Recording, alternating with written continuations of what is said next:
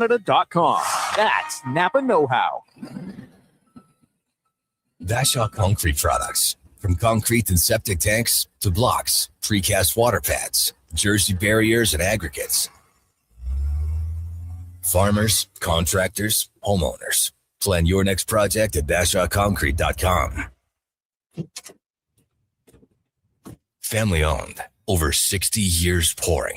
Bashaw Concrete Products. Once again, start here. BashawConcrete.com.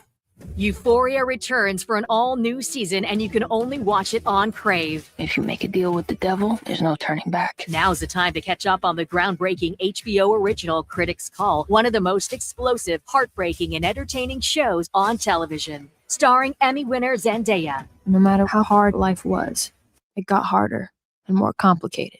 Euphoria. Catch up before the new season, April 12th. Only on Crave. Subscribe now at crave.ca. Want sports talk on the go? You can listen to 1440 on the AM dial or stream us on your mobile device through apps like Radio Player, iHeart, and Stingray Music. Edmonton sports fans, turn to Sports 1440. 1440. Sports 1440. Stingray radio station. CKJR broadcasts from West Edmonton Mall and Wetaskiwin. Download the free Stingray Music app and listen wherever you go.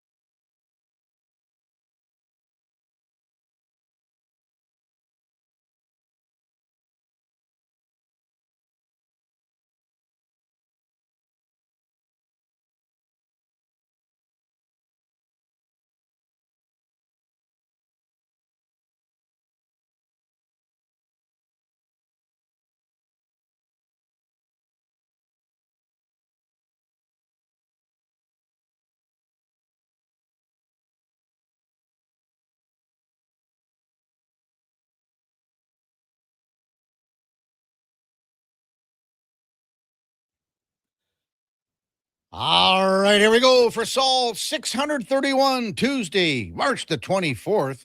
Spring's supposed to be here, but old man Winter's got a grip on it still. He just won't let go. Come on, stop it. More snow for the next day or so, man. That sucks around here.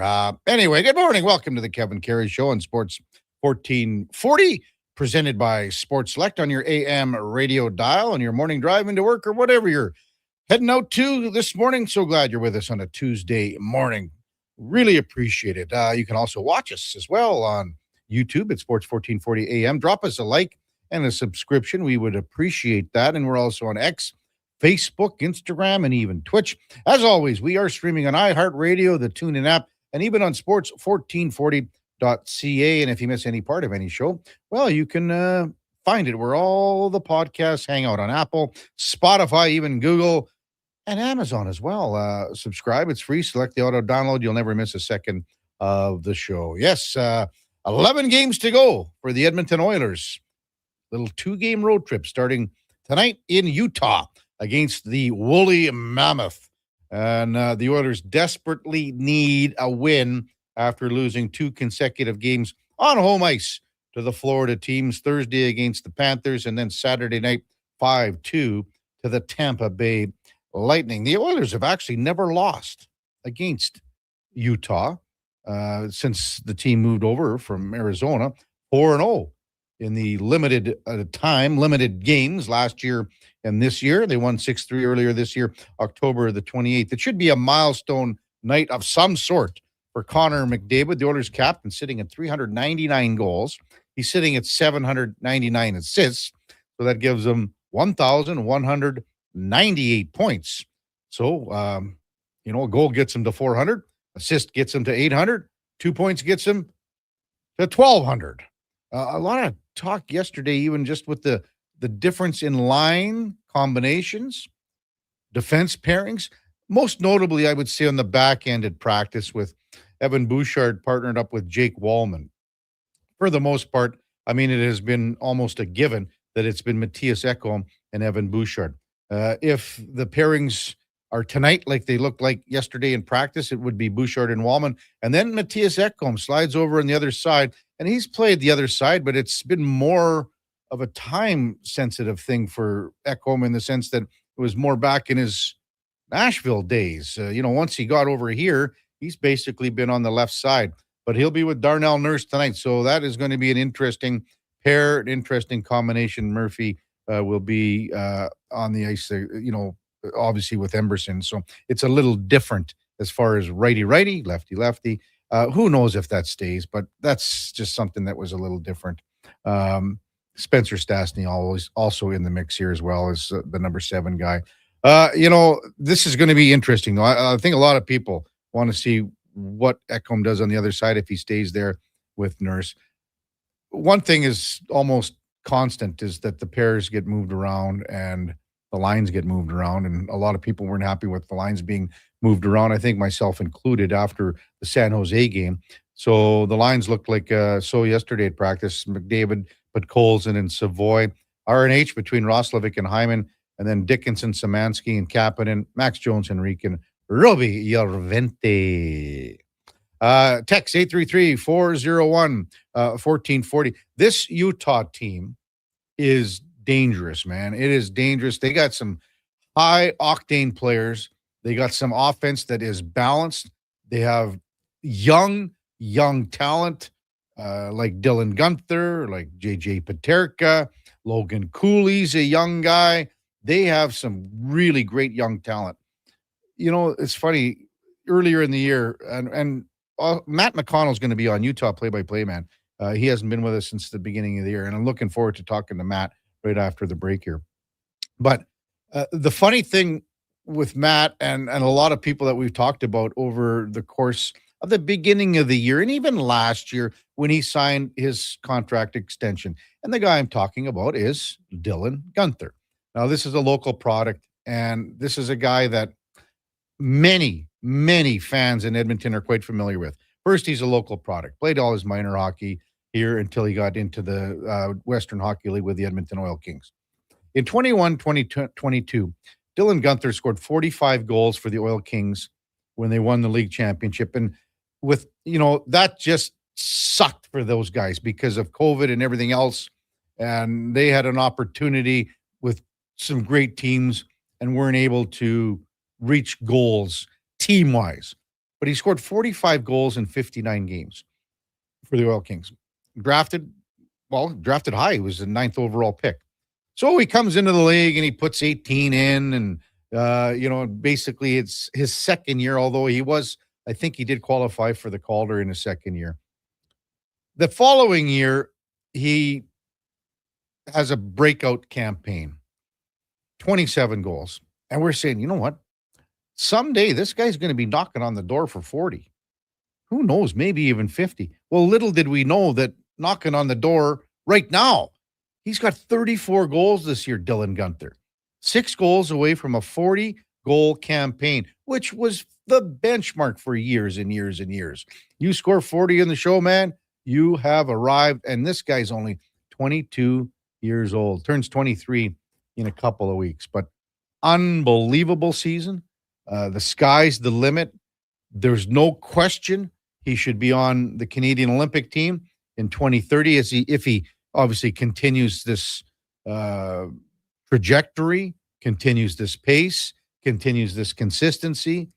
He's got to be on the 2030 Olympic team because those numbers warrant that. And that he'll be right in that wheelhouse. He's going to be 24, 25 years old. Perfect Canadian Olympian. Played on the World Juniors, was great in the World Juniors. Had 7 goals at the World Juniors 3 years ago. This guy is a shooter. He's a player. He's the other thing too with Dylan Gunther. He's filling into his body. Like he had the frame, He was wiry. Now he's put on some more muscle because he's getting older. But man, this guy's good. He's a great player. So a lot of people talking about Conor McDavid yesterday, obviously with his comments after Saturday night. He addressed the media yesterday before the team left for Utah, saying, he was not, and we said this yesterday, he wasn't taking shots at his own coach, Chris Knobloch, his coaching staff. And he was sort of surprised yesterday by his comments. When you listen to him, he was surprised that people took those comments that way. So he cleared the air. The word that the Duke brought up yesterday, frustration. And yes, he's a frustrated player. It's a frustrated team. If this was such a big deal, like if this was such a big deal and all these people, all the media people across Canada that are piling on and North America that keep saying that he's putting fuel on the fire, why wasn't this reported Saturday night? Why didn't they come out and say, holy cow, did you hear what Conor McDavid said in his post-game comments? He's going after his coach. This wasn't talked about until the media, storm started on Sunday, and then everyone gets going, and then it gets on the internet, and then now all the fans are going. Yes, all the Knobloch haters. That's exactly how this shook down on Sunday, and then it carried into Monday, and then hopefully we're done with this. The one thing that is, I don't think worrisome, but it has to stop, and it's enough is enough. There's outside noise, and if Conor McDavid addresses the media yesterday, just like Leon did after his comments after the Olympics, that means that noise is inside. Because why would they address it if they didn't think it was outside noise? That has to stop. These guys got to get to playing here, man. Start playing. Don't worry about what the stuff that Elliot Friedman says about Jari in practice and all this other stuff that the reporters across Canada have been getting and trying to get under the skin of this team. Enough is enough. Go out and play. People talking about, are the Oilers good enough in their system out east? Well, do they even know what system the Oilers play? Enough is enough for this team, though. The team, and Conor McDavid has to lead this. He has to lead the way here and go, no more. Let's go out and play hard. And our commitment defensively, and this will be the 47,000th time I've said it, our commitment and passion and intensity defensively has to match what we do offensively. If not, we aren't going anywhere. And that's the way that I see it. I don't know. Maybe I'm wrong. 7-11. Let's welcome in the Duke of Delburne. Well refreshed after a wicked weekend where the Duke was burning the candle at not just both ends, probably in the middle. All at the same time. All at the same time. 3 lighters going at the wax. What time did you go to bed last night, Duke? Well, I had a pretty good nap when I got home from work. I'll be very upfront about that. Lay down for about an hour and then up and around and watched that absolutely travesty of a hockey game between the Senators and the New York Rangers. And then, another episode or two of The Sopranos, and I was about ready to roll and tuck it in by 10 o'clock, Kev. Good for you. No problem. Is even with the little afternoon nap mixed in, is close my eyes and out like a light right through to my alarm going off this morning. So that was quite refreshing. And I'm already feeling much better today than I did even just 24 hours ago. As our good friend Fernando Pisani would say, Duke, sleep is not the enemy. It's not the enemy, Kev. It is not. Hey, where are you at on Sopranos now? Like what? Last season. I'm coming down the stretch here, and there's a lot going on. Oh yeah, a lot of things are all coming to a head all at once here. I'm loving it. Question for you. I mean, this has been out a long time, this show. Yeah. So have you heard what yeah, happens? and I've talked about this as I've kind of been watching it here for the first time in the past month and a half or so, that I know a lot of the things that happen, just like it was when I watched Game of Thrones after it actually released. But that doesn't mean that it still isn't exciting. It's just like when you rewatch a show, you know what's going to happen, but it's still good. Now, I know essentially exactly how the show ends, but I don't actually know what leads into that, what feeds into the infamous final scene of the program. So that I am looking forward to. I'm looking forward to seeing how many more people do end up getting whacked here in the final. I think I'm down to like the last 12 episodes essentially, because that is something that has been a very strong constant throughout 5.5 seasons of the show. Yeah, I've really enjoyed it. It's an excellent show. I mean, I'm not breaking down any barriers saying that. It's considered one of the best of all time. I just never seen it before. Well, you mentioned that Ottawa Rangers game. The Rangers had 9 shots on goal. What an effort. Yeah. What a way to honor Mika Zibanejad's 1,000th game in the NHL. You know what? That was a really cheap shot. I thought JT Miller on Thomas Chabot. Yeah. And that is everyone knows right between where the bottom of your elbow pad ends and where the top of your glove is, there's a little tender spot there. You know, there's a tender spot in there. And you can ride and that it wasn't just a push, like it was a real, like it was a cross shot. Yeah. It was targeted on the wrist in my mind, and it was a cheap shot. They also lost Lassie Thompson. Jake Sanders he's been out a couple weeks now. So all of a sudden the Senators are light. They're short on defense. Like the way Chabot went off. Ooh, he was in bad shape, like broken to the bench originally, and then ditched that and just headed straight down the tunnel at MSG. So yeah, that's got to be pretty concerning for the Senators at this point. They're all of a sudden getting short on bodies back there. I saw one of my best buddies last night on the tube, Matthew Tkachuk, down at the TGL. Hanging out with Tiger. Yeah, putting the old gold medal around Tiger's neck. And then also, I guess, Justin Rose, too, because he won. You know, Justin Rose won in golf. Right. So I think Justin Rose wanted to see what the medal was like in comparison. So I think Tiger's going to play in that TGL final, and there's talk about maybe the Masters. We'll see what happens here. In the NBA last night, the Raptors beat Utah 121-99. RJ Barrett had 27, so that's a great bounce back after what happened against the Suns. And you know what? It's really impressive. And it's funny. I had it written down, and we're just watching Vicky Mboko. And she's the youngest Canadian to go to the quarters at both the Indian Wells and then also at Miami. So the Miami Open, first time in 13 years, she matched Serena Williams' open feet, where she smoked a top 10 opponent in the final set 6-0, beating, who the hell was it last night? I can't remember now. Mira Andreeva. Mira Andreeva, sorry, yeah. And anyway, it was 7-6, 4-6, love. So you know what? This is a up and coming. She has the ability here, Vicky Mboko, to turn into, you know, who knows, maybe the top Canadian women's tennis player ever. I think Bianca Andreescu's there with her major and stuff like that. But it's interesting to watch for sure. Coming up on the big program, Matt McConnell, Utah Mammoth, play-by-play man, one of the all-time good guys in the NHL. We got Mark Spector, Frank Seravalli, our double-barrel shotgun hockey insiders. Spec is in Utah. I wonder if he went to the basketball game last night. Laurianne Munzer at 8:40.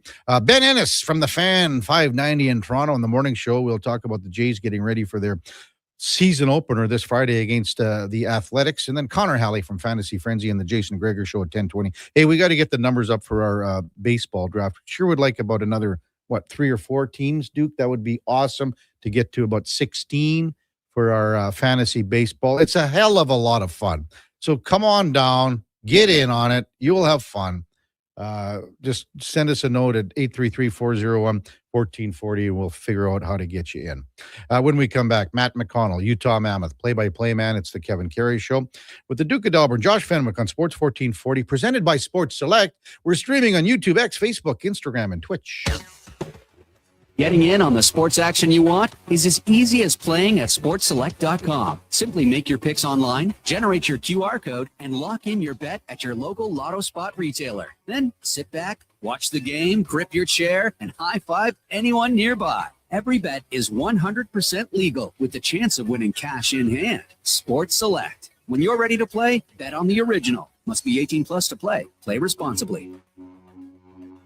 Business owners, if rising electricity costs are cutting into your profits, there's a smarter way forward. Right now, federal clean technology tax credits can cover 30 to over 50% of the cost of a commercial solar system, delivering an immediate return on your investment. And in Edmonton and Sturgeon County, the Commercial Clean Energy Improvement Program offers long-term financing for up to 20 years, making solar more affordable than ever. Lock in lower energy costs for decades and strengthen your bottom line. Visit GreatCanadianSolar.com to get started.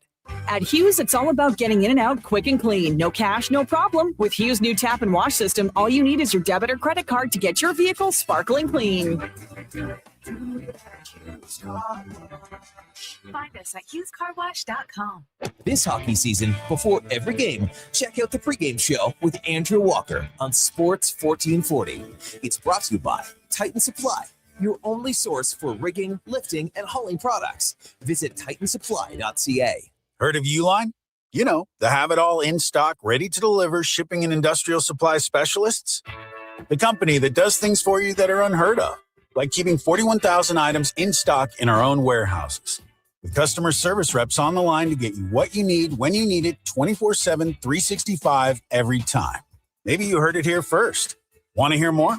Visit uline.ca. ULINE, your shipping and industrial supply specialists.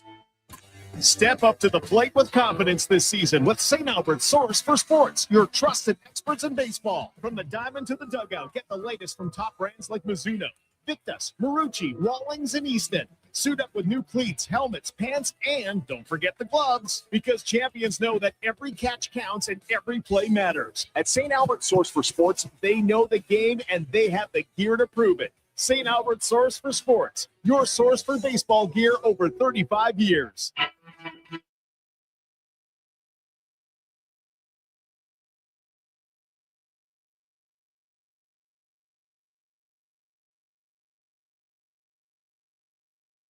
Just in time for the morning skate. This is the Kevin Carrey Show on Sports 1440.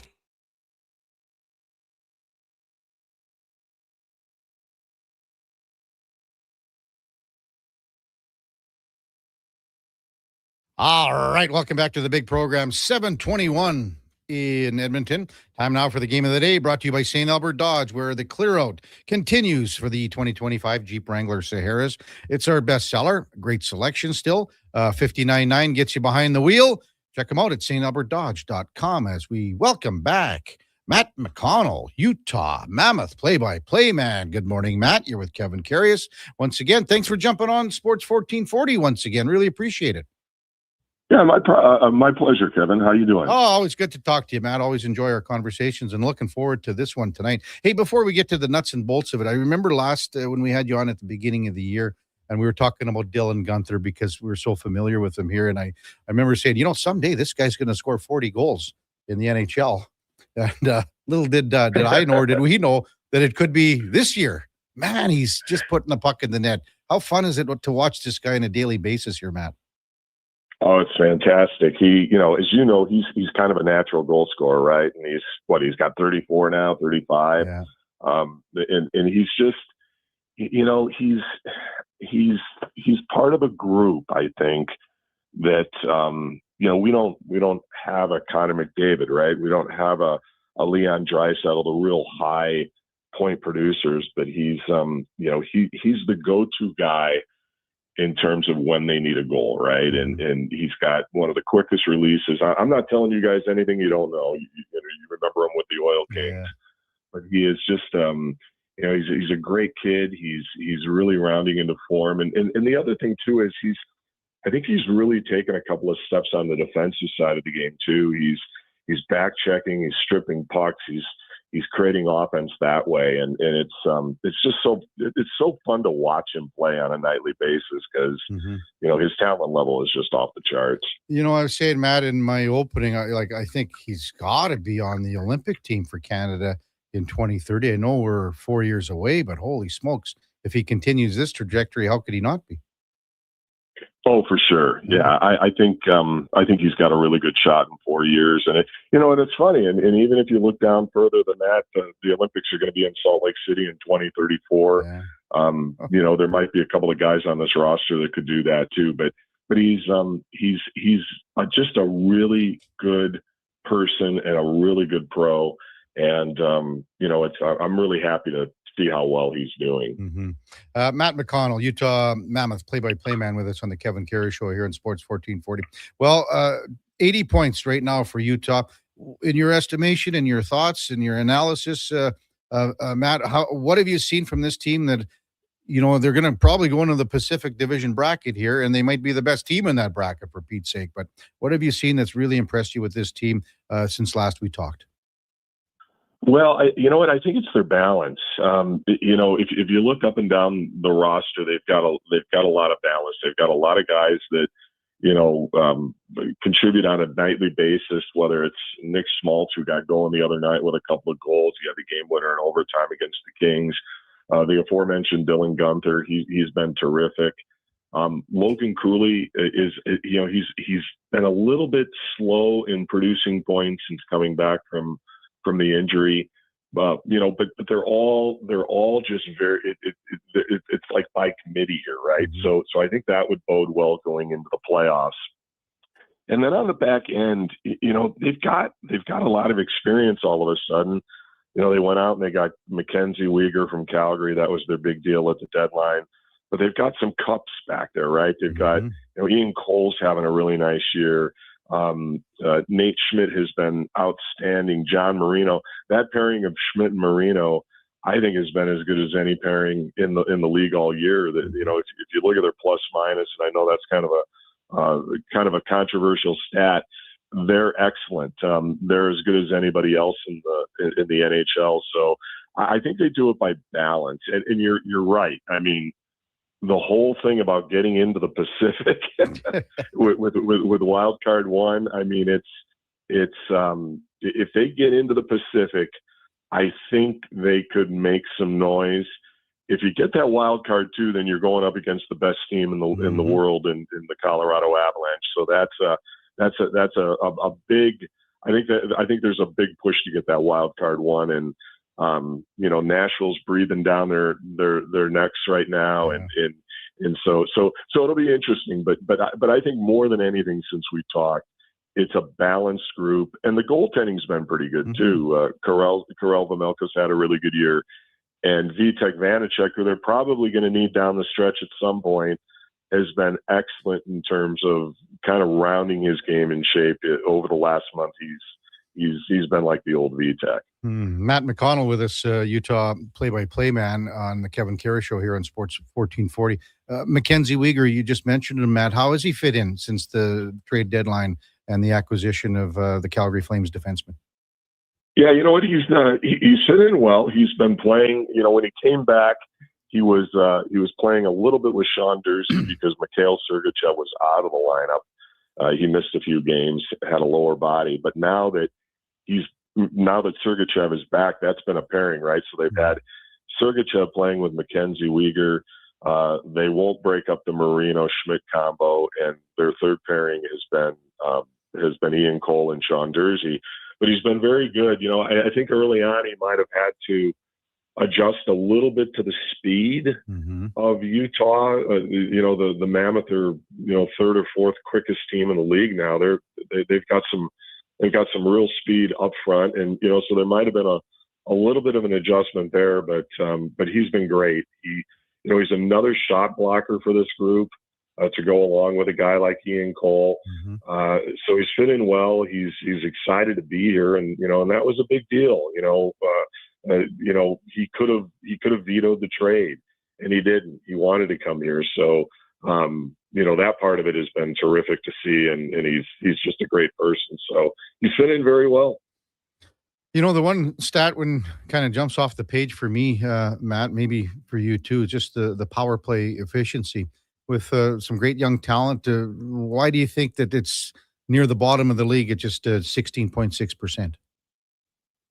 Well, I think the part of it is movement. They so many times, I think, on a power play, when you've got a lot of cooks in the kitchen, you don't know who's going to be the ultimate cook, right? So I think the power play ultimately will go through Dylan Gunther. Excuse me. But I think it's been they've just got to, when they get an open look, they've got to shoot the puck. And I think there's a little bit of passiveness to that whole part of it, where they're not, they got to take the shot when they get it. A lot of it goes through Gunther. A lot of the setup is Keller on the near side. So it'll be interesting to see if they adjust to that here tonight. Yeah, and I look at that, and Gunther's always been, I'll let you get a chance to kind of clear your throat here, Matt. I know how it works. Sorry. I know how it works. And like even when you're doing games, you got the cough button while you're looking at it. I better maybe just wait and see if my color guy can do something here. But as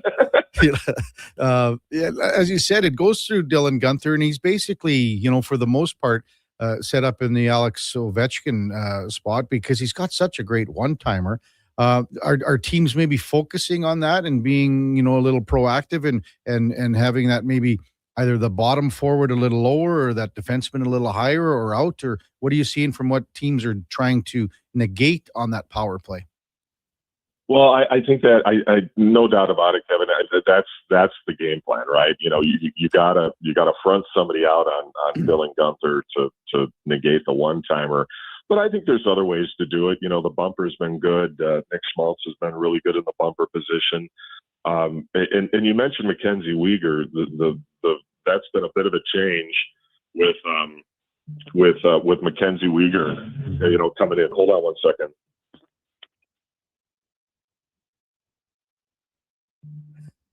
Yeah, McKenzie Weegar coming in has gone to the second power play position. So right. John Dursey has been knocked off of that spot. But I think more than anything, when they have success with the man advantage, it's moving the puck. And it's like any other power play. If you move the puck and you create openings, then they're going to have more success. But they just haven't. It's been a problem all year. It really has. Mm-hmm. They had a little bit more success on the power play over the last long road trip when they went through Washington and Philadelphia and that. And it was a big part of their success. They won the first 3 games on that road trip, and the power play was clicking along. So they're going to need that power play to increase by about 5 or 10 points down the stretch to give them a little bit of wiggle room, I think. Mm-hmm. Utah play-by-play man Matt McConnell with us on Sports 1440. Wanted to talk a couple of contracts. We'll get to Caleb Denoye in a moment, but just the recent contract extension of Nick Schmaltz, where he'll jump up to $8 million a year. And it's a long-term one too, all the way through 2034. Maybe your thoughts on that long-term extension between Schmaltz and the Mammoth. Yeah, I think it's a good deal for both teams, and I'll tell you why. I think maybe Nick, had he gone to free agency in July, he probably could have gotten a little more in terms of dollars. But I think, but I think they gave him a little bit more in term, right? So when you're trying to fit everybody in here, and the whole cap thing is now, it's kind of been foreign to me, through my years in Arizona. But as this group builds, right, you're going to need to basically slot, additional players in and get everybody in under the cap. So I think Nick may have given up a little bit on the money side, but he got it in the term, and I think it works out for both sides. And if you look at the free agent market this summer, right, and I know you've looked at it a million times, like all of us, it's not a bumper crop. So how do you, if you let Nick go to market, how do you replace his productivity, right, and his familiarity with the organization, and not to mention his chemistry with a guy like Clayton Keller? So I think both sides gave a little bit, and the term is the term, right? So I think all things considered, it was a pretty good deal for both sides. And then with Logan Cooley, because he signs the monster extension as well. And again, that's a great line by you, Matt. This whole salary cap thing is foreign to me after being in Arizona. That's a classic line. But I mean, for Cooley, he's going to jump up to $10 million, and he's an up and coming player. By the end of this term, this contract with the cap where it's going, this could be a steal as well. Well, if you go back and you look at when they extended Keller, right? Keller's 7.1. A lot of people, there were a lot of, there were a lot of eyes that, were kind of shaking around like, okay, is this right? Is this an overpay? but to your point, now 7.1 looks like 4.5. Mm-hmm. So I think it's going to be the same with Logan Cooley, and I think when it's all said and done, the real young side of this roster, the Cooleys and the Gunthers, they're going to be the heart and soul of this group. You mentioned Denoyer. Some of the guys, TJ Ginla obviously is a huge prospect for them. Moving it forward, I think that's going to be the core of the group, right? And so Logan is a terrific kid. He's had a kind of a tough go this year with the injuries. He got injured in Vancouver in December, and then came back and missed a few games after that. But he's just starting to get rolling, and he had a couple of big goals on the recent trip in Columbus, the game winner in overtime. He's a cornerstone of where this franchise is moving, and I'm sure that contract, like you said, will look a lot smaller once the cap gets rolling here. Yeah. So Caleb Denoyer gets his ELC, and he can put the puck in the net too, playing out in Moncton. What's the kind of initial plan for him? He doesn't turn 19 till next month. So how are they going to bring this guy along, you think, here, Matt? That's a good question. We were talking about that yesterday. I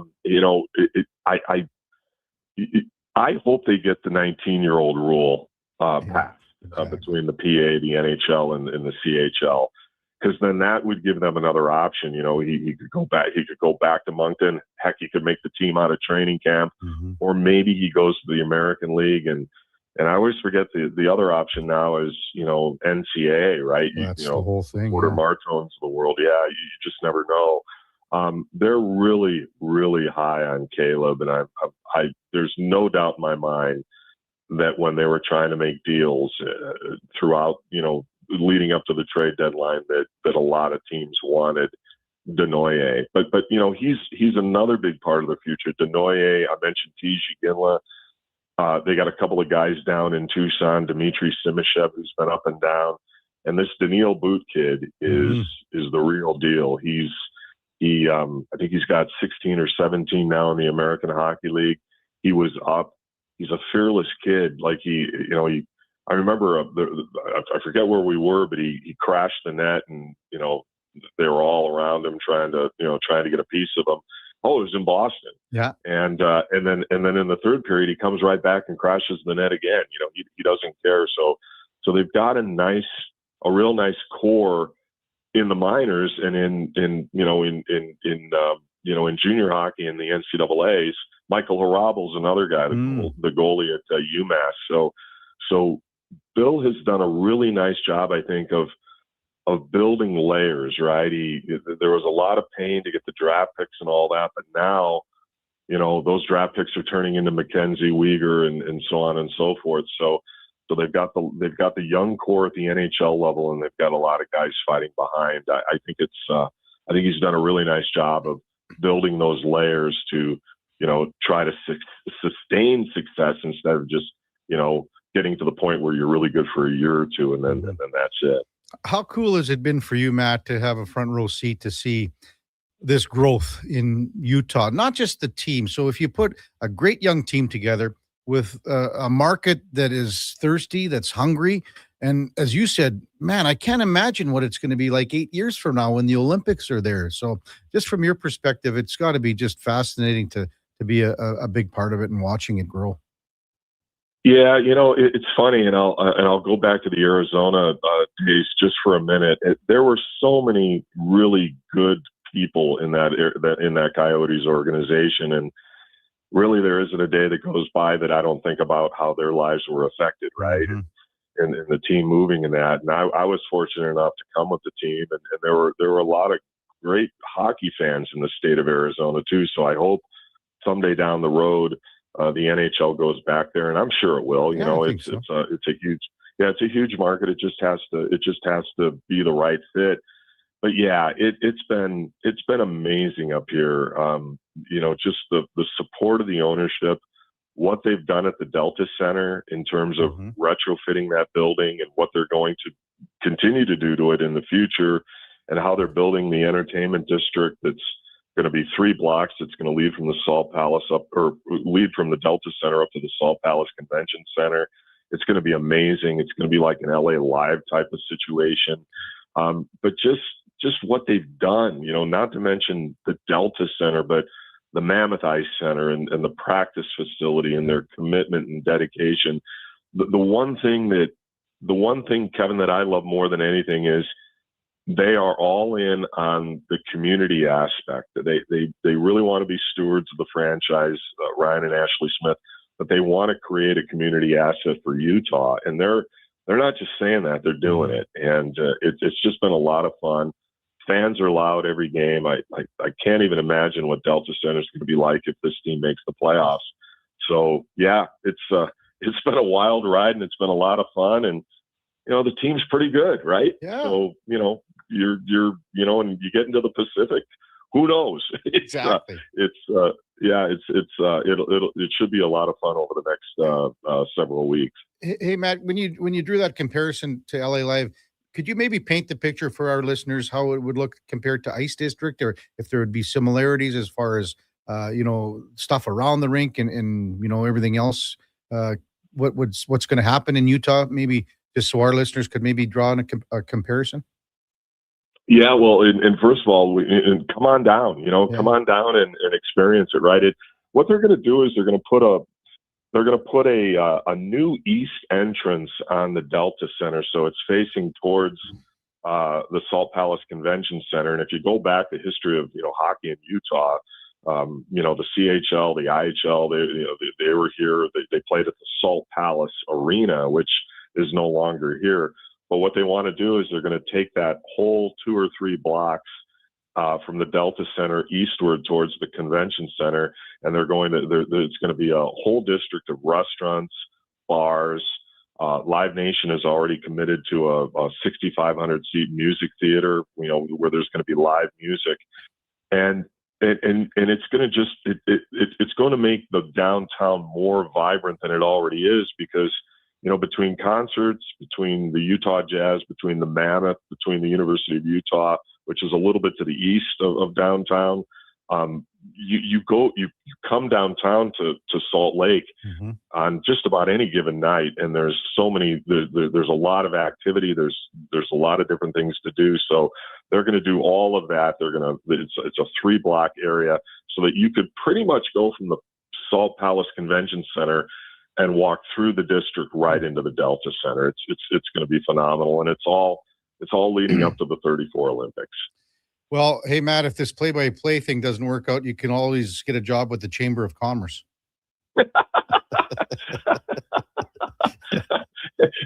You know what? I'll keep that in mind. I'm not. I'm on about the 15th hole on the back nine, so I don't know. Maybe that'll be something that I can consider. That's awesome. You have a great call tonight. Really appreciate you coming on as always. Take care, and we'll see you soon. Oh, my pleasure. Thanks for having me. Yeah, that's Matt McConnell, Utah play-by-play man. Was obviously in Phoenix and Arizona with the Coyotes for many, many years. But it's a big game tonight for both teams. And, the way that Utah's playing, and Matt even said, keep an eye, Nashville's coming on us too. Like the Predators are playing well. They're right behind the Mammoth. So it's going to go right down to the wire here. That's the game of the day, brought to you by St. Albert Dodge. And again, clear out remains on the Jeep Wrangler 2025s. You can get behind the wheel for under $60,000. Check them out at stalbertdodge.com. Duke, one of the things that I enjoy the most about the show, great interviews like that, but Matt's just salt of the earth kind of guy. Up early, obviously, get ready to go for the big game. But the other, sometimes, there's things that I enjoy that happen during the interview that is unrelated, and it could be something like what I'm going to explain too. Just now, our good friend Jason Strudwick texted me. So there's a thing that I love to do, and it's about juicing guys that don't know they're getting juiced. So before that interview started, Struds, and during the break, Struds sends out a post on social media saying, "My spring D-man camp is a month away. If your young D-man is looking for some detailed coaching in the hardest position, take a look. U9 to U18." And then he's got hug a D-man the whole bit.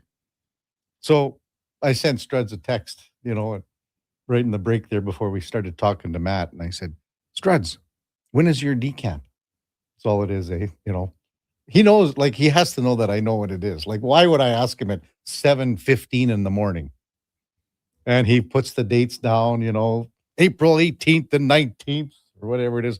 I better make sure I don't want to give. Yeah, April 18th and 19th with a big couple of exclamation marks. So it's always good to juice Struds. Is it just one of those things that you just love to do? When we come back, we'll get to some of your texts, 833-401-1440. It's the Kevin Carrey Show with the Duke of Delburne, Josh Fenwick on Sports 1440 AM radio, presented by Sports Select. We're also streaming on YouTube, X, Facebook, Instagram, and Twitch. At Leading Edge Physiotherapy, healing doesn't have to feel heavy, because in our SwimX aquatic therapy pools, you literally float your way to recovery. Whether you're dealing with arthritis, back pain, joint injuries, post-surgical rehab, chronic pain, balance issues, mobility challenges, or just feeling a little creaky, warm water and gentle resistance have your back, your knees, and your hips. Trusted by pro sports teams and rehab hospitals, our SwimX pools help you move sooner, hurt less, and recover faster. So take the load off, let the water do the work. Life shouldn't hurt. LeadingEdgePhysio.com. It's Truck Month at Wolf GMC Buick, and we know trucks. And we have the best deals of the year right now. Some have 0% for 4 years. We have 0% for 6 years. That's on our #1 selling GMC Sierra half-ton crew cab, or the Elevation, the AT4, or Denali. Yep, 0% for 72 months. And Costco members get an extra discount on some of our SUVs. Pop in today and drive away smiling. Wolf GMC Buick. We're making it easy. With the lead up to the playoffs underway, players are definitely stepping up their game. And the fans are doing the same. Simple snacks like chips and dip may work at the front half of the season, but now more and more fans are rocking the Wilhock beef jerky for game time get-togethers. Just make sure you bring enough for everyone if you want to be invited back for the playoffs. Make your next hockey game day a Will Hockey game day with Wilhock beef jerky, only available in Leduc. Get yours today, because you don't win games with salad. NHL Star Sticks are back at McDonald's, and we're celebrating by going bigger. Make that smaller, way smaller than ever before.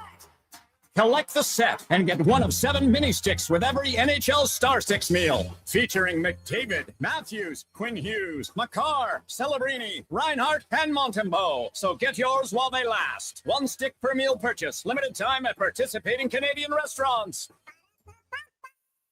Don't let equipment failure stop you cold. At AWS Welding in Nisku, our factory-trained service techs are on hand for all welding equipment repairs. We're a fully warranted center for Miller, Lincoln, and ESAB. And we service all makes and models. Proper, regular service extends the life of your gear and keeps it running at peak capacity. Don't wait for a breakdown. Book your service appointment today at 780-979-0470. AWS Welding. We make it happen. This hockey season, before every game, check out the pregame show with Andrew Walker on Sports 1440.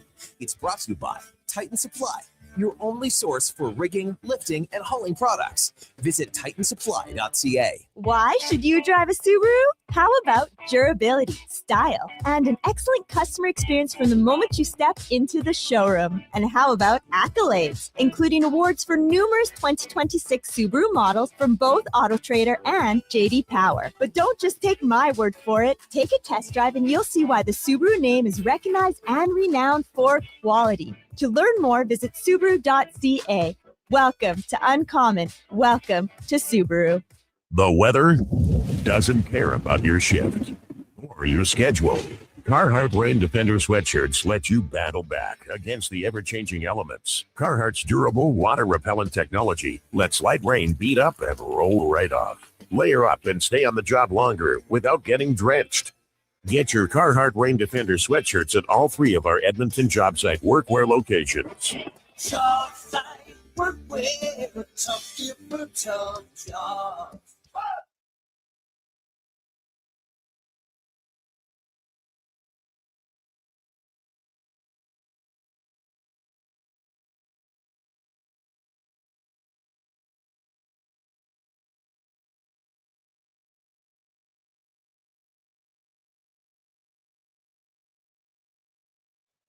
Kevin Carrey Show, breaking down Edmonton's favorite teams, even though his favorite Junior A hockey team is the Yorkton Terriers. Thanks for checking in with Sports 1440.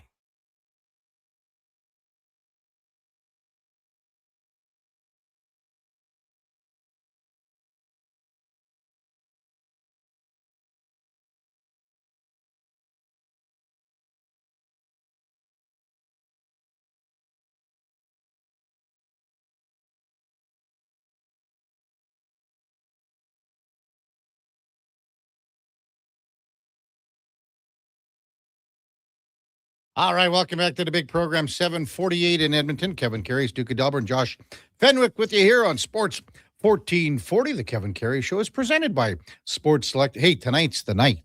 Tonight is the night. If you want to play Sports Select and do a little sprinkle on some NHL games, we got 15 NHL games. So go to your local lotto spot retailer or the QR code, and you could put together one heck of a ticket. 15 big ones in the NHL. Check it out at sportselect.com. Duke, this is your night.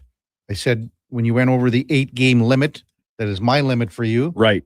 Personal limit. That's my limit for you for your success because you picked up that cool 1K, 1G. You went over the limit because you wanted to reach for the sun. And what happened? Well, if the Greek myth of Icarus taught us anything, that's right. You cannot fly too close to the sun, Kevin. That's what happened. You don't want to do that. That is what happened. But would you do an 8-gamer tonight? Oh, I think so.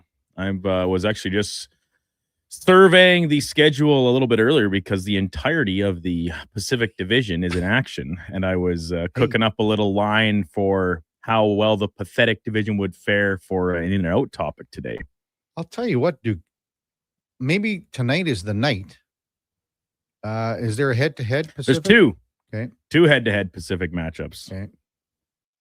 Ducks Two and Canucks, teams Kings need it and pretty Flames. bad. The other two. So I see not the so Canucks Ducks as a trap game for Anaheim, just like I predicted that one time for you. Yeah, maybe. And the Ducks lost that one. And I predicted trap game for the Kings. So I like Calgary and Vancouver there. Well, can't say I agree. How about, hey, right now, every Oiler fan would hope that the Winnipeg Jets could beat Vegas tonight. I would think so. Beat quite a few Winnipeg fans. And then coinciding with Nashville, Predators are, 5 points up on the Jets, Duke? I got to just check on that. The Jets are 5 points back of Nashville for the final wildcard spot. Nashville's with three 75. teams between them, though. So San Jose is 70, Winnipeg 70. Sharks with 2 games in hand there. Yeah. Man. She is tight. You know, also, Paul Maurice is going to coach his 2000th game tonight. Mm-hmm. I liked him a lot better when he was in Winnipeg. I wonder why. Yeah, I liked him a lot better when he was in Winnipeg. But 2000 games, only Scotty Bowman, right? Mm-hmm. That's a hell. You know, he was. I wonder if he would have played in the NHL as a player, Duke, because he was playing in. I think it was Windsor. I'm going to check that too. Yes, he was playing in Windsor. Basically, we're the same age, Duke. Wow. And he was playing in Windsor. Yeah. How's your life doing? Where are your two Stanley How's your Cups life have? doing? He was playing in Windsor, and I think he took a puck to the eye or a stick or something like that. And it basically canned his career. Ended up coaching. He stayed on in Windsor and coached there as an assistant and then moved on and was with the Detroit Junior Red Wings. Gets a job in Hartford as an assistant, and then I believe took over as head coach the following year when Paul Holmgren was fired in Hartford. And from there, I mean, basically, the rest is history because the franchise moves to Carolina, and he actually left before the Carolina Hurricanes won the cup there, ended up in Toronto, goes back to Carolina, and then a long tenure in Winnipeg before he goes to Florida and wins back-to-back Stanley Cup championships. So, I mean, you can't argue with his success as a coach, but you think about it. I mean, Rick Bowness is coaching. Good point. Paul Maurice has got another decade here if he wants, minimum. He'll blow past Scotty Bowman and all those records except for cups, but wins, games coach, the whole bit. Text 833-401-1440. King of Fort Nasty. And Duke, so we got another entry in our baseball draft? Yeah, Corey. And about Corey. Corey's in on it this morning. That will bring us, once he gets his team registered, to 12. King of Fort Nasty, 12. Perfect. So we need a couple more. Get him in. We need a couple more. Although the King says of Fort Nasty, according to LT, your fantasy baseball league ain't very fun at all. Well, that's because I think you're talking about the one that LT was in years ago, which is the one I'm in now, the Edmonton Rotisserie League, where LT chopped a tree down after something happened. One of his pitchers blew up. Why doesn't the King of Fort Nasty go in this? I think he... Is he in? Was he last year? I don't know. I don't remember either. So we know that MTR's in, right, Duke? Yep. Who else? We got MTR. We got Jay Manzo. We got Maddie's Mashers. Darren. Dallas. My buddy Logan, defending champion from down in Delburne. Wow. Jason, you. Aaron. Playbook Vic gets in. Did he? Yesterday, because obviously with his new job, he's always when he texted, he's like, "Hey, I haven't listened for a while. The new job isn't as conducive," but he was sure to make sure he still got in on the baseball draft. That's commitment, is what that is. It is commitment, but it's a lot of fun. So I really strongly recommend if you, and you don't have to be a big baseball guy, right? And we had a text yesterday, Kevin, talking when I was explaining the rules during Fantasy Frenzy that our league is you set your lineup on Monday. Done and it's for the week. Yeah. And we had a guy text in complaining, saying I would play if it was a set every day. If people only want to set it on Monday, let them make that choice themselves. To which I kind of said is like, well, we gauged interest when we started this a couple of years ago. And because not a lot of people have done fantasy baseball before, this is a nice introductory type league where if you enjoy it and all of a sudden you're jonesing for a little bit more, maybe you go out with your friends or you find another league where it is a little bit more intense, competitive. This is kind of an introductory level one, is the way we like to look at it for those that are green to fantasy baseball. Precisely. And then you still got the savvy vets like Kev trying to come in and shark everybody. I'm really gonna pay attention this year. Right, because you didn't last year. I never did. No. Only 2 years ago when I drafted your team for you en route to your championship. That's right. Coming up at the top of the hour, Mark Spector from Rogers Sportsnet, who is in Utah. I saw that he had a picture out from the hotel right across from the Delta Center. Beautiful. Wonder if we went to the basketball game last night. Before that time now for a Sports 1440 update brought to you by Fusion Promo Marketing. Expand your brand, high quality promotional products for businesses, sports teams, corporate events. Get noticed at fusionpromomarketing.ca. That's Fusion with a Z. Here is the Duke. The Sports 1440 update.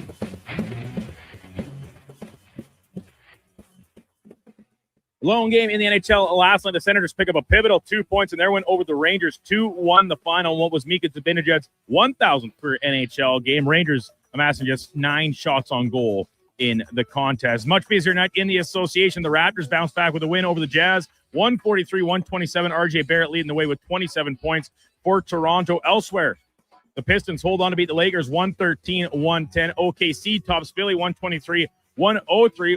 Victor Wembanyama 26 points in the Spurs 136-111 win in Miami. And in the nightcap, the Clippers get past Milwaukee 129-96. March Madness bracket on the women's side of things. Number 1 seeds, UConn, South Carolina, UCLA, all victorious yesterday. Took it up double overtime, but UVA upsets number 2 Iowa 83-75. And some other upsets, Kentucky over West Virginia, and Notre Dame topping Ohio State. From the MLB late last night, reports that the Chicago Cubs and center fielder Pete Crow Armstrong coming to terms on a long-term extension. Final number still yet to be released, but Armstrong, Gold Glove winner and the team's first 30-30 season in 3 decades. Coming up in hour 2, the Kevin Carrey Show will be joined by Sportsbet's Mark Spector, Frank Seravalli from Victory Plus TV, and Olympic gold medalist Laurianne Munzer. I'm Brandon Douglas at your Sports 1440 update. Sports 1440 in West Edmonton Mall and Wetaskiwin. CKJR is a Stingray radio station. Download the free radio player app and listen wherever you go. Booster Juice is going crazy for hazelnuts. No, not crazy. Nuts. Booster Juice is going bananas for hazelnuts. I mean, there are bananas in smoothies, but that's not the point. Banana juice is booster for hazelnuts. What? Just stop. Booster Juice is going nuts for hazelnut. Introducing the Nutty Monkey Smoothie, Holy Hazelnut Acai Bowl, and Nutty Booster Ball, all made with rich, creamy hazelnut spread. Try them today, only at Booster Juice. Canadian-born, blending since 1999. Whether you're a craft beer connoisseur or more of a wine aficionado, there's always something new to discover at Sherbrooke Liquor, a unique, family-owned, independent liquor store. The selection? Incredible. The non-alcohol section is also very impressive. Sherbrooke Liquor, expert, knowledgeable staff with a passion for unique finds. More than just a liquor store, we're a community. Alberta's best, the one and only Sherbrooke Liquor. Wine, spirits, and oodles of beer. Visit SherbrookeLiquor.com. At Fountain Tire, the savings come in threes. Up to 25% off select tires, a mail-in rebate of up to $100 off a set of 4 select tires, and $50 off $150 service. We're basically the BLT of savings. Until April 25th. Restrictions apply. Book today. This is Andrew Walker, host of the postgame show on Sports 1440. After every hockey game this season, tune in and chime in as we talk about the game. It's all sponsored by Legacy Heating and Cooling. Don't get left in the cold. Visit legacyheating.ca.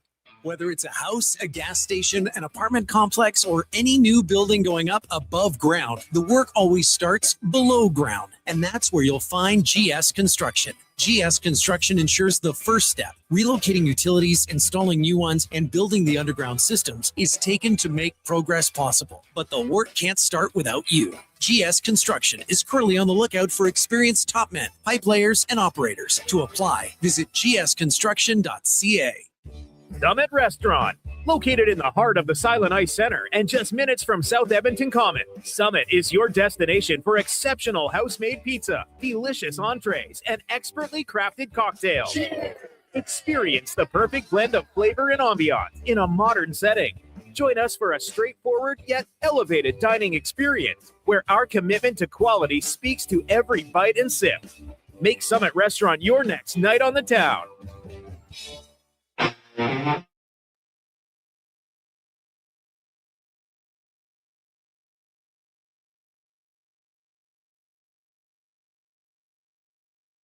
Have your sports curiosity cured with the Kevin Carrey Show. This is Sports 1440.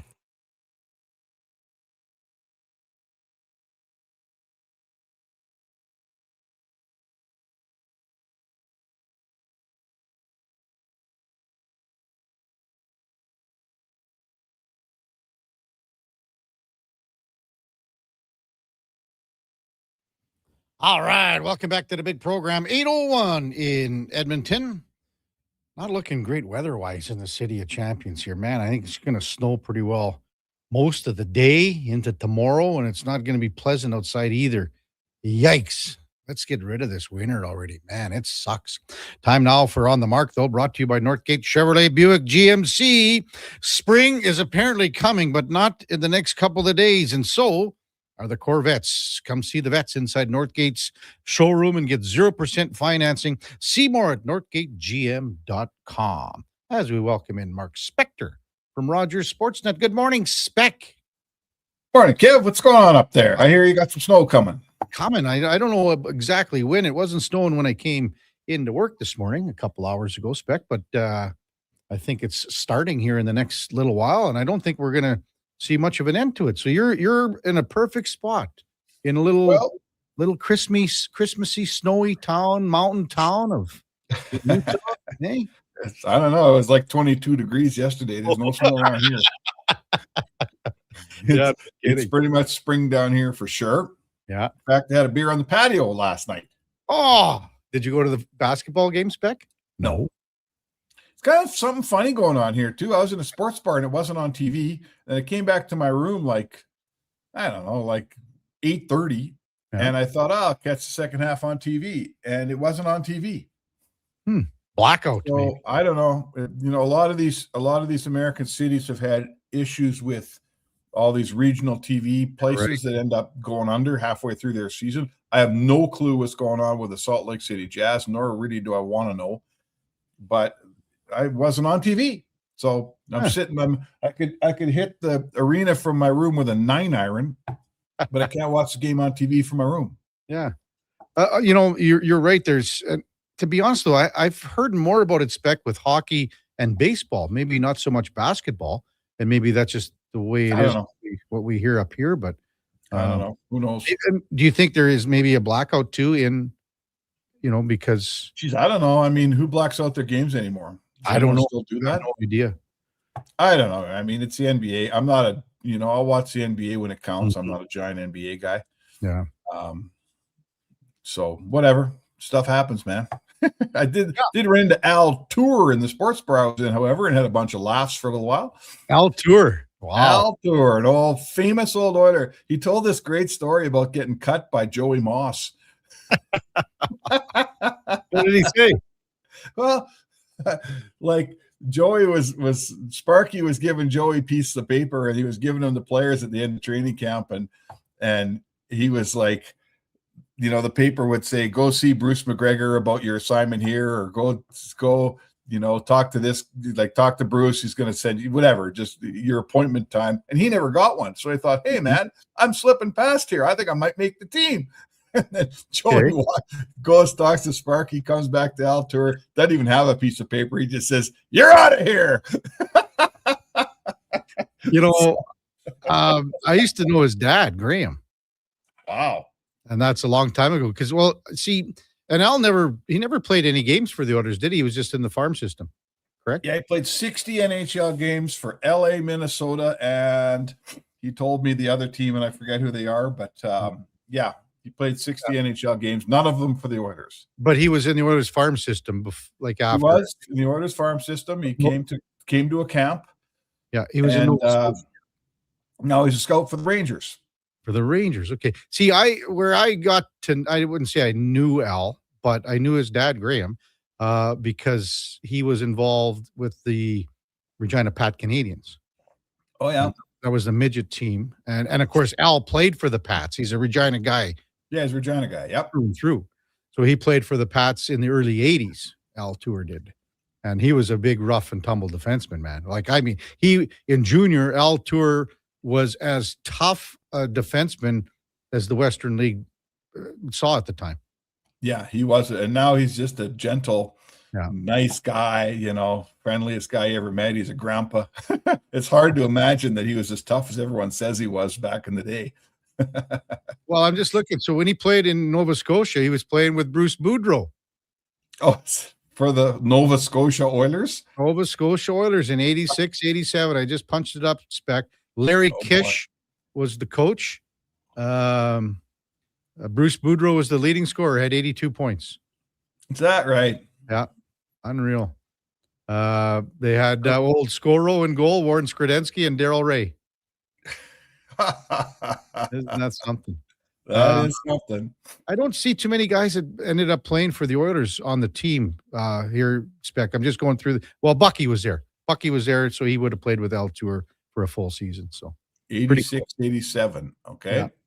Well, the Oilers were a pretty tough team to make back then, as I recall. Oh, no kidding. Yeah. And so he's scouting for the Rangers now. Scouts for the Rangers. Yeah, has for a while.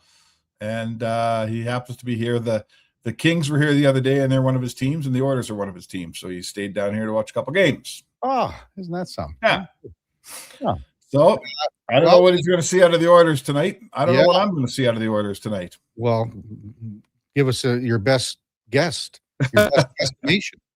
I don't know. Listen, we've all been sitting here waiting for this team to find it all year. And, here comes a stretch of games. They'll put it together now. And, they got 4 games at home. They should be able to do it now. And, okay, here's another, and they haven't done it.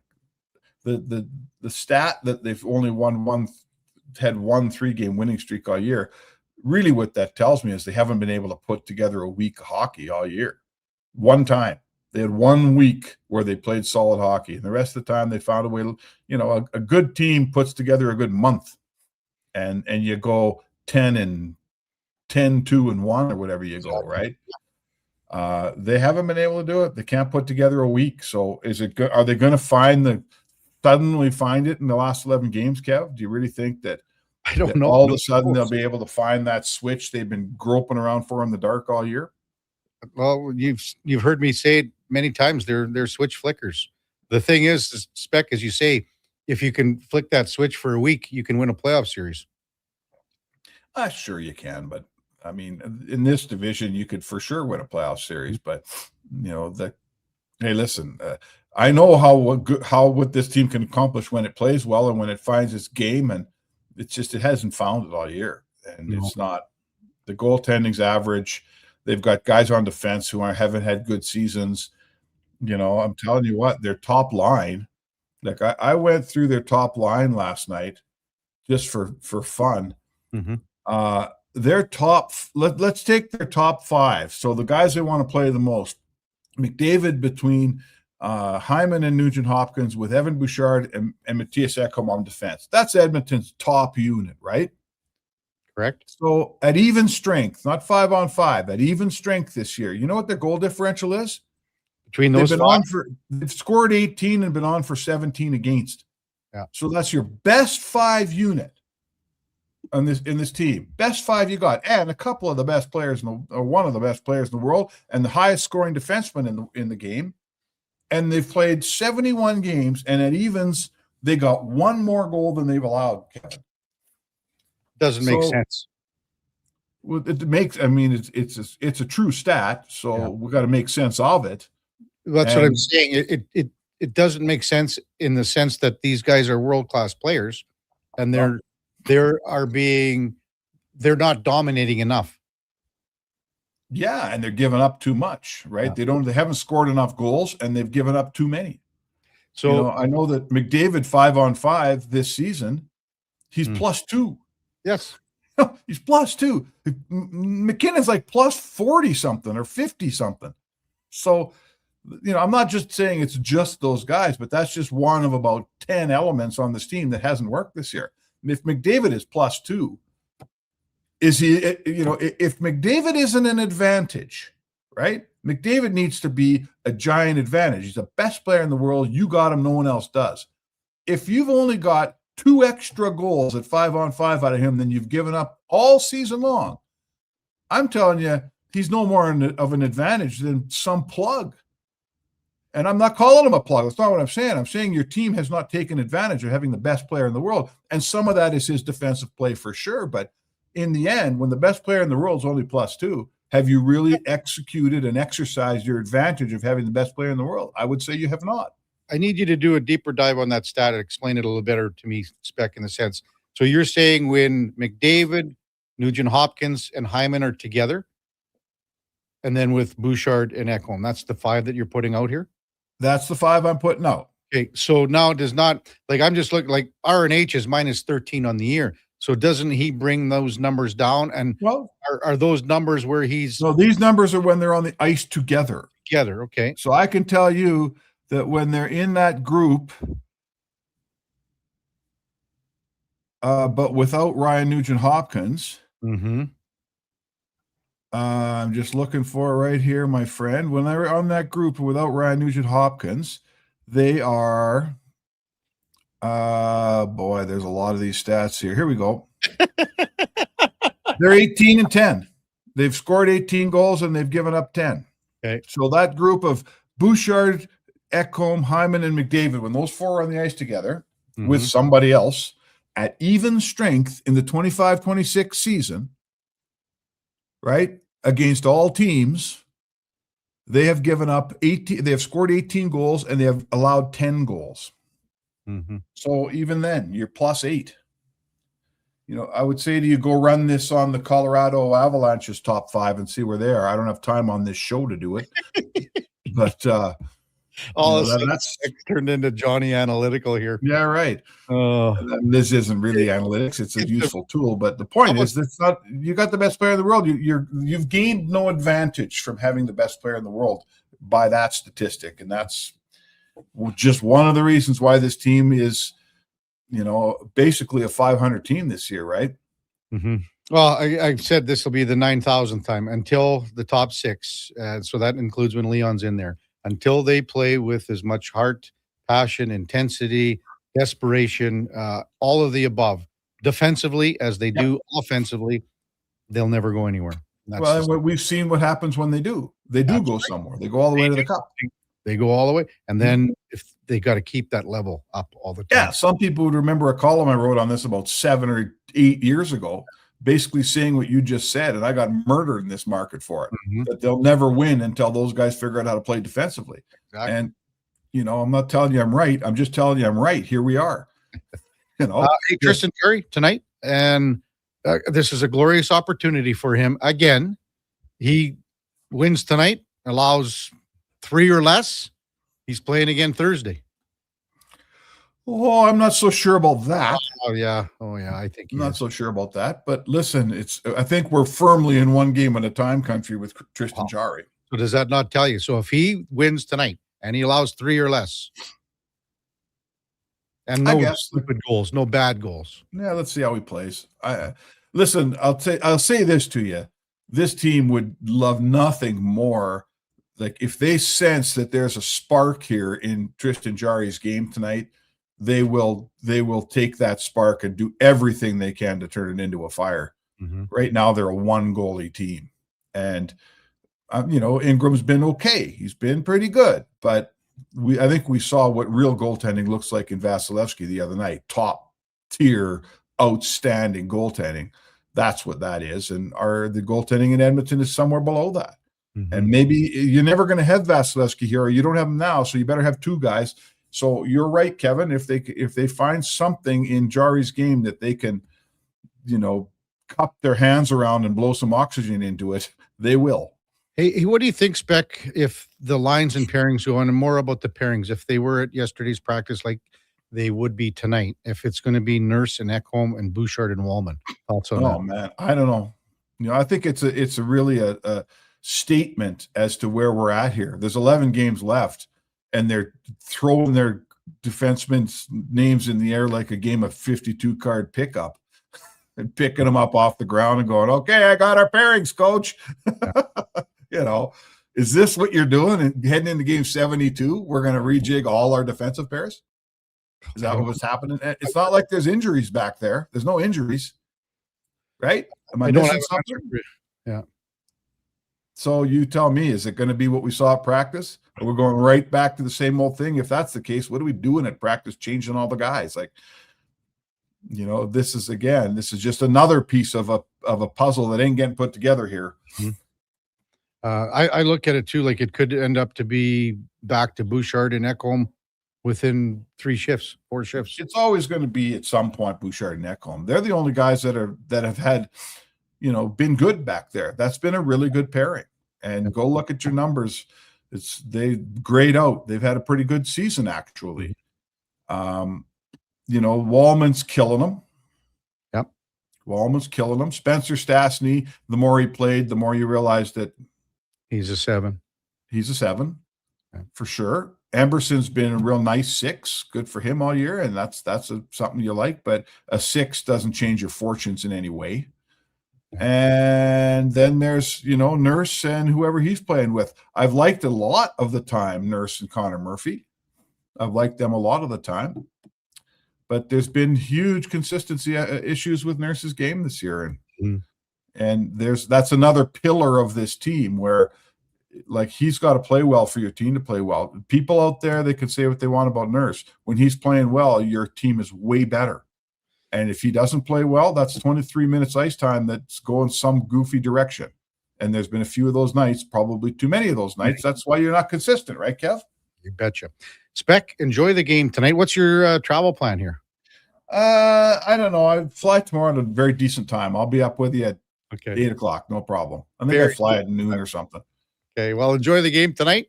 I might have to get to the airport like at 7 a.m. if I fly at noon, though. Isn't that what's going on down here? Geez, I don't know. Is that why? What's going on? There's some airport issues if you ever watch the news. Well, airport issues in Salt Lake, America. Oh, okay. Wow. Okay, Spec. Whatever. Well, you say so. I mean, you talk about the Denver airport, Salt Lake. I thought you knew all the ins and outs here, man. Have a good one. Okay, man. I'll talk to you tomorrow. Mark Spector on the mark. Brought to you by, powered by Northgate Chevrolet Buick GMC. This truck's for you. Check them out at northgategm.com. When we come back, Frank Seravalli from Victory Plus TV on the Kevin Carrey Show with the Duke of Delburne. Josh Fenwick on Sports 1440 AM Radio. Presented by Sports Select. We're streaming on YouTube, X, Facebook, Instagram, and Twitch. Come for Canada's largest trade shows, the biggest names in entertainment, exhilarating sporting events, and more. And stay for the experience at the Edmonton Expo Centre. Looking for the perfect place to host your next big event? From trade shows to galas, meetings, and concerts, the Edmonton Expo Centre has the space, event expertise, and service to make your next event unforgettable. With over 522,000 square feet of flexible event space, in-house catering, and operational expertise, they bring your biggest vision to life. Learn more at edmontonexpocenter.com today. Summer, it's coming. An unstoppable force that will turn your home into the Sweatbox. Don't live in a summer blockbuster. Pro Solutions is your one-call-solves-it-all expert for AC repairs, tune-ups, and new installations. With fast appointments and flexible financing, we'll make sure your home story has a comfortable ending. AC season is coming soon, so book today. Lock in pre-season pricing today. Visit prosolutionsinc.ca to schedule your service today. Hey, Edmonton, did you know a local Play Alberta winner scored over $500,000 on Mega Jackpots Ocean Bells? Think about the season tickets you could lock down with that kind of cash. From major casino winners every hour to jackpots worth millions and hundreds of popular games to money that stays in the province, there's never been a better time to sign up for Play Alberta. Download the app today to get started with casino, sports, and lottery all in one app. Must be 18 plus to play. When you gamble, use your game sense. You wanted local sports on weekends. Saturday mornings at 9, check out the Saturday Sports Setup, where we'll tee up what's happening on the weekend sports scene. Tune in Saturday morning at 9 on Sports 1440.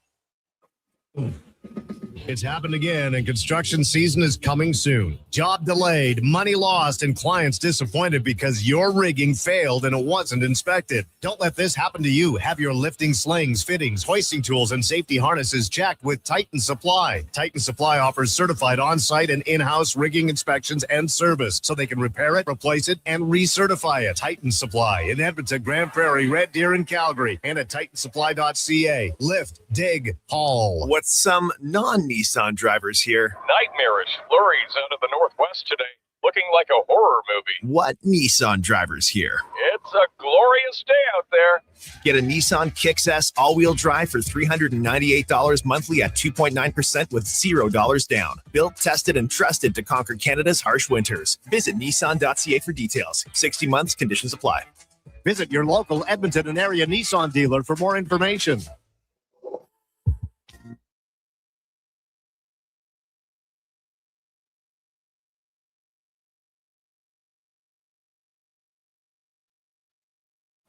Stories, guests, and insights. This is Sports 1440 and the Kevin Carrey Show.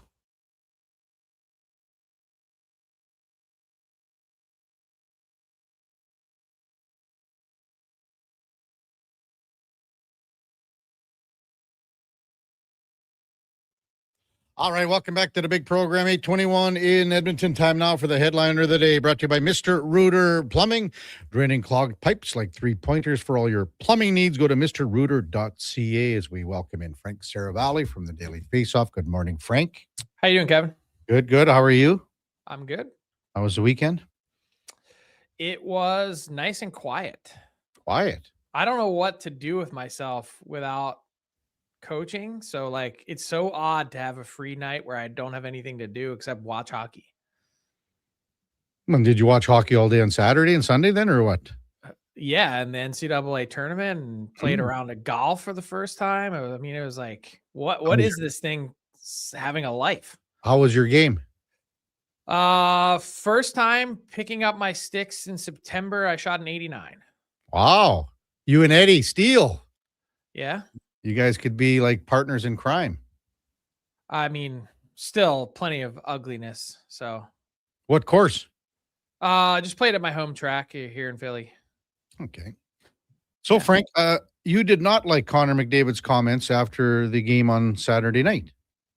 I thought they were an unforced error, really, is the best way to explain it. That with all the things happening for the Oilers and his frustration as a parent, Leon Draisaitl's in Munich. The team's losing, just kind of clinging to a playoff spot here. The goaltending situation is rough, feels probably like management and obviously the coaching staff haven't helped. And it just made everyone's job that much harder. For a couple of days, yeah. Like after, like no one reported on this Saturday night. They waited for it to turn into a lot more, I thought, on Sunday and into Monday.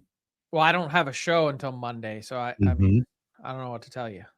Well, I mean, as I said, I mean, I think it was. This is the best player on planet Earth using his voice in a way that he really hasn't before. So when you heard his comments yesterday, what did you think then? I thought it was interesting way to present it. I mean, these words were not misconstrued by others. It's not like the people in the scrum or us interpreting them after the fact misheard something or took it for something that it wasn't. This was a player who understands the magnitude of what he's saying, to me, putting a blowtorch to his head coach. That's my view. And I don't care what he says about, I was just asked about the Lightning and why can't I give John Cooper flowers? It was essentially the way that he proposed it yesterday. I'm sorry. I don't see it that way. Not when you're the second superstar on the Oilers this season to lay it at the feet of the coach. And Leon Draisaitl did it in a different way, which was he also included everyone else. So are you saying, do you think, in your words, are you saying that you think with what Connor and Leon said that they are trying to get their coach dismissed? I don't know if trying to get their coach dismissed is the plan, but clearly they're longing for something more. And I don't know if it's from the head coach, from the staff, whether it bleeds into the roster and management and how everything has unfolded and how this team is certainly a lot less talented this year than they are 2 years ago. Whatever way you want to chalk it up, I think his message is clear that it's not good enough. So by relaying like what Connor said, what Leon said, as you said, before the Olympic break, and then he walked it back after. So do you think like what they're trying to do is to alert management, alert ownership? What's the game here? What's the end goal? Well, that's the tough part for me to figure out, because clearly no one voices frustration like that without having first privately had conversations. And I'm quite sure that Stan Bowman and Conor McDavid had a conversation yesterday prior to addressing the media as a follow-up. Everyone in that organization and with that team is fully aware of what's happening around it. And to get to a point where it bubbles over publicly is probably a better indication of probably what's privately happened behind the scenes. I don't think there were any surprises here. Frank Seravalli with us from Victory Plus TV. You have a different take? The way you asked the question. Well, okay. For one, I'm not in the room. No one's in the room. When I hear, I'll tell you what, Frank, when I hear and see comments from, say, Craig Button, he was on your show yesterday, correct? Mm-hmm. Yep. When I hear and see that, it perturbs me, because hockey experts, and I'll put yourself in this, Frank. I'll put yourself in this. You're not in the room. Craig Button's not in the room. Mm-hmm. No one's in the room. People that come out and say stuff that they don't have the directive and don't have the wherewithal and don't have the knowledge of what's being said. As you just said, you say that you think that Connor and Stan Bowman had a discussion before he discussed things with the media yesterday. I don't believe that would be true. I don't think Stan Bowman would have said anything to Connor. So what I'm saying is, guys, when I read stuff like with Craig Button and I see him on your show, and then I hear what you're saying, Frank, but you're not in the room. You don't know what's being said between Chris Knobloch. And I can guarantee you, from being in a room for a long time, years ago, that the stuff that gets said in the room most of the time, I would say 90% of the time, it's not what we hear outside of the room. The problem is that the outside noise, especially in this time of social media and everything else, it starts to snowball and it starts to gain so much momentum that it can bury a team. And that's the problem that I see with this Oiler team right now. All of the stuff that comes out from the outside, from Leon before, the Tristan Jarry stuff, the Connor stuff here in the last couple of days, all this outside noise, Frank, continues to build and build and build. And that's what tears apart teams if you let it happen. And that's the problem. That's what this team has to do right now. They can't let this happen. Okay, so let's pick through a couple of the things that you said point by point. One, I know that you have to make an assumption that when I speak or when Craig Button speaks or someone else speaks, that we're also doing our own due diligence and reporting. So we'll leave that at that. Two, this isn't about what is said inside the room. And this is not about me or anyone else interpreting what is said inside the room.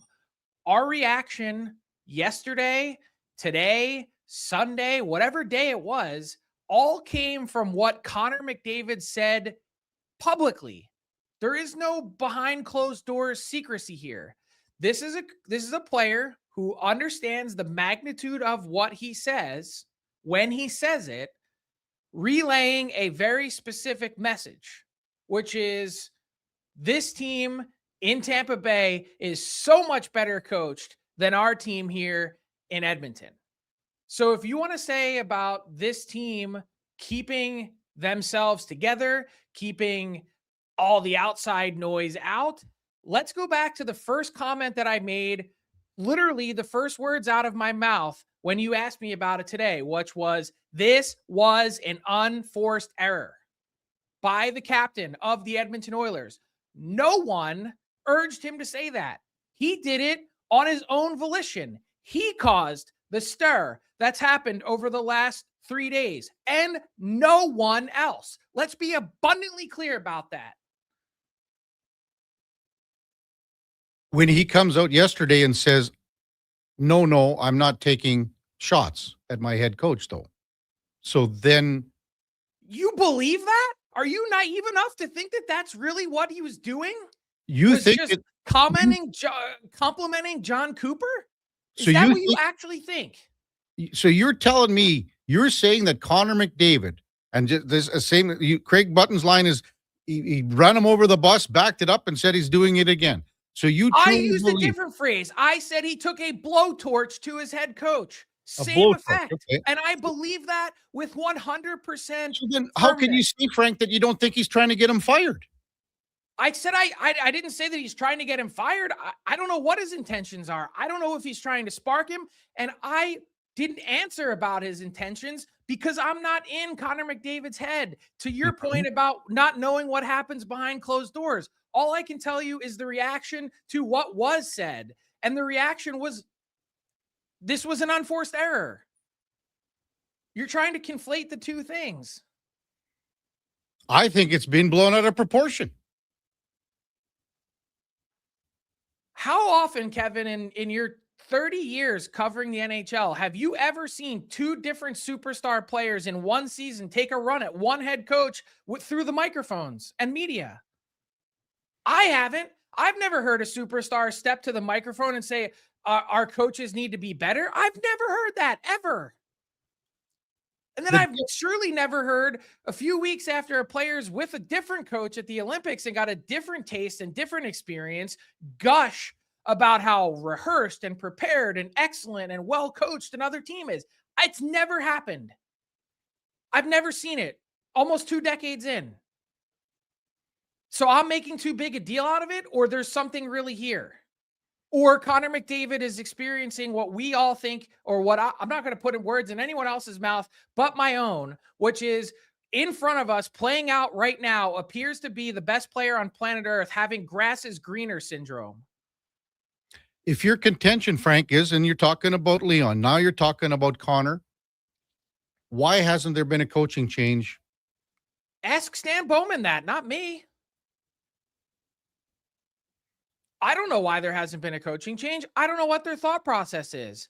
Maybe they're sitting here looking at it going, this guy got you to 2 consecutive Stanley Cup finals. How bad could he be? It's you, the players, who didn't get the job done.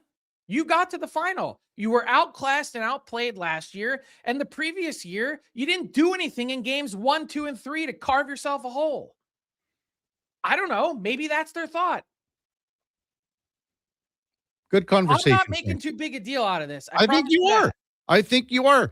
Like if you think that what you're saying and what Craig Button's saying, what other experts are saying, analysts, what you're saying is that they are surprised that there isn't a coaching change right now because this team is in disarray because their top 2 players have called the coach out and called everyone out.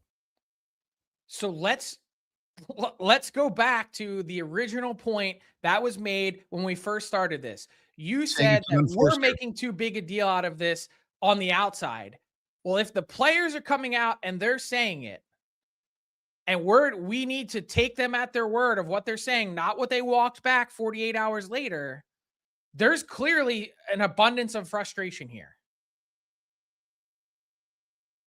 I can say one thing, that the team is frustrated. Connor's frustrated. There's no denying that. But to say that these 2 guys have called out their coach because they want a coaching change. I didn't say that they want a coaching change. All I said is they called out their coach. You asked me, are they trying to get their coach fired? You're trying to put words in my mouth. Well, I'm just trying to tell you exactly what the reaction was, which was, this is a big deal. This is the best player on planet Earth saying something very significant. So the end game then is just to continue on here and have guys after a game where they were close to beating the Tampa Bay Lightning and are frustrated and call out and say what Connor said. The end game is what then? The end game is deliver. The end game is win. The end game is the expectations are incredibly high. The end game is, hey, this team has gotten to 2 consecutive Stanley Cup finals. There is no such thing as a level of success, anything other than winning the Stanley Cup. Mm-hmm. Finishing in second place is not it. Finishing or losing in the first round or missing the playoffs is not it. Everyone understands how critically high that threshold and bar is. Almost impossible to live up to. Mm-hmm. And that's what they're staring down. That's where the frustration comes from. That's what this team this year is experiencing, with a whole lot of other circumstances happening around it. Great debate, Frank. I enjoyed that. Hey, I'm here every Tuesday and Thursday. We'll see you on Thursday. Thanks, man. See you, buddy. Frank Seravalli, Victory Plus TV, our headliner of the day, brought to you by Mr. Rooter Plumbing, the #1 overall pick in your fantasy plumbing pool. That's mrrooter.ca. I think great comments by Frank. He has his take. I have my take. I think some points that Frank is very correct on. Some points I think I'm correct on. That's what radio is. That's what perspective is. That's what opinion is. That was fun. Sometimes you have those conversations. Sometimes you don't. I thought it was okay. When we come back, Laurianne Munzer will check in. We want to talk a little bit about outside noise, maybe with Laurianne, see what she figures about outside noise and how it can, if you let it, how it can tear your team apart. And that's maybe where the Oilers are at right now. It's Kevin Carrey Show with the Duke of Delburne. Josh Fenwick on Sports 1440 AM radio. Presented by Sports Select. We're streaming on YouTube, X, Facebook, Instagram, and Twitch. At GS Construction, every winter plan becomes a spring project. Every repaired line and every improved system is how we build the next chapter of Edmonton's infrastructure. And we can't do that without the best and the brightest in the field. That's why right now, GS Construction is looking to hire experienced top men, pipe layers, and operators who can step in and hit the ground running. With a people-first mentality, career growth, and comprehensive benefits, why would you want to work anywhere else? To apply, Visit gsconstruction.ca. Getting in on the sports action you want is as easy as playing at sportselect.com. Simply make your picks online, generate your QR code, and lock in your bet at your local Lotto Spot retailer. Then sit back, watch the game, grip your chair, and high-five anyone nearby. Every bet is 100% legal with the chance of winning cash in hand. Sports Select. When you're ready to play, bet on the original. Must be 18 plus to play. Play responsibly. Today on Hey Culligan, how smart is your water? Here's Tracy. Hey, Culligan. I think my water might be dumb. Good news, Tracy. Your water's not dumb. It's just not talking to you. You can make my water talk. No, but the new Culligan Smart Drinking Water System can talk to your phone to tell you when your water filters need changing and help you meet drinking water goals. Now that's some brilliant H2O. You said it, Tracy, and we're already on the way. Let us help you out with a free in-home water test from a local Culligan water expert at culligan.ca. Got a car you're ready to part with? Find out what it's worth, fast, easy, and totally free at Go Auto. We're talking top dollar trade-ins, whether it's a little worn or still rocking that new car smell. Just a few clicks, and boom, you've got your value. Text value to 780-777-7777 to start. That's value to 780 all sevens. Why guess what it's worth? Let Go Auto show you the money. The longest running basketball show in Canada airs every Saturday morning at 10 on Sports 1440. Hoop City with Paul Sir introduces a new generation of basketball talk, and it's right here on Edmonton's home for sports, Sports 1440. Ever had a problem returning auto parts? At Ed's Auto Salvage in Westlock, we do things differently. Hi, it's Lisa, and we're proud to offer one of the best return policies in the business. When you shop with us, you buy with confidence, knowing that if it doesn't fit or if it's not the right part, we'll make it right. For nearly 50 years, Ed's Auto Salvage has helped Alberta drivers save money, stay on the roads, and shop stress-free. Trust the team that stands behind every part we sell. Visit us at edsautosalvage.com. Fast track your financial goals with a special rate term deposit from Vision Credit Union. For a limited time, take advantage of a great rate on 1, 3, or 5-year terms. Plus, as a Vision Credit Union member, you can earn up to 25% more on your interest through profit shares. For details, contact your branch today or visit visioncu.ca. That's visioncu.ca.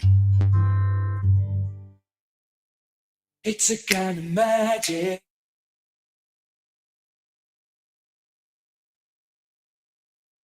You're listening to Sports 1440 and watch us on YouTube, Facebook, and X. Sports 24/7. We are Sports 1440.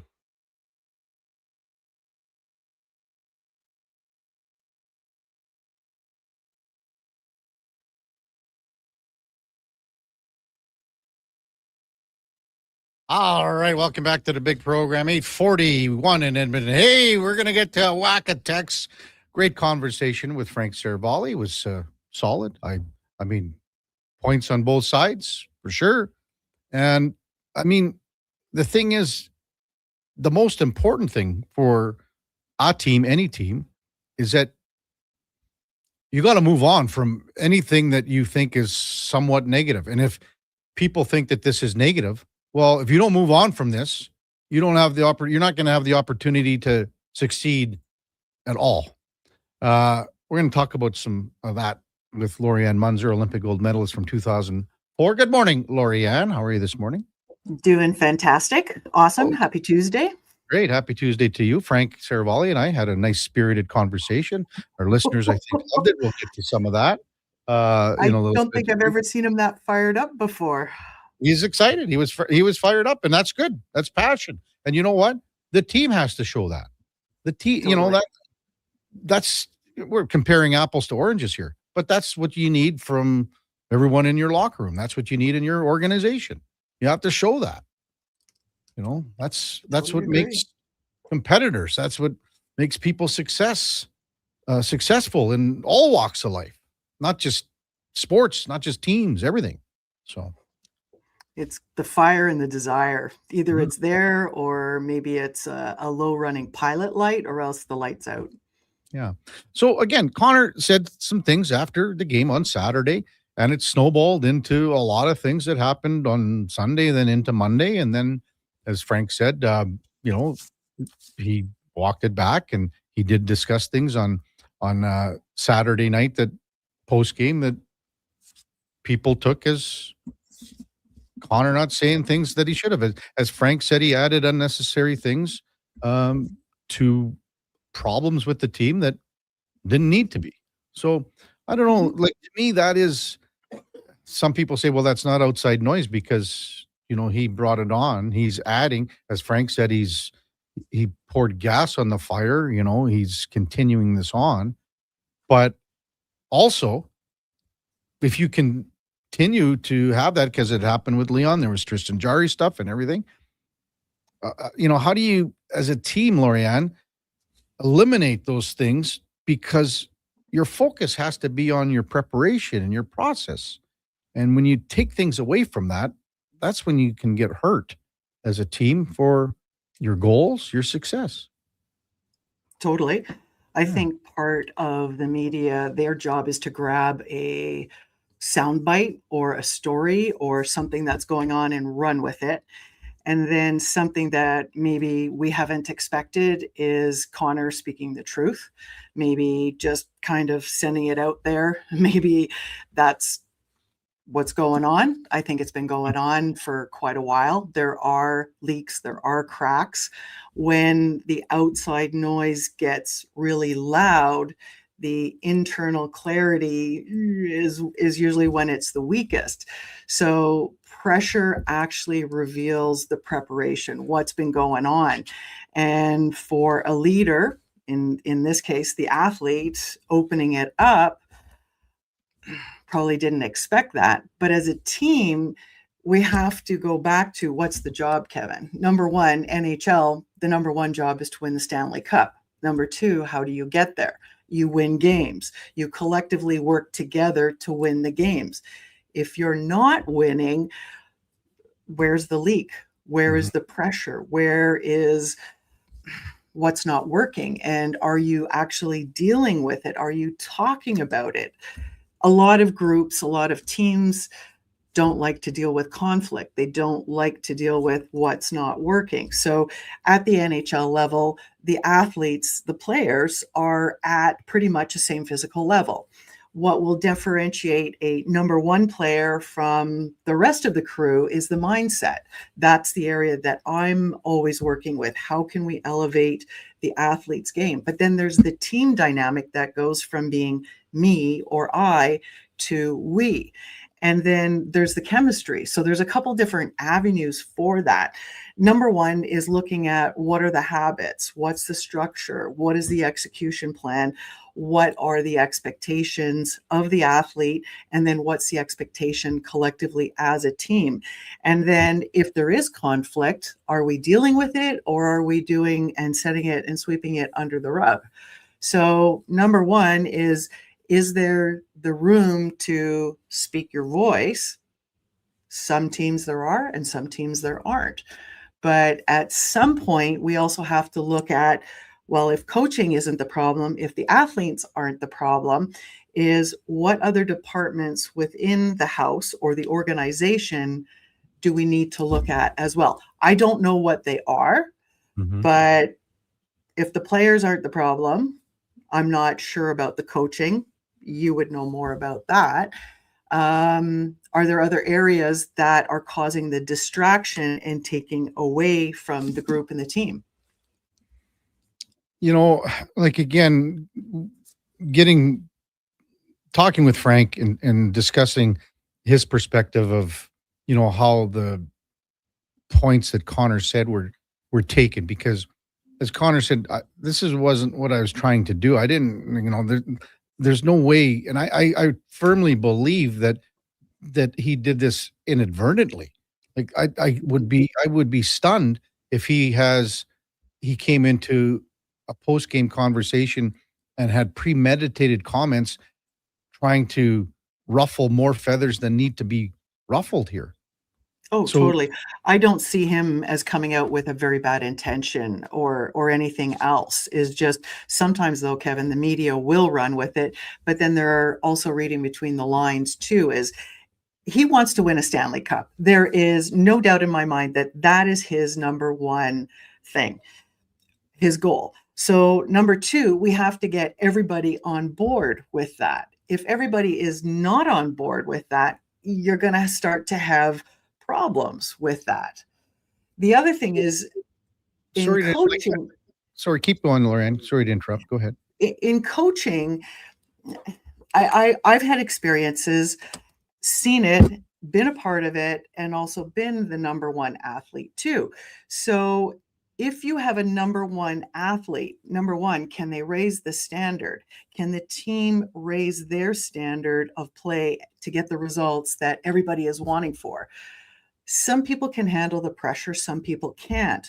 So the question is the staff, is the team, is the support staff around the athletes adding value, helping them elevate their game and their results?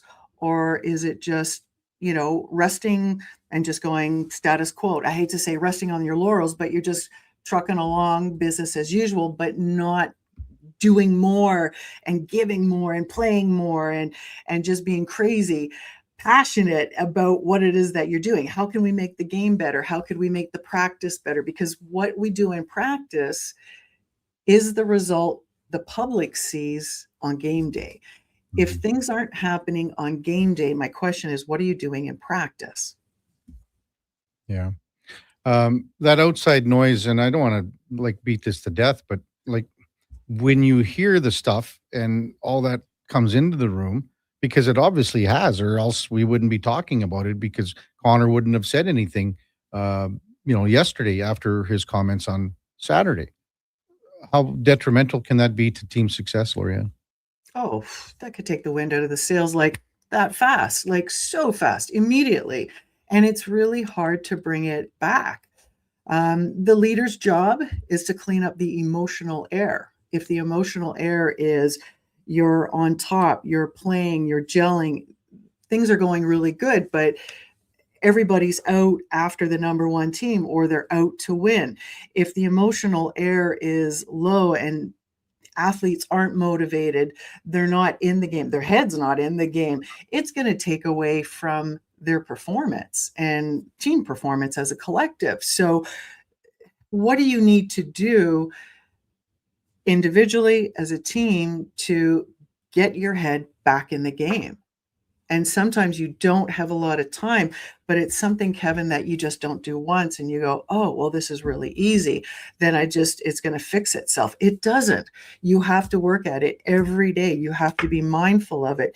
You've got to, as a team player, is elevate your teammates, the other guys that maybe they're on that low end of energy or the low level of mindset. Is you've got to keep at it and you've got to keep bringing it up. Laurianne Munzer with us on Sports 1440. Hey, wanted to discuss some other stuff with you as well, just in the sense you were mentioning the Junior National Track Cycling Championships. That's on the go this weekend in Edmonton? Yes. Friday, Saturday, and Sunday. Admission. What's that all about? Oh, my goodness. Yeah. The best under 19 athletes, cyclists, track cyclists specifically, they are coming to Edmonton. If they aren't already here, they are en route. They're coming. So Friday, Saturday, Sunday, 3 days of events. I have a website that I can share with you to spider out as well, because the schedule is just being released. They've got sprinting, they've got kilo, so 1 kilometer for the men, 500 meters for the women. There's pursuit racing. There is team pursuit racing. There is the points race. There is the scratch race. There's a race, Kevin, called the tempo race. I had no idea what this was about. And I was talking to Tanya Dubnikoff at the Velodrome. So she's heading up all of the stuff happening there. And she was saying what it is, you've got about 40 or 50 laps, and every lap, there's a person at the front. The first person gets a point, and then it's collectively at the end who has the most points wins. So you're not eliminated as you go. Objective is to get a couple points, right at the start, sit in, draft, get your energy back, and then maybe go to the front and get a couple points. So lots happening this weekend here at the Velodrome. It's up behind Ross Shep School. If you know where Westmount Shopping Plaza is, that's where the Velodrome is. You'll come upon it and you'll see this massive, beautiful, brown, shiny building. That is the new Velodrome, indoor covered. It's the first time here in Edmonton that we are hosting the Junior National Championships. It's also a covered Velodrome, which is beautiful because we're not battling Mother Nature with elements of snow, wind, rain.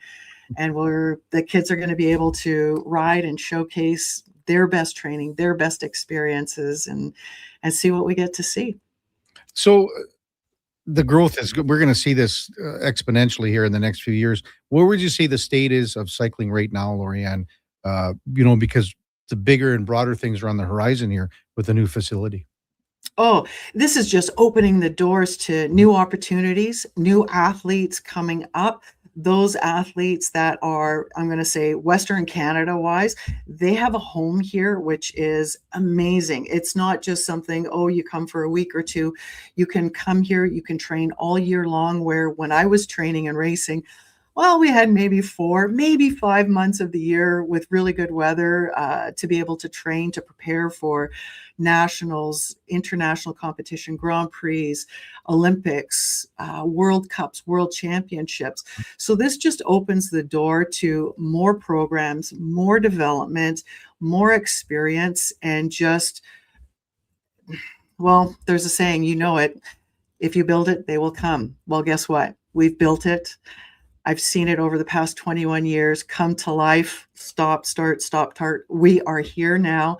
And to be able to have this in our backyard, it is a phenomenal opportunity for all ages, Kevin, from the little munchkins, 10, 12 years old, to the seniors. We're going plus 60, plus 70 to be able to ride this track. It is world class. And the other cool thing, this is really cool. Tanya was telling me that the track has been set, that it is official. Any records that are set, they will stand. Oh, great. That's great. Laurianne, great stuff. Appreciate it. As always, have a great week. Anything special plans for the week or weekend? Are you gonna go cycling today in the snow or what? Probably. Yep. Got the fat bike out and ready. Got a nice new tail fin on it, so I'm not spraying the riders behind. And then, of course, gearing up for this weekend, I'm going to head out to the Velodrome and watch the action. So the action starts 10:30 till 3. So that's the morning session. Great. And then 4 until 8. So after work, if you're looking to see a little bit more after the qualifications and the different levels, come on out. It is something that everybody should see at least once in their lifetime. So going to invite everybody to come on out to the new Velodrome up by Ross Shep and Westmount Square.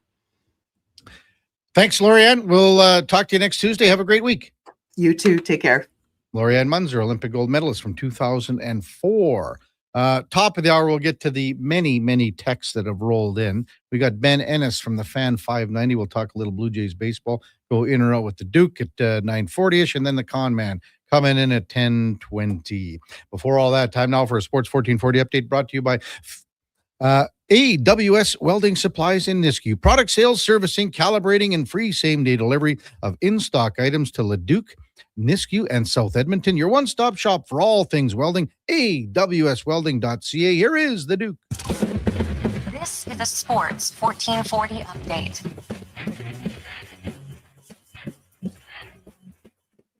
Lone game in the NHL last night. Senators pick up a big 2 points, winning 2-1 over the Rangers from Madison Square Garden. It was Mika Zibanejad's 1,000th game in the NHL. Rangers mustering just 10 shots on goal in the loss. Across the association, 10 games there, including the Raptors bouncing back with a win in Utah, 143-127 the final. RJ Barrett leading the way with 27 points for Toronto. Elsewhere, the Pistons hold on to beat the Lakers 113-110.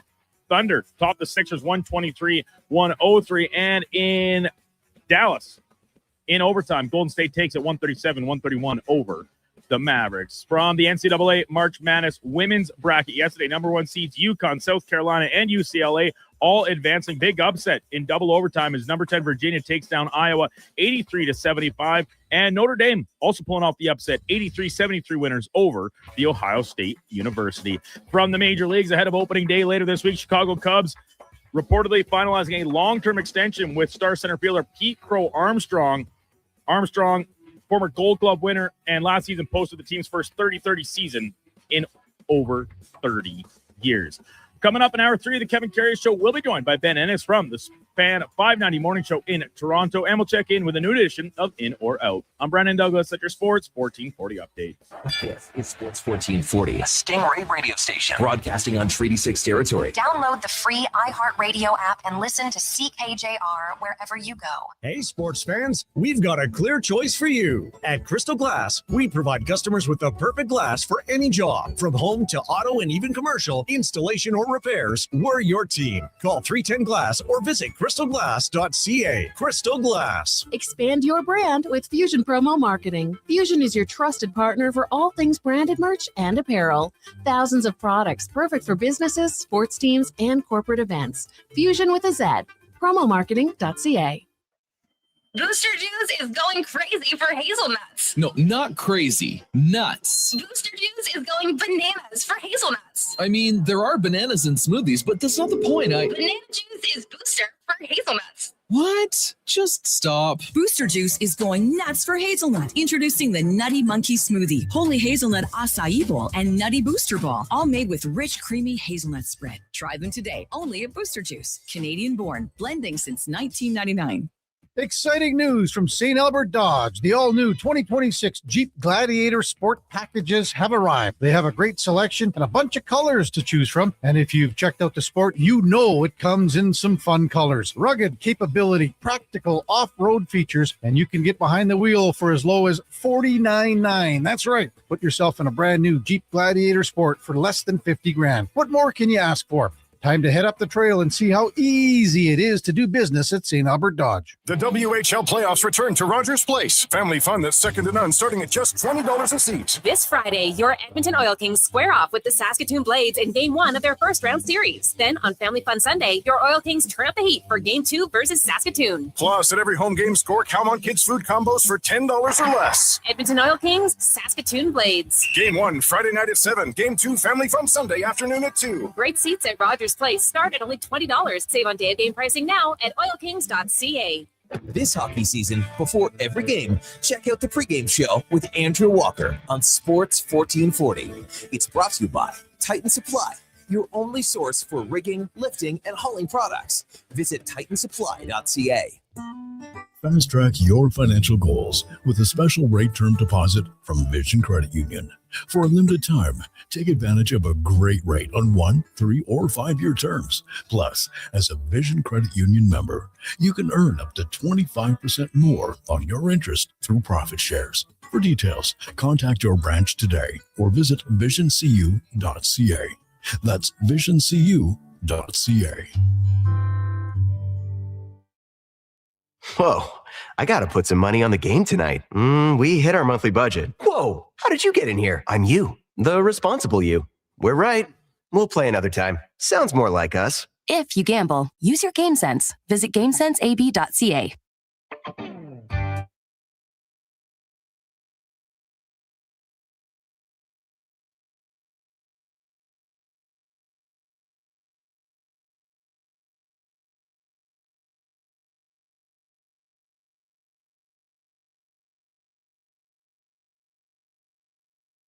Have your sports curiosity cured with the Kevin Carrey Show. This is Sports 1440.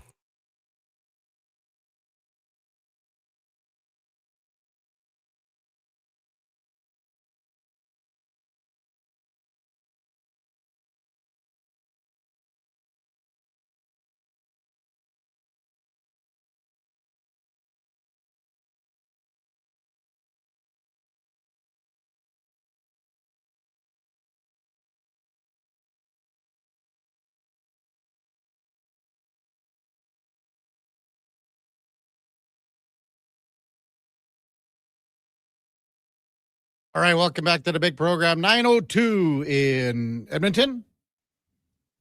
Kevin Carrey, Duke of Delburne.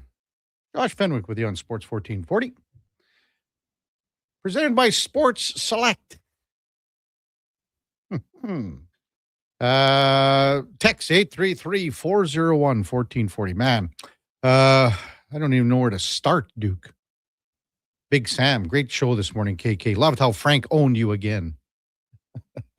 Trent says respectfully, and these are the later ones coming in. The words of 97 were a story instantly on Saturday night. It was talked about on other shows, I guess. It was not something picked up on 2 days later, not remotely. Well, I said more on Sunday, Trent. I didn't hear anything Saturday night. I apologize if that's the case. There's no possible way they were discussed at this level, Trent. Not possible after the game. There's no way, or else it would have been more of a landslide coming in on Saturday night into Sunday morning, I would say, as the day progressed. Bad talks. Thanks for standing up for the room and the players. I do get tired of hearing speculation. Well, Frank is connected. There's no way that, Frank is connected. There is no denying that.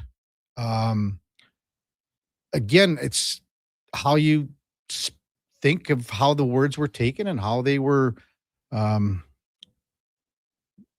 Connor said it, how he said it. That's sort of what we've been talking about all morning. Jason, coffee coming in tells you the players are done with Knobloch. So I guess the question that I had to Frank then, if he feels that Connor said these things, Leon said these things, there's all the other things that have come out. Well, shouldn't this be discussed? Wouldn't the question from Stan Bowman to Connor and Leon be, is Chris Knobloch the guy to take us forward? He's taken us to 2 Stanley Cup finals. Is he the correct coach to move us forward? Because there's still lots of time here left in the regular season and what the playoffs would be. Brendan says, I agree with Frank. McDavid also made comments after last year's final about doing the same thing over and over. It feels like a coaching complaint, blending the lines from night to night, adding to it. Ron, good morning, Kevin. Oh man, the noise in Toronto is more like a thunderstorm, but the one in Edmonton is approaching a hurricane, especially if Edmonton doesn't make the playoffs or even loses in the first round. Brew Crew, KK, great radio with you and Frank. Craig Button's always hated Edmonton. I can tell you, go back to last year. Craig Button said the Oilers won't make the playoffs halfway through the season. Would never even get close to being back to where they were in the Stanley Cup final. IMAC, maybe a point you should have brought up is this: you want to deflate the issue as both a fan and a media guy that gives a crap, and maybe he and other media love to conflate the issue for clicks and such. It's true. Both can be true. Sonny, great insights, KK. Thanks for putting Frank's feet to the fire. Again, Frank is plugged in, man. He knows a lot of stuff here. There's no denying that. Old guy from the Kootenays. Intense. Got to lie down for a minute after that. Rob Skaggs. KK, you've been in the world, around this world long enough to know that where there's smoke, there's fire. There's a genuine room problem with the Oilers, and it is abundantly clear with this season in particular. I spend enough time around the Flames organization with my brother and a fair amount around pro sports with my officiating career. There's a big problem and disconnect with the players. That's from Rob the ref. DV Joe, great battle, KK, but in the big picture, I don't see Knobloch in it. Nothing against him. Just feels like he's lost the team. Nick says, I thought KK was going to be gone with a gap between games. The temperature went up a couple of degrees on my drive to work, says North Side Oil Rig. Rockford, I declined my boss's call to continue listening to that Seravalli interview. Good points made from both sides. Awesome radio. Thank you, Rockford. JR and Red Deer says spicy. Schmid is more entertaining when Kevin gets him mad. From Lance. It's a rumble in the jungle, Ken says. San says, well done, Kevin. Love the conversation. Buck says, KK needs to ask about getting on Frank's show. Ed says, take the loss. Schwackhammer, great debate. J-Dog, Great back and forth. You got him riled up. Hacksaw says you got to put me on Frank's side on this one. Dallas says, I think you're just being contrarian, Kevin. You know that this is unusual for the two best players on the team to say something is going on, and you know it. I think I missed Duke here because there were so many. There were a lot. They were flying in by the dozens at a time. I think at one point my unread messages clicked over 50 there. So that was a really engaging conversation. I think you covered the gist of it. I mean, obviously you can't read every one, unfortunately. Yeah. And if we skipped yours, it wasn't personal, just a matter of getting lost in the shuffle sometimes. So I think you covered most of the bases there. Mm-hmm. I guess it's an interpretation, pardon me. I mean, you had it yesterday, like it was a 3, right? When it was in and out. There was another comment. I can't remember who sent it in, talking about, well, maybe Connor said that just to get his team going. You know, maybe he mentioned stuff on Saturday night to get his team going. I don't know. Sometimes there's a point in the season where there's a rallying cry. Trent says, did you listen to Got Your Back? No, it was talked about in detail. I don't know what time that was on. Sorry, Trent, but it was probably on quite late. Nail says it was good radio, though. Lance says, I'm disappointed the Duke didn't stick up for his boy. What does that mean, Duke? I don't know if he wanted me just to cut in the middle of your and Frank's discussion and just have your back for some reason. Listen. I mean, I don't really see the point of that. Frank texted me right after the interview, right after the hit. And I can just say, he goes, hey, sorry if I got excited. He goes, nothing but respect for me. Frank and I get along. People think we don't get along. And again, I will say, Frank he's plugged in. He's plugged in. And, you know, he just thought it was a good conversation. Like, do you want Frank to come on and say something and then everyone to agree with it 100%? The one thing that I'm going to say here, Duke, and I'll throw this one at you. And it all basically came out at the same time. So Leon Draisaitl, and then his words were whatever. If you can say lost in translation, you can say whatever you want about them. But so he's in Germany, he's saying, I hope the team's going to be playing long enough that I can contribute. Am I paraphrasing here? That's basically it. So people took that to say, well, he's not ready for the start of the playoffs. Well, maybe Leon is saying that they got to get to the playoffs first. So you can take it that way. You can take it that he's not ready for the start. Then what was put out, I guess, over the course of that game, Elliot Friedman saying, my indications that the timeline is fine. It's the end of the regular season. So, you know, there's the old saying is what? Follow the money, correct? So when you think about it, Leon's comments could be even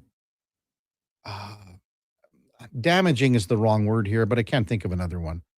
But when you think about it, if Leon isn't ready for the playoffs and the Oilers aren't playing well for the playoffs, well, are people going to buy playoff tickets? Are they going to renew for next year? Man, we've talked about it how many times about the tickets going up 10, 15%, whatever it is, for even, you know, from round 1 to round 4 and season tickets and everything like that.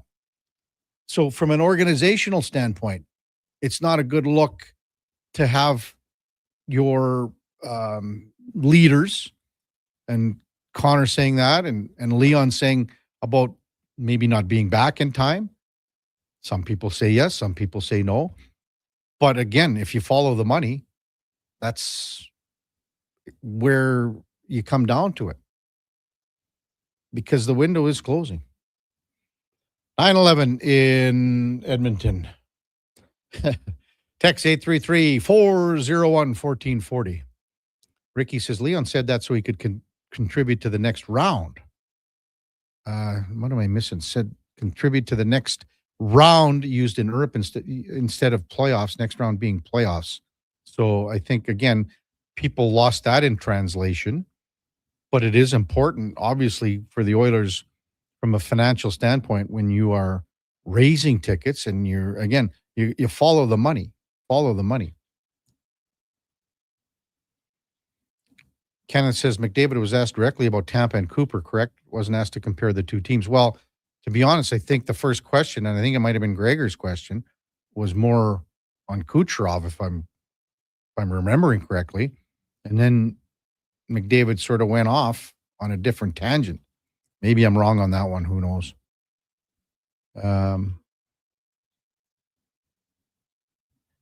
Husks says, BD, who do you agree with, KK or Frank? Okay, Duke. Listen, Frank is, and I'll admit Frank has way more points here than I do. Mm-hmm. If it comes to a win or a loss in a debate, if you want to make, and I'm fine to go cut and dry, black and white here. Right. Frank wins. Yeah. Frank has more. He has more ammo. He's got more points. He can talk about all that stuff. To me, it's how things were translated. Where Connor goes, his intent, unless his intent is trying to get his team going, his intent isn't there to piss off the coach. Mm-hmm. That's not his intent. His own coach. Yeah.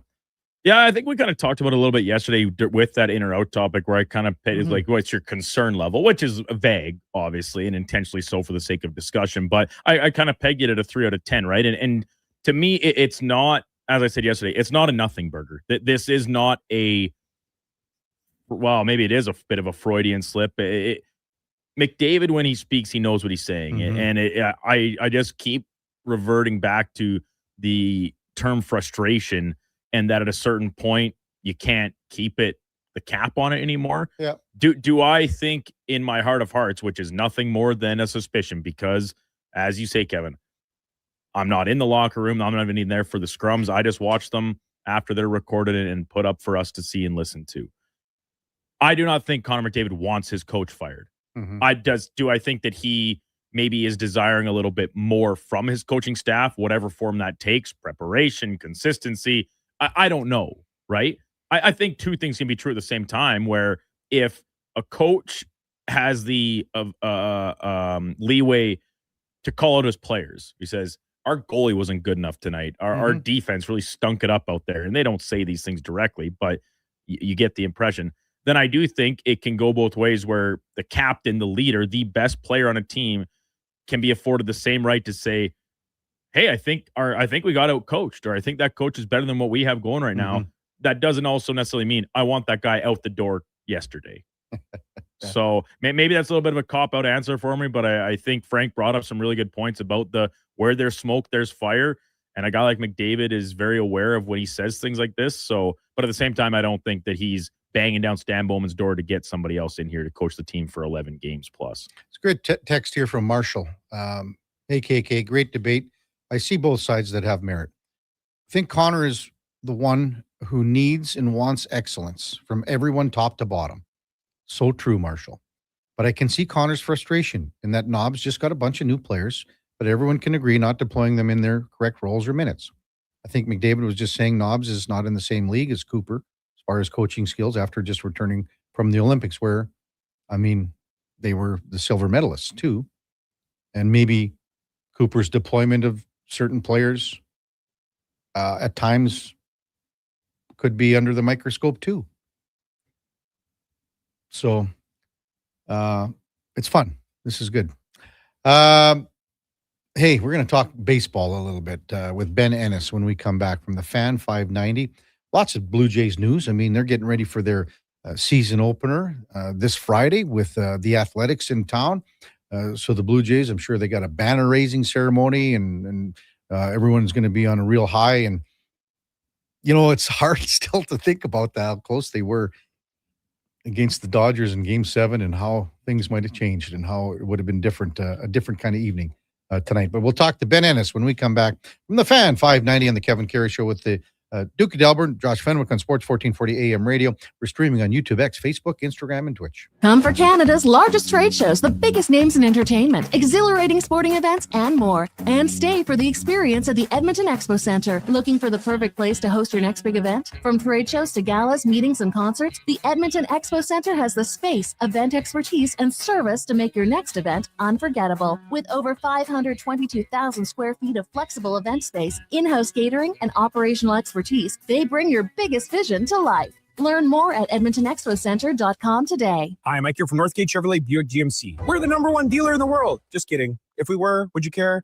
We're the #1 dealer in Canada. Still kidding. You probably still don't care.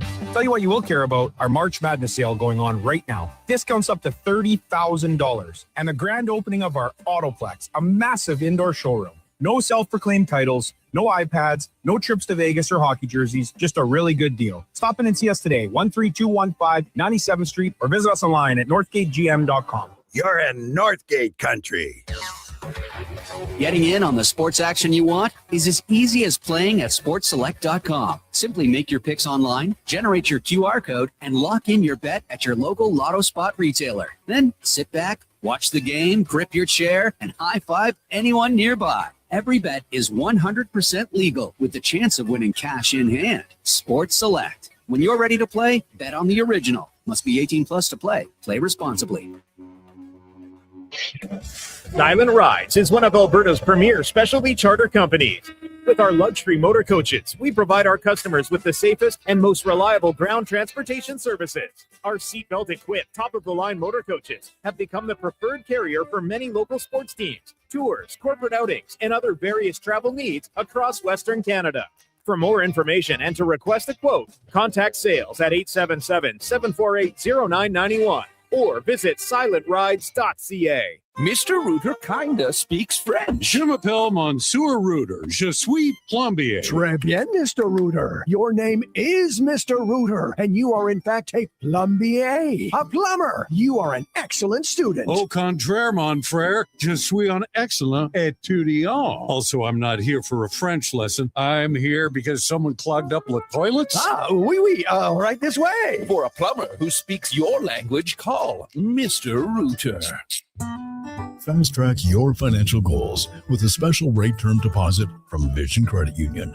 For a limited time, take advantage of a great rate on 1, 3, or 5-year terms. Plus, as a Vision Credit Union member, you can earn up to 25% more on your interest through profit shares. For details, contact your branch today or visit visioncu.ca. That's visioncu.ca. The weather doesn't care about your shift or your schedule. Carhartt Rain Defender sweatshirts let you battle back against the ever-changing elements. Carhartt's durable, water-repellent technology lets light rain beat up and roll right off. Layer up and stay on the job longer without getting drenched. Get your Carhartt Rain Defender sweatshirts at all 3 of our Edmonton job site workwear locations. Job site workwear, tough different jobs.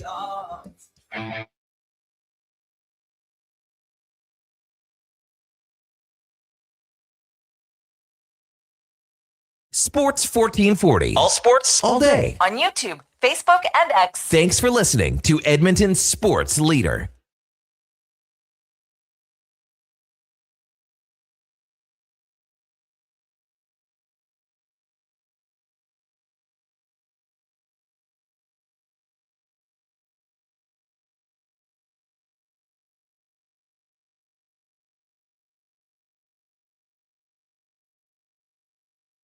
All right, welcome back to the big program. 9:21 in Edmonton. Kevin Carrey, Duke of Delburne, Josh Fenwick with you here on Sports 1440. The show's presented by Sports Select. And again, a massive slate of games in the NHL. If you want to have a sniff at 15 big ones, check it out at sportselect.com. It's 100% legal. You got to be 18 plus. Please play responsibly. Hey, time to talk a little baseball and maybe some other stuff with Ben Andis from the Fan 590 morning show in Toronto. Morning, Ben. You're with Kevin Carrey once again. Thanks for jumping on Sports 1440. Really appreciate it, as always. Yeah, thanks for having me. Good morning. Oh, man, you must be just getting fired up for Friday, huh?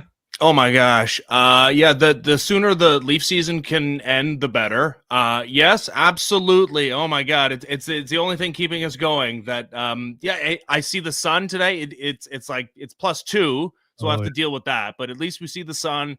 And yes, there is real baseball around the corner on Friday against the A's. Oh, I was just thinking before, and we just mentioned before you came on, Ben, just how different it could have been with a banner raising ceremony tonight and how close it was. And I don't know when or if Blue Jay fans will ever get over it, but it still rings true in the memory of so many fans that I talk to that just still go back to Game 7 and how close they were.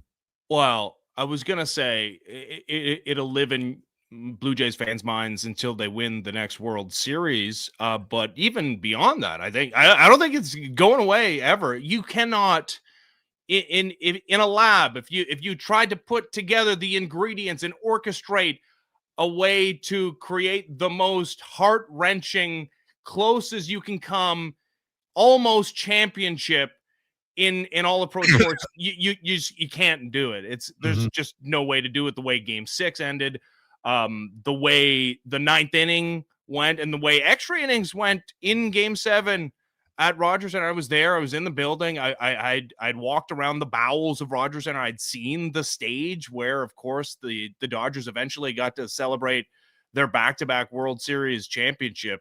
Yeah, you don't get over something like that. Unfortunately for my kids, they're too young. They don't have memories of 92, 93. That's the only Blue Jays memory they've got. So they're getting off on a tough foot when it comes to their baseball fandom.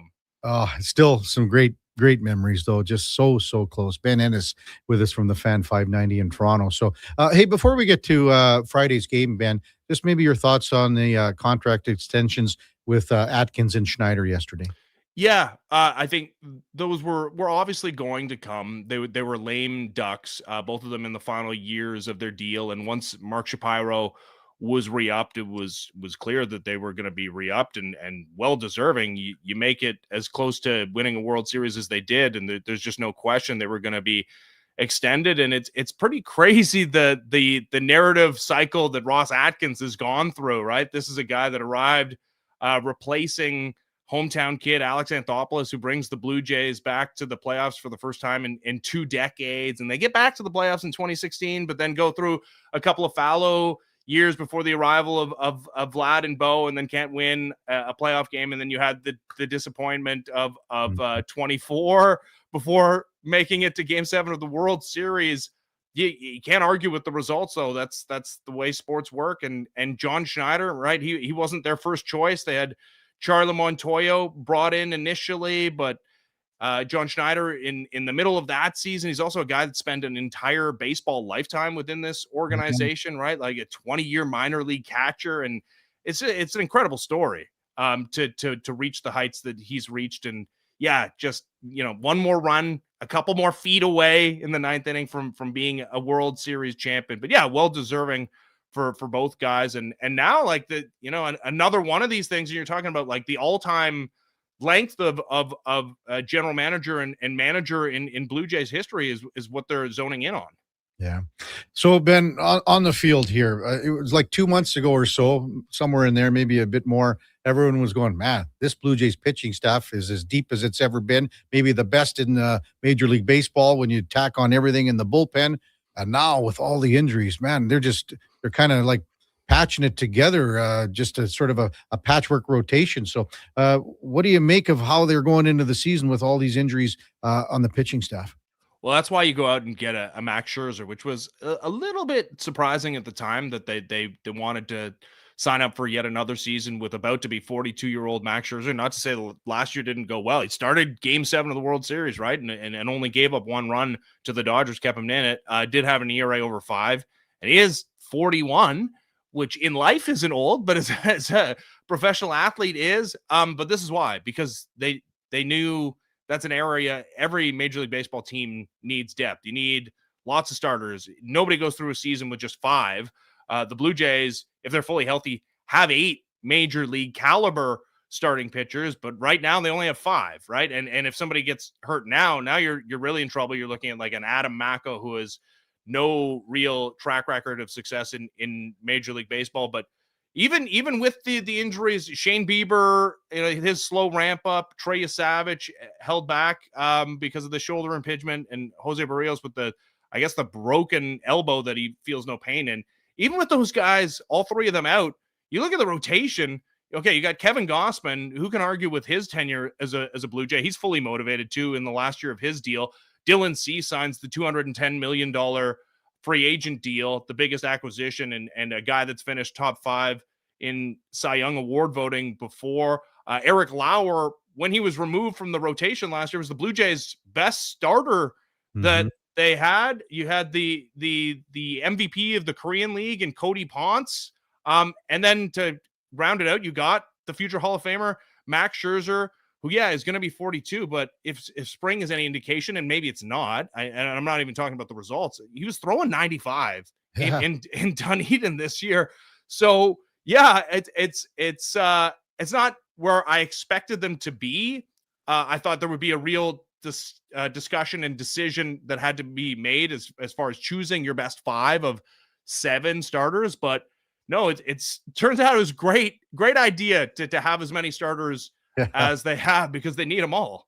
I know it's only preseason, Ben, but boy, Dylan Cease has looked awfully good. What's your take on what you've seen him on the mound? Yeah, I was not surprised, but I was very impressed. And you don't know necessarily what is real as far as like the pitch arsenals that these guys are using in spring. But his last start, the last start the Blue Jays had in Dunedin on, I guess it was the Sunday, really kind of blew me away, because this is a guy, it's basically known as a 2-pitch pitcher. And if people remember Robbie Ray, he was kind of the left-handed version of this, where it's like fastball, upper 90s, and wipeout slider. And then there's some other pitches that, he throws on occasion, but it's basically 85-90% of the pitches are either a fastball or a slider. And maybe that's what we get from Dylan Cease, but there might be an indication that the Pete Walker has helped him with some of the secondary pitches. He was throwing a ton of change-ups. He was throwing a few curveballs as well. And he is a guy that can throw upper 90s. And as always with the Blue Jays, because they've had great success with free agent pitchers, they've acquired a guy who is Mr. Durability, right? Knock on wood, but the best predictor of being able to stay healthy going forward is, have you stayed healthy in your past? And he's done that. He's started every game that he's been asked to start in spring training. This is a guy that I would have targeted. I like the Blue Jays, thought he was the best available free agent pitcher, despite the fact that he had an ERA in the mid-4s last year. We've seen the heights that he can reach. I've no indication he's going to be anything other than great this year. Yeah. What's your concern level, Ben, with Trey Savage, and how long do you think he's going to be on the shelf here before he can return?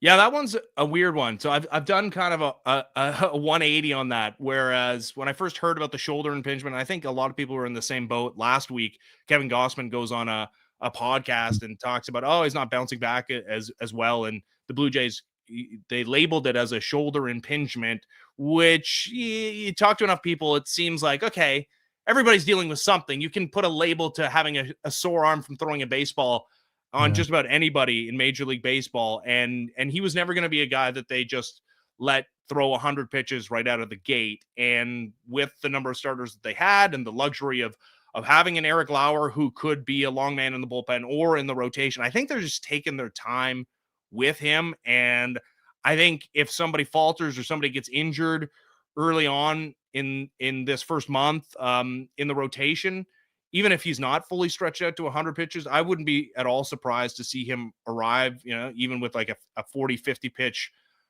limit. I have learned not to be as concerned about the idea of a shoulder injury with Trey Savage. It feels like that's more of a messaging thing, and that's better for him as well, because the other option would be optioning him to AAA Buffalo so that he can take his time working his way back to being a 100-pitch pitcher, but that doesn't let him accrue service time. There's like manipulation that could be taking place there. So I think it's probably in the best interest for both parties that he starts the year on the injured list. And I wouldn't be surprised at all to see him maybe at the end of April, early May at the latest. Ben Andis from the Fan 590 with us on the Kevin Carrey Show on Sports 1440. Let's look at the batting lineup. I want to start at the bottom with you, Ben, because I think Andres Jimenez is such a critical part of this lineup, being a full-time player now with Bo Bichette gone. If he can get back to a little bit where he was with Cleveland, and I think he's going to run a lot this year. I really do. He was a 30-bag guy back in Cleveland for a couple of years. I think he's going to be 25, 30 steal guy if he can get on base, which is the critical part. You can't steal first, obviously. But let's start at the bottom and the ability to turn that lineup over with guys like Jimenez and Clement at the bottom of the order. If he gets back to what he was with Cleveland, which is like with every year it's getting further and further away, but if he ever did get back to that, you're talking about an MVP candidate. He got MVP votes when he was in Cleveland. We didn't see too much of that from him last year, although he had a couple of big home runs and big hits in the playoff run for the Blue Jays. But what the move to shortstop does for him, though, is it kind of negates the I mean, you always want more. You want more, but it's like it's a lot more palatable, the contract that he's being paid and the outlay that they gave up for him when he's playing the most demanding defensive position at the rate that we all have seen he's capable of doing. If he can be like league average, above league average offensively, and you mentioned it, like the speed is there, that's huge. That's a bonus. And I did like the Blue Jays were the second best team in the American League last year in runs scored. And they were the best team in the American League, I think, from June on, because they had a horrible start, if you remember, last year offensively. It's going to be tough to replicate that, especially with the loss of Bo Bichette, and who knows if you can count on George Springer to be the same guy. But a big part in getting close to that would be, there's a couple of guys who didn't quite reach their ceilings offensively. Andres Jimenez is maybe prime among them. Yeah. I just think, at certain stages of the game, if he's on first and maybe there's even two out, you say, you know what, go steal second. Worst case scenario, it puts a little more heat. You're turning the lineup over. I think they've got some opportunities there. He gets thrown out at second. Well, what's the big deal? Springer leads off the next inning. Ben Andis with us from the Fan 590. What have you seen from Kaz Okamoto so far in spring training?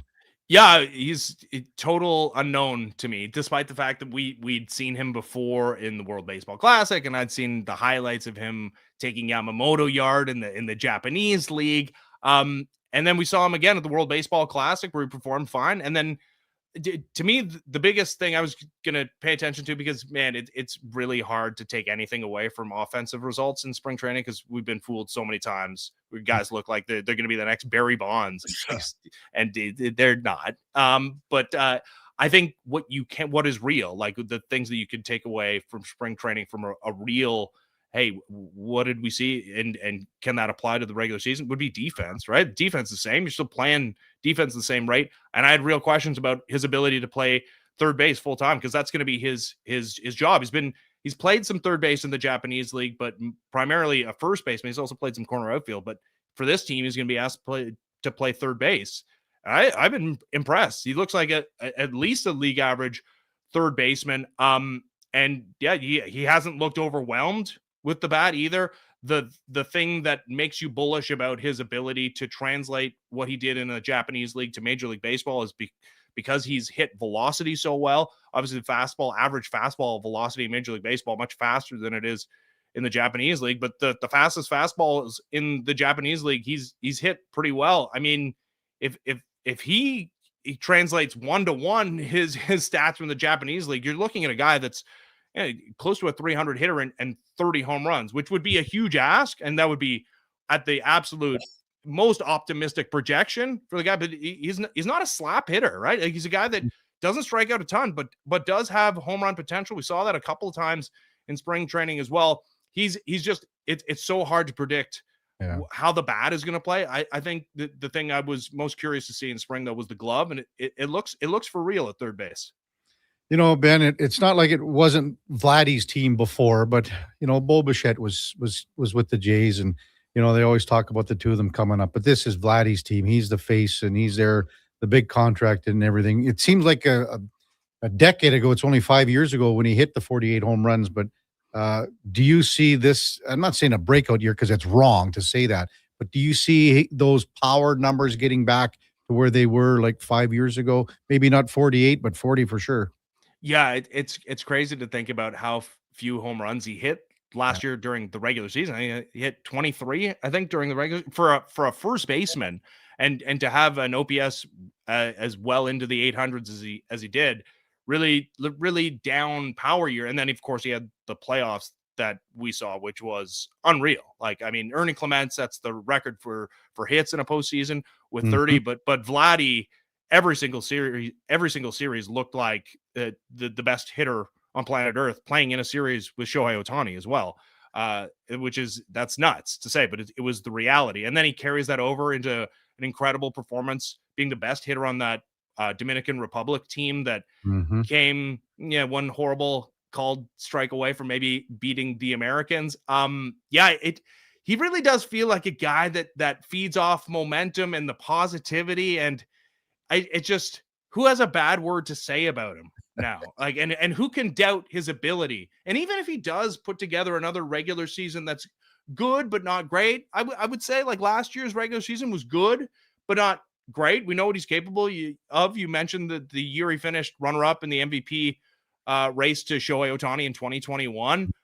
We know he's capable of that. We know what he's capable of in the postseason. I think everybody's gonna give him that grace because we've now seen it. There's no more important moment, and it all the way until the last moment of Game 7, he ends up getting on base in extra innings that eventually is ended in the double play that Alejandro Kirk hits into. But like there was just not one moment in the playoffs where he didn't come up huge, and it just feels like a guy that is going to feed off the positive energy that Blue Jays fans have for him. He's signed up to play his entire career in Toronto. There couldn't be more of a symbiotic relationship between him and Blue Jays fans going into Game 1 on Friday. Man, can't wait for Friday, Ben. So it's going to be Gausman. Is it going to be Luis Severino for the Athletics, or they have announced that yet? Yes, they announced it'll be Severino. The guy throws upper 90s and has had some great years. Had kind of a weird year last year, but he pitched for the Dominican Republic this year in the World Baseball Classic. Looked good, as well as it'd be a tough test. And yeah, the A's aren't like. They're not like the White Sox of a couple of years ago where they're expected to lose 130 games. Like, that's a competitive bunch there because they got to be good when they go to Vegas in a couple of years. Well, I mean, Kurtz is a hell of a hitter. Soderstrom can pound it. Rooker's coming on. Jacob Wilson, we'll see what he does in his second year. They got some players for sure. And Denzel Clark, he should probably start in center, I would imagine. The Canadian. Yeah, and he had a great World Baseball Classic too, with some great catches in center field. Weird, we've seen real competitive baseball already, but yeah, we get the regular season underway on Friday. Oh, can't wait! Ben, thanks for your insight. Enjoy opening night. Actually tomorrow, I guess we get going with the Yankees and San Fran. So, thanks as always for coming on. Take care. We'll talk soon. All right, see you later. Thanks. Ben Andis from the Fan 590. Opening day for the Toronto Blue Jays Friday with the Athletics in town. And again, the Athletics, I mean, they got some pop, these guys. And they're playing in that bandbox in Sacramento with the lines a little, I don't know what the lines, the feet down the line were maybe 320, 330, if that. I don't even know if it was 320, to be honest with you. But Kurtz had a great season last year. You know, he comes into this with, man, he had 30-plus home runs. He's probably pegged for about the same. Jacob Wilson's had a great rookie season. Rooker's on the poise to be an impeccable hitter. The guy can pound it. And as I mentioned, Soderstrom's really good at the plate. And they got a really good catcher that can hit, and Shea Langoliers as well. So when we come back, I guess we'll go in or out with the Duke of Delburne on the Kevin Carrey Show with the Duke of Delburne and Josh Fenwick on Sports 1440 AM radio, presented by Sports Select. We're also streaming on YouTube, X, Facebook, Instagram, and Twitch. Hi, Mike here from Northgate Chevrolet Buick GMC. We're the #1 dealer in the world. Just kidding. If we were, would you care? We're the #1 dealer in Canada. Still kidding. You probably still don't care. Tell you what you will care about, our March Madness sale going on right now. Discounts up to $30,000. And the grand opening of our Autoplex, a massive indoor showroom. No self-proclaimed titles, no iPads, no trips to Vegas or hockey jerseys, just a really good deal. Stop in and see us today, 13215 97th Street, or visit us online at northgategm.com. You're in Northgate country. Do you work for a company that wants to reach people who love sports? Or maybe you're looking to hire people who love sports. Sports 1440 partners with dozens of local businesses, connecting with tens of thousands of Edmonton sports fans every day. On the radio, on the listening apps, on YouTube, and on social media. Contact our sales team today to see what Sports 1440 can do for you. Email Gregor at sports1440.ca to get started. Great news for your weekend project. CFI, that's Custom Floors Inc., is now open 6 days a week with Saturday hours from 10 till 2. Get top quality Canadian products from Beaulieu with the convenience you need. For your free estimate, visit CFI at customfloorsinc.ca. Summer, it's coming. An unstoppable force that will turn your home into the Sweatbox. Don't live in a summer blockbuster. Pro Solutions is your one-call-solves-it-all expert for AC repairs, tune-ups, and new installations. With fast appointments and flexible financing, we'll make sure your home story has a comfortable ending. AC season is coming soon, so book today. Lock in pre-season pricing today. Visit prosolutionsinc.ca to schedule your service today. Need a new ride for road trips, errands, or just life on the go? Go Auto offers a massive selection with over 15,000 new and used vehicles to choose from. With over 70 locations across Western Canada, finding your next ride has never been easier. Whether it's a roomy SUV for the family, a sleek car for the open road, or a rugged truck for your weekend adventures, you'll find it here at a price you'll love. Explore thousands of vehicles today at goauto.ca. This is Andrew Walker, host of the postgame show on Sports 1440. After every hockey game this season, tune in and chime in as we talk about the game. It's all sponsored by Legacy Heating and Cooling. Don't get left in the cold. Visit legacyheating.ca. Ah, yes, Alberta in March. Green beer and slushy roads. Where the only thing worse than the roads is trusting them.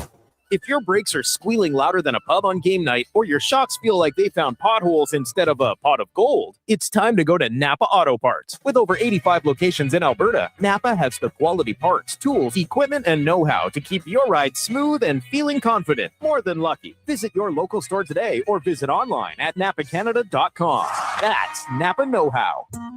Fast track your financial goals with a special rate term deposit from Vision Credit Union. For a limited time, take advantage of a great rate on 1, 3, or 5-year terms. Plus, as a Vision Credit Union member, you can earn up to 25% more on your interest through profit shares. For details, contact your branch today or visit visioncu.ca. That's visioncu.ca.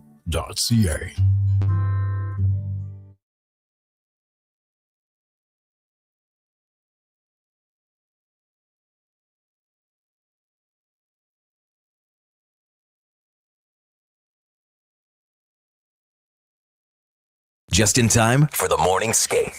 This is the Kevin Carrey Show on Sports 1440.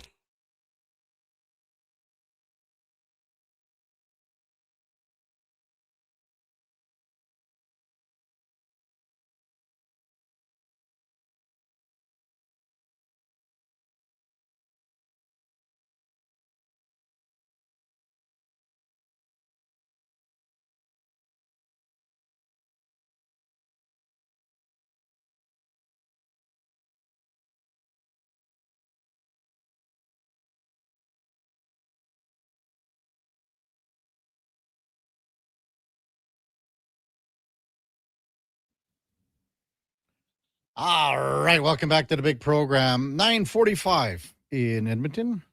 So glad you're with us here on a Tuesday morning. It's game night for the Oilers as they are in Utah to take on the Mammoth, and 11 games to go. What would the Oilers need? What would they like? 8-3, something like that? They would love something like that. Can they get it? Are they going to be where they are for the bulk of the season, where, as Spec said, we were discussing with Spec, they haven't had better than a good week. Haven't had better than a good week all year. We'll see what they can do here in the final several weeks of the season. Time now for Are You In or Out? Brought to you by Pro Solutions. If you need fast air conditioning service, Pro Solutions offers expert repairs, tune-ups, and installs with flexible financing. Book your appointment now at prosolutionsinc.ca. Okay, you know what? Moving too fast. Bottom line, are you in or you out? In or out of what? No time for questions, just action. In or out? Well, then I'm out. I'm sorry, Jet. Actually, you're already in. Are you in or are you out? On Sports 1440. I thought you would go, I'm in, Bob. We would have had a really cool moment, but you kind of ruined the whole thing. All right, Duke, Letterbuck. It is game day. Edmonton Oilers down in Utah, kicking off a 2-game swing through the desert. They'll, of course, go against the Vegas Golden Knights on Thursday. Yesterday at practice, before they took off for Utah, we saw some new defense pairings. Unfortunately, Kev, I don't think we see those deep pairings survive tonight's contest. I was just looking on the DFO. They have Connor Murphy and Spencer Stastny as their third pairing. Yeah. But that leaves Ty Emberson out of the mix. Is he still not banged up a little bit? No, I don't know. I mean, we'll see what happens, I guess. But so you have lefty, right? In the middle pairing, yeah. Ekholm back to his offside, which, as you mentioned, kind of off the lead of this morning's show, we have not seen very much of in his time in Edmonton, but it was, I don't know if regular or frequent is quite appropriate, but he did do it in Nashville. Yeah, you're right. That's right. So I don't know. Maybe they're just wrong. And I didn't see Stastny when the lines and pairings were sent out yesterday. I didn't see Stastny on there. Emberson was on the list. So that tells me then that is what we're going to see on the third pairing righty then, Duke? If Emberson plays. Well, he played on Saturday. Yeah, but maybe he re-aggravated something. And, yeah, maybe he did. But honestly, on the lines, Duke, that were sent out from all the guys at practice yesterday, it was Emberson. With Murphy. With Murphy. Yeah, which I'm going to just triple check that just to make sure. Okay, well, let me while you try and seek that out, let me just give a little maybe backing on my thought process here. Like we know what Evan Bouchard and Matthias Ekholm have been for most of this year, right? Just like the rest of the team, they had a terrible start to the campaign, and neither guy was playing worth a damn. But in the past several months, I mean, as a unit, they've been rock solid. We know the point production is always going to be there, particularly from Bouchard's side, but the defensive acumen, Ekholm has got that step back that he kind of appeared to be missing following the injury in last season's playoffs. This all kind of just seems to be like some effort or way to get Jake Wallman going, and we've been talking about this now for weeks on end with this player. Saturday against the Lightning, I thought he was once again, if not their poorest player on the back end, very, very close to it. So having him slotted to maybe play with Evan Bouchard, I think that's just a little too much horses yanking at the rope on the tie post for my liking against a team that can really victimize you like Utah. I don't even know if it'll start the game like this, Duke. I don't. Yeah, it doesn't make sense because I mean, we'll maybe get a little more information once they take the ice for morning skate today. But this is the information we have to go off right now, and I'm looking at it and saying, I'm not sure I like the look of it. No, so I'm out. I don't even know if it starts the game. Okay. If it does, it's not going to last long. It can't. I just don't see Wallman and Bouchard being paired together. And if it's Connor Murphy, and yes, it was Stastny, and Emberson was the 7 guy on the list. Okay. So I don't know if something happened against Tampa Bay, but I don't think you have Connor Murphy playing with Stastny here, what you're doing moving forward. And if for no other reason, the kind of almost the inverse of what I'm talking about with Murphy or with Wallman, where he has been playing so poorly, Connor Murphy has looked largely exactly as advertised since coming over from Chicago, right? He's not a world beater. He's not going to challenge for any Norris trophies, but you know what you're going to get out of him. And at this point, is that not good for the Oilers to have something stabilizing and steady back there? It seems like his minutes would be pretty limited, at least, especially from a 5-on-5 perspective, if you're expecting to roll him out with Spencer Stastny as his partner. I'll be honest, Duke. I mean, if I saw Murphy and Ekholm, I'd be happier with Murphy and Ekholm and Nurse and Bouchard. Okay, Kev, I think I'm there with you. Compared to this iteration that we got at the skate yesterday. Yeah. Now, if I'm being completely honest, and maybe this is a little bit naive because of everything we've been talking about all morning with needing more of the coaching and stuff, and the deep, like the Ekholm Bouchard pairing up top, I'm just like, I'm a little curious about the desire to move away from that at this stage of the year. For whatever reason, Jake Wallman's looked like a shell of himself from last year when they picked him up and into the playoffs. I mean, if anyone has to, you can talk about Tristan Jarry, yeah, he would be at the top of the list to find his game for success down the stretch for this team. Wallman's right behind him. 100%. 100%. The tonight's opponent, the Utah Mammoth, currently sit in wild card number 1 with 80 points in the Western Conference playoff picture. Shaping up in both conferences in terms of what teams are going to be where. Obviously, some seeding and a few spots up for grabs still. But I think when you're looking at the Mammoth, they present the most likely option to pull off an upset in round number 1. And unfortunately, it would likely come at the expense of the Pacific Division winner. Man, I mean, this is to me, Duke, it's the Mammoth and the Ducks they're similar with all the young players, and then they have the scoring and they have these guys that are exciting and they're to watch as long as they're not diving like Beckett Seneca, Duke. Yeah, it's too bad. Hate to see it. And I don't even know if I would call it a first round upset, Duke. I think it would be like if it ends the way it ends right now, so it would be the Mammoth playing the Ducks, correct? Correct.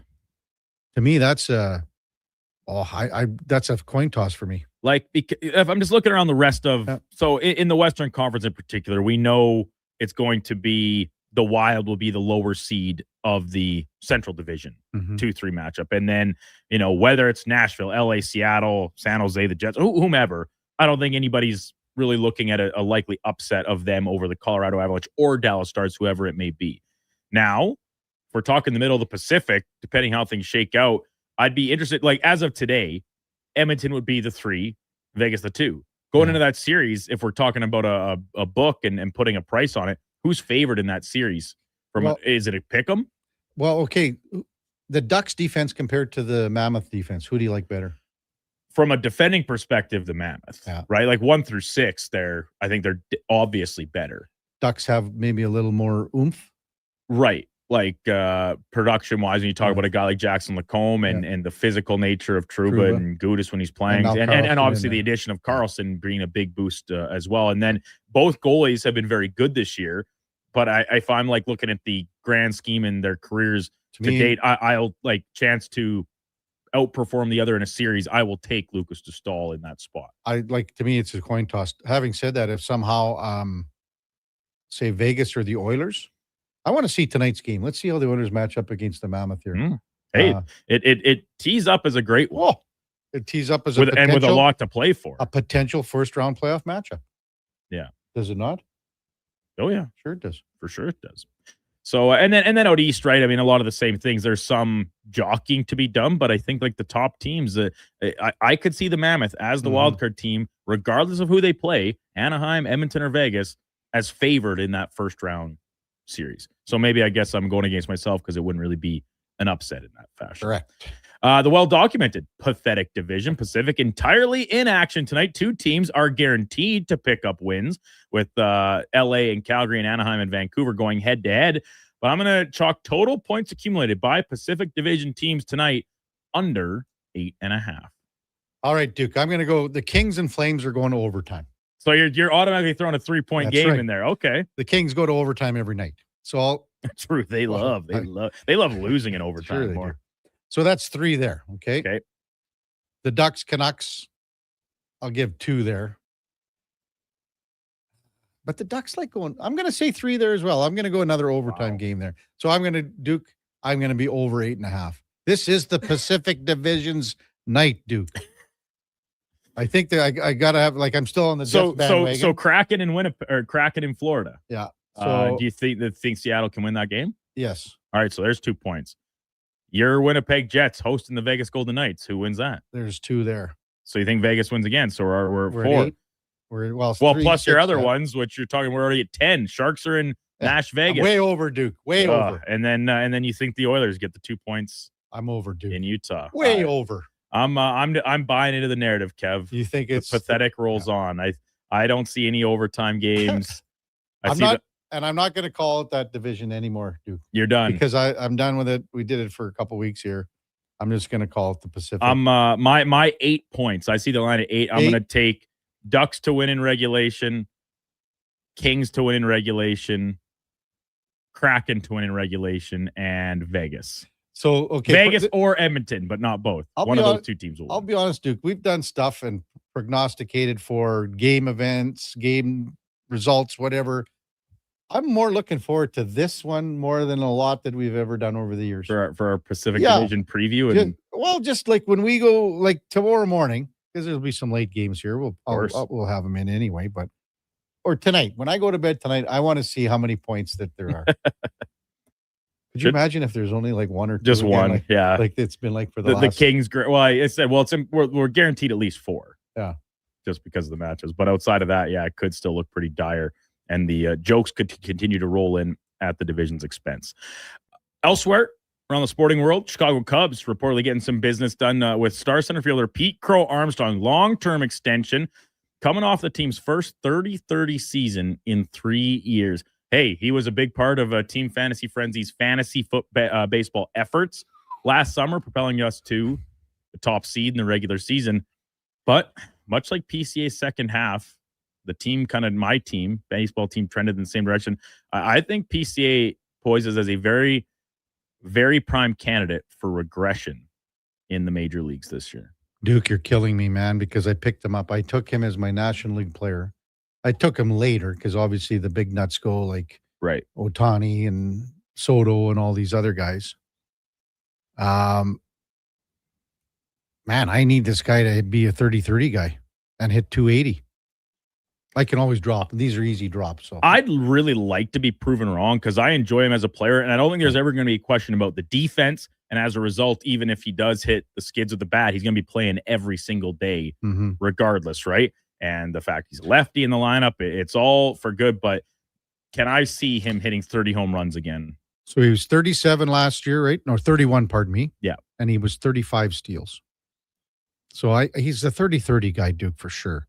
His average last year, he's got to up his average he's got to get on base more. Yes. So he needs to be batting 260 for sure. So, Kevin, do you think there's anything to the fact that when Kyle Tucker got hurt and then kept playing through injury and looked very bad, that insulation for PCA in the lineup and PCA's numbers dipped in conjunction with them? Now they bring in a guy like Alex Bregman. Yes. Does that fit that or fix that problem that they kind of saw in the second half of last season? For some lineup insulation for a guy like PCA? Well, I've talked about this, Duke, sometimes before. Sometimes the guy that you're batting behind, like the guy that's batting behind you, they always talk about insulation there. But sometimes insulation can come in the form of the batters in front of you. If those batters get on base, you're forced to throw to the guy. I see Bregman batting second in this lineup. And behind PCA is Nico Horner, who can handle the bat. But he's not the player that he once was. I see your point here, Duke. I want, Kevin, come Wednesday night, do not be shocked to see me draft PCA again, because I had just naturally have an affinity for really good defensive players, and then that ability to keep them in the lineup and work through offensive struggles at times. But I just I look at this Cubs team, and I think they're going to compete for the division again. But it's once again going to be a very group effort without this standout wire-to-wire type superstar player in their lineup. Maybe they got to shuffle the order up a little bit here and have him bat a little higher in the lineup. Maybe. Opening day coming Friday for the Blue Jays. Of course, the rest of the league not the rest of the league. The first game, technically, will go Thursday, isn't it? I thought it's Thursday. The Yankees and Giants? Tomorrow, I thought, dude. Oh, okay. I might just been looking on my days incorrectly. But either way, hey, it's baseball back this week. Be excited.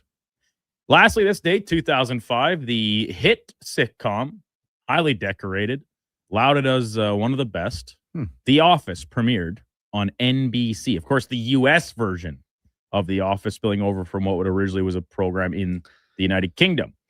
Known for its great cold open scenes to begin episodes, the best of which, the best cold open, was the fire drill in the episode Stress Relief. I think we'll be bringing in, we're going to the bullpen here and bringing in Josh Fenwick.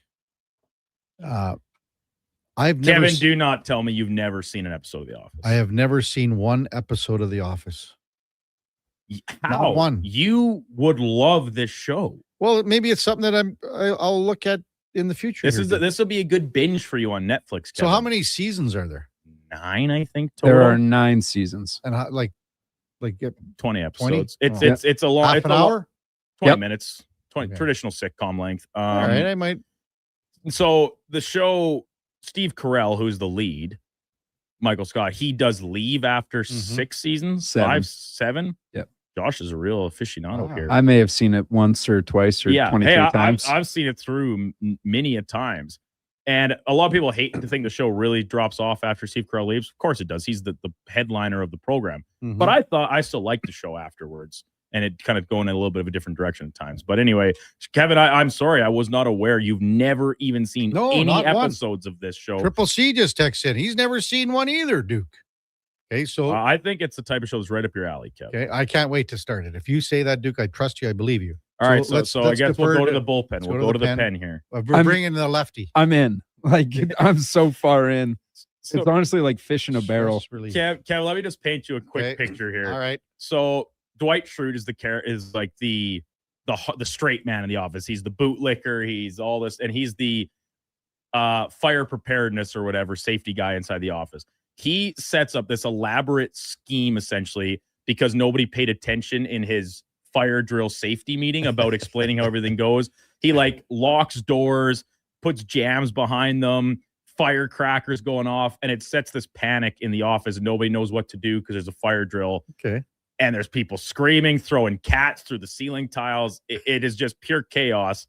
And then it ends with a guy having a heart attack because of all the stress that's going on. I'll be able to get a YouTube video of just this cold open. I'll send it to you here in the next break, and you can watch it. It's only a couple minutes long. You will be howling laughing. I'm really looking forward to this, Duke. I don't know when it's going to happen, but it'll happen in the future. Not near future, but maybe down the road a little bit. Listen, it's a busy time of year. We're coming up on with playoffs. You're not going to start anything till. Well, right? This was kind of nice. What I like about sitcoms and the rewatchability is that like the Oilers game finishes at 9 o'clock at 10:30, whatever. Yeah.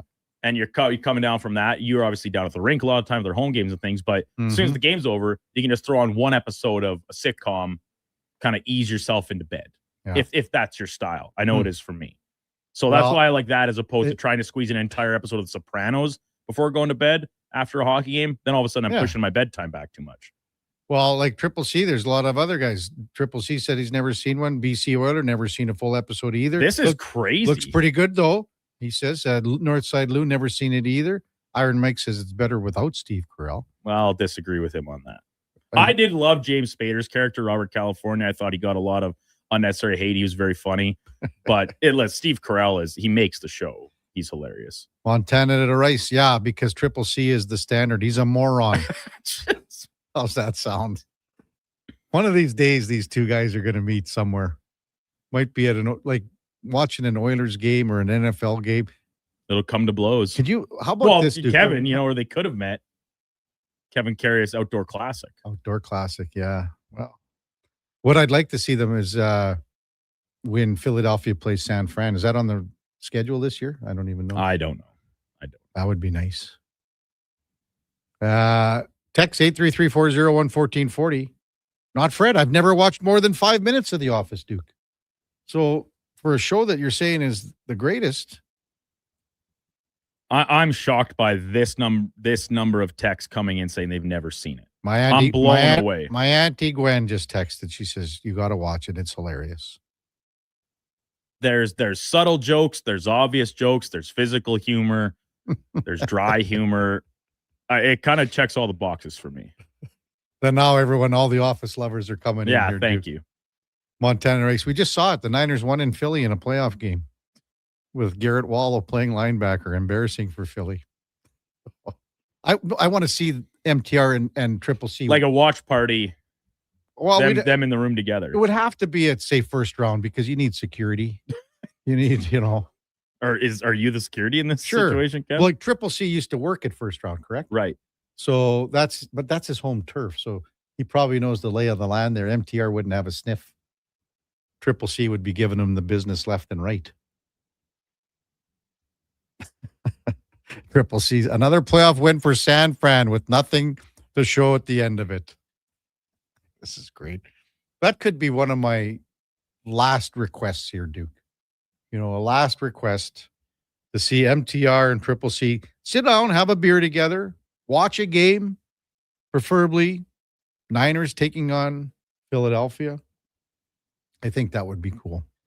Coming up in the 10 o'clock hour, we'll get to more of your text, 833-401-1440.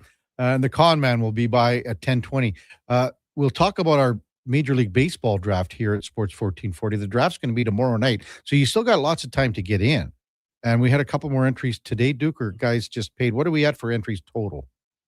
13, I think now. So we'd love to have 3 more. So and I know our text line's heating up right now and today. So if we could get 3 more teams to get us to 16, that gives us, 2 divisions of 8? My math is correct.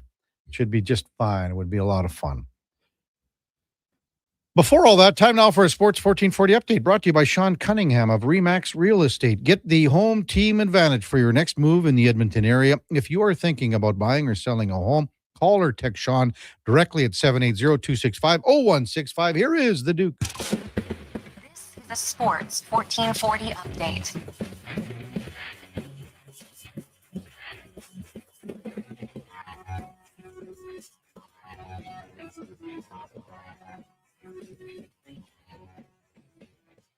Game day for the Edmonton Oilers as they are down in Utah taking on the Mammoth. Puck drop coming just after 7:30. Pre-game coverage starting right here on Sports 1440 at 6 o'clock. Around the rest of the NHL, 14 games. Busy night, including the Kraken in Seattle. Maple Leafs take on the Bruins. Habs host the Hurricanes. Senators up against the Red Wings.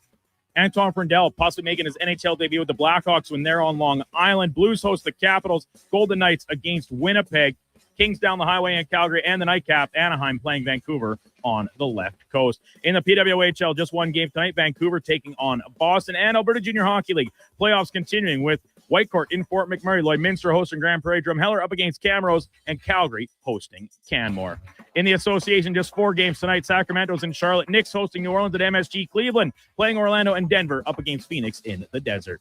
Coming up in hour 4 of the Kevin Carrey Show, we'll be joined by Connor Halley from Fantasy Frenzy. I'm Brandon Douglas at your Sports 1440 update. Sports 1440, Stingray radio station. CKJR broadcasts from West Edmonton Mall and Wetaskiwin. Download the free Stingray music app and listen wherever you go. At Fountain Tire, the savings come in 3s. Up to 25% off select tires, a mail-in rebate of up to $100 off a set of 4 select tires, and $50 off a $150 service. We're basically the VLT of savings. Until April 25th. Restrictions apply. Book today. Divorce is never easy, but Fairway Divorce Solutions can help. Their clear step-by-step process addressed all our issues, and we moved through the process quickly. Fairway didn't take sides. They saved us money and heartache. My ex, the kids, and I feel like we'll all be okay.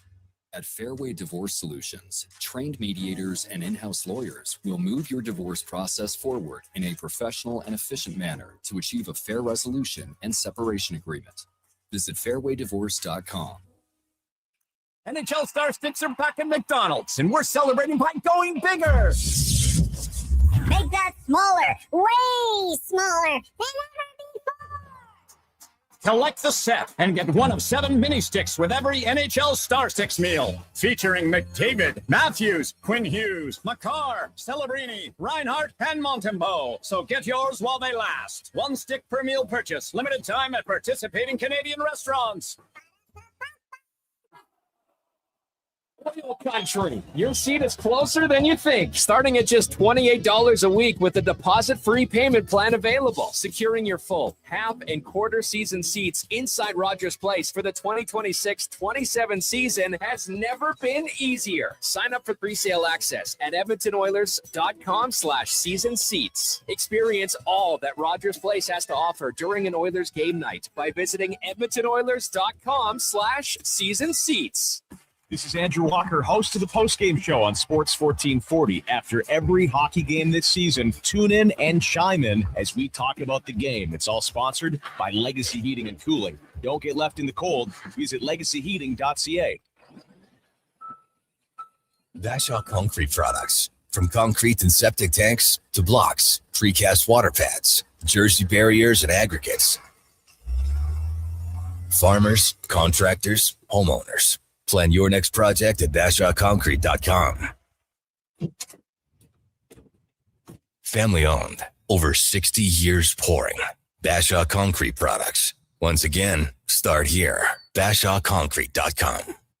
Legacy Heating and Cooling offers no payments and no interest for 1 year on your new furnace. So, when you wake up to no heat, call Legacy. Call Legacy. If you need it immediately with no overtime rates. If you need it immediately and want to combo it with AC. Call Legacy. Call Legacy. No payments and no interest for 1 year on your new furnace. It could only be Legacy Heating and Cooling.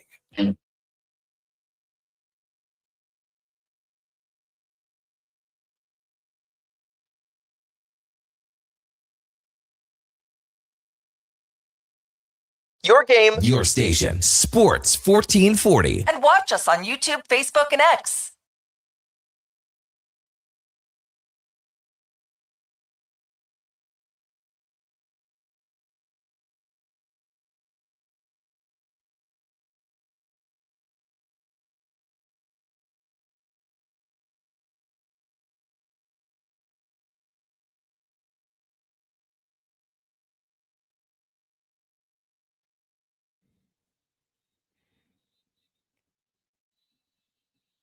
All right, welcome back to the big program. I just pictured Duke driving around Delburne, listening to the Beach Boys, window down, elbow out the half-ton truck. Maybe in the combine too, Duke. You got her going in the tractor too, or what? The Beach Boys probably not. But then again, a lot of the time in the tractor, the combine, I just have I'll have it on shuffle on my phone. And there's Beach Boys on there, so they are prone to come up on shuffle. Very popular band, Duke. Yeah, I'd say. Very popular. Did you ever see them live? No, Kevin, I didn't. Well, how about some of the knockoff bands, those I think I saw, weren't they playing at the River Cree here? Oh, yeah, I'm pretty sure you're dead on with that. There's nothing wrong with it. Yeah, is that your favorite Beach Boys song? No, I think probably Wouldn't It Be Nice? Really? Wouldn't it be nice? Yeah, I find it really relatable. Text 833-401-1440. Dirty Doug. Hey, and we got a whole bunch. We're going to get when Connor Halley comes on. I think we got 3 or 4 more people that want to join our ball draft, Duke. Pretty good. We'll get to those names, I think. Husks even says he's in. That would be unbelievable. Unbelievable. BC Oiler, it's no Seinfeld, talking about The Office. Not Fred says MTR's favorite show. It's a Super Bowl. Happy the Seahawks are the champs. Oriel Bernie, I've never gotten into it either, The Office. Nate 74 says The Office is the best. I've watched it completely 5 times over the CPR episode is hilarious. That's what I'm talking about. That's the one? It's how it starts is the fire drill, and then he has the heart attack, and then they bring in a CPR specialist to teach about how to respond to in the case someone does have a heart attack or something like that. And it is the same character, Dwight. He ends up cutting the face off of this little CPR dummy and putting it on his face like it's Silence of the Lambs. It's like, why did you cut the face off the dummy, Dwight? He's like, because I saw it in that movie and I didn't think it looked very real. Turns out it's quite real. Well, when Josh Fenwick's laughing, he's almost tearing up. He's laughing so hard here. CPR dummy. It's like that episode might be the best one, in the whole 9 seasons of the show. That made me think of that old show, Boston Legal. That's before your guys' time, but Did you guys ever see that Boston I've Legal? seen episodes of it. Yeah. Well, there's that one, and William Shatner is just pure money in there. And he was infatuated with Candice Bergen. Yeah. And then he gets caught in that broom closet with the blow-up doll that looks just like Candice Bergen. And Bergen opens the door and sees the 2 of them in there, and there's lipstick all over Shatner. And he's like, what's the problem here? Oh, Man, that was one of my. I can't believe that show didn't go longer, Duke. Boston Legal. It was so good. Man, I'm going to watch that one again. I got to try to find it. Text 833-401-1440. Not a whole heck of a lot happening sporting world-wise on the old kind of news updates. It's sort of quieter this morning, but that's just the way she goes. Phil says, raking hay with a little gray Ford, New Holland, side throw. I had a transistor radio with an earpiece and a choice of CJCA or CHED. What would that look like? A New Holland side throw, Duke, with a little gray Ford. So, yeah, the side throw, my understanding is, and we had one too, so it wouldn't be a PTO-driven one, but it would probably just be like half a V-rake type thing where it's essentially just driven by motion. Yeah. And yeah, just essentially turns the swath, like flips it. So after you cut the hay, you let top half dry. It's maybe not, the weather isn't super conducive towards getting everything crisp through. So you flip it. And then if you go back down the same way, you can actually end up flipping 2 rows into each other. So then it's one less pass for the baler to make as well. The curling commercials, was that New Holland, and then they show the old Ford tractor in there? Do you know what I'm talking about? Well, yeah, I know New Holland. There's lots of New Holland commercials during the curling because they're a big sponsor of the tour. But they have that Ford tractor that's in the barn or whatever. It's like an old one. And I don't know why they'd have a Ford tractor in a New Holland commercial. Are you thinking maybe the BKT tires commercial? No, I can't remember what it is, Duke. I'm going to figure that out. But I think because they bought out the Ford tractor part of it, something like that. I have to figure that out. But yeah, you can see clearly it's like it's about it. Maybe it's not New Holland, but the Ford tractor is in there, Duke. The Ford tractor, the old Ford tractor is in there. Look at that nails. They were PTO driven ones. We had a PTO driven little side throw one, but that was more. It was, you didn't want to get your pant leg caught in that when it was spinning around because it span pretty quick. And same thing, it would just take one swath and kind of flip it over and move it over, whatever, 6 feet. But you could have pickup trucks with PTOs on them. Don't get me wrong. I just don't know how common they would have been. But what did I call them? The power turn-ons? Power turn-ons. Hey, look at this. The rig. You're right, KK. Boston Legal was a great show. The end scenes were great with Shatner and Spader, brandy and cigars. Rob says, yeah, Spader and Shatner are one of my favorite all-time duos in Boston Legal. Man, unbelievable.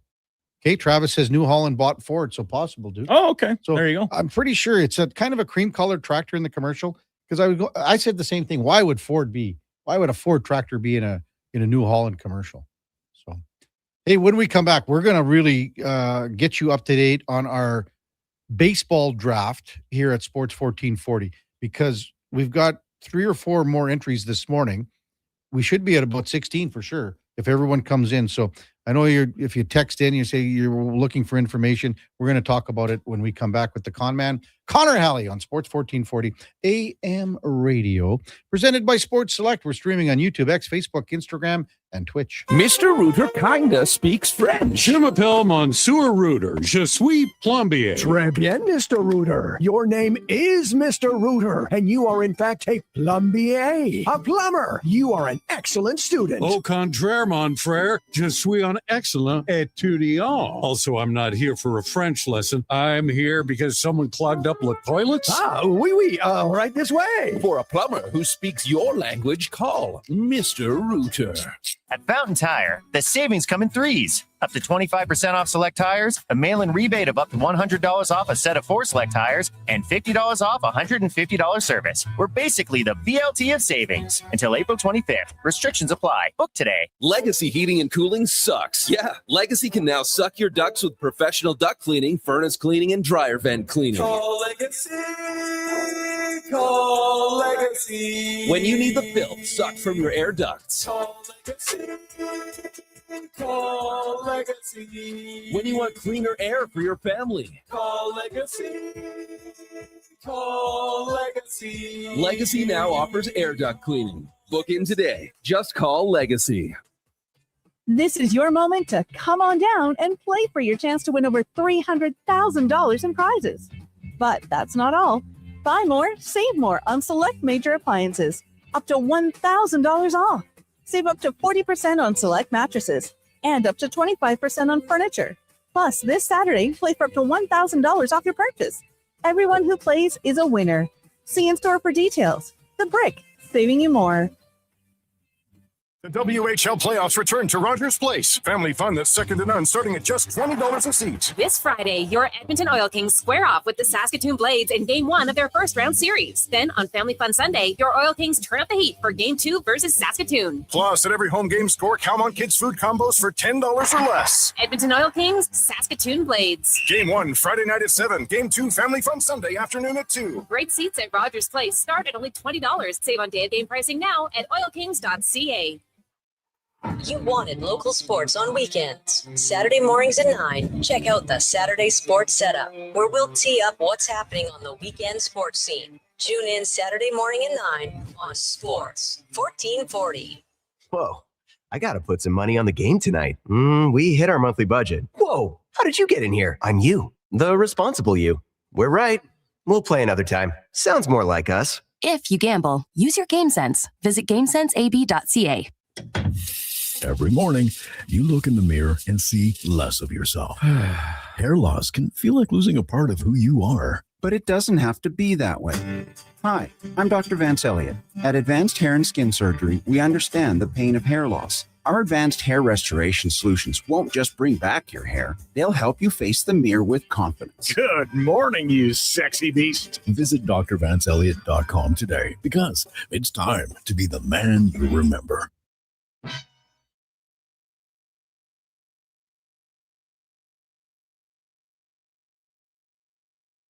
Just in time for the morning skate. This is the Kevin Carrey Show on Sports 1440.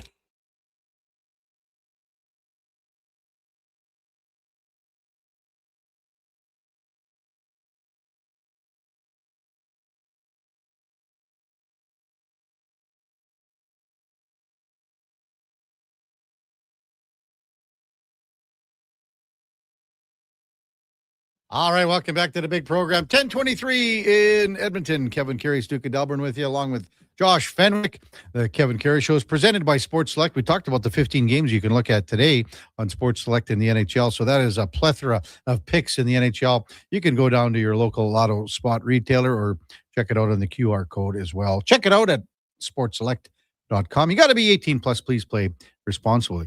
As we welcome in the con man, Connor Helly from Fantasy Frenzy, and the Jason Gregor Show. Good morning, con man. Good morning. How are you doing? Oh, excellent show. Excellent. Great day today.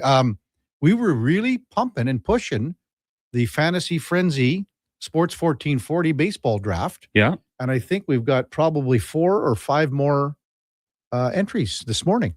That's great. So we're probably going to get close to 20. We're probably at 18, Duke, if everyone's coming along.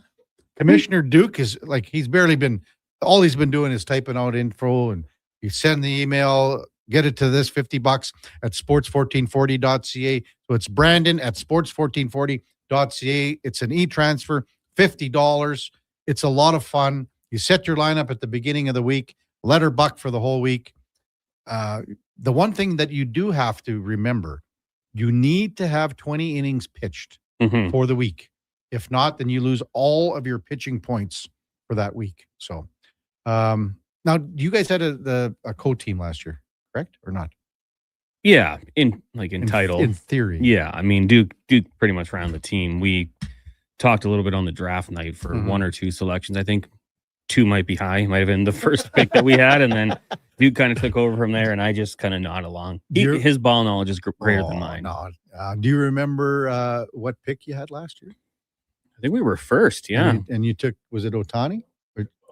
Yeah. So he took Bobby. And I think we had some criticism because people said, well, the commissioner gets first overall pick. That's right. Snake draft. First isn't always the best spot to be in. So, I mean, we kind of carried that burden. But it was randomized, no matter what people try and tell me. Like, it was random. I will say, though, like just with the 20-team league, and, you could probably carry this over to any sport you do participate in. If it's like a 8-team fantasy football league and someone wins it, you're like, okay, that's good for you. Trust me, I've been there. I've won an 8-team league. It's easy. 20 teams, it's tough. It's tough. Yeah. Like you actually have to know ball. So not only would you win if we get this totally filled up, $500, you would also be able to have really good bragging rights. Like I won a 20-team league. So yeah, I mean, it's a pretty cool one. For football, we kind of thought maybe we could do that as well. It capped it at 12. Right. So we couldn't do 20. So this is kind of a unique situation. And, if you know ball and you get some late round picks, it goes a long way. Absolutely. MTR says another 3-hour draft coming. Well, no, because the Duke has changed the allotment time for quicker picks in between. MTR says, though, again, especially when dopes like Triple C take the whole allotted time to pick a pig. This is going to be a great, again, between MTR and Triple C. We should do a round table with them one day. Get them in studio. I'm in for that. Well, I said we should get them to watch a Niners-Eagles game at first round. That'd be good together. Too. But we need security. We need security. And yeah. I bet if they were not watching their two favorite teams, they'd chop it up. Just drop in old random sports. Probably. Names, things like that. So Maddie and Regina's in. I think Rob said he was coming in. Duke. Who else? Connor. Another Connor. So Connor, the most popular name in the world. Yeah, it's growing. How many else, Duke, was there that we had? There's a few just asking for information, and then so we're kind of just waiting. Listen, your entry is when the money is in my inbox. When I get the email saying Interac e-transfer has been received. That's your entry. And then once I get that, your email in the memo line, I will send you the invitation link. Yeah. My team is Mickey's Mantle. Good name. Mickey's Mantle. Very clever. Because that's where I'm going to be putting the trophy, Duke. Okay. Should get a trophy. We should get a trophy. I'll make one. Hey, yeah, why not? It's funny you mentioned that getting trophies made. So in Delburne, because there's no beer league team just in town anymore, because most of the guys play the senior, they started like a 4-on-4 league just for locals. Essentially, they play every Sunday night.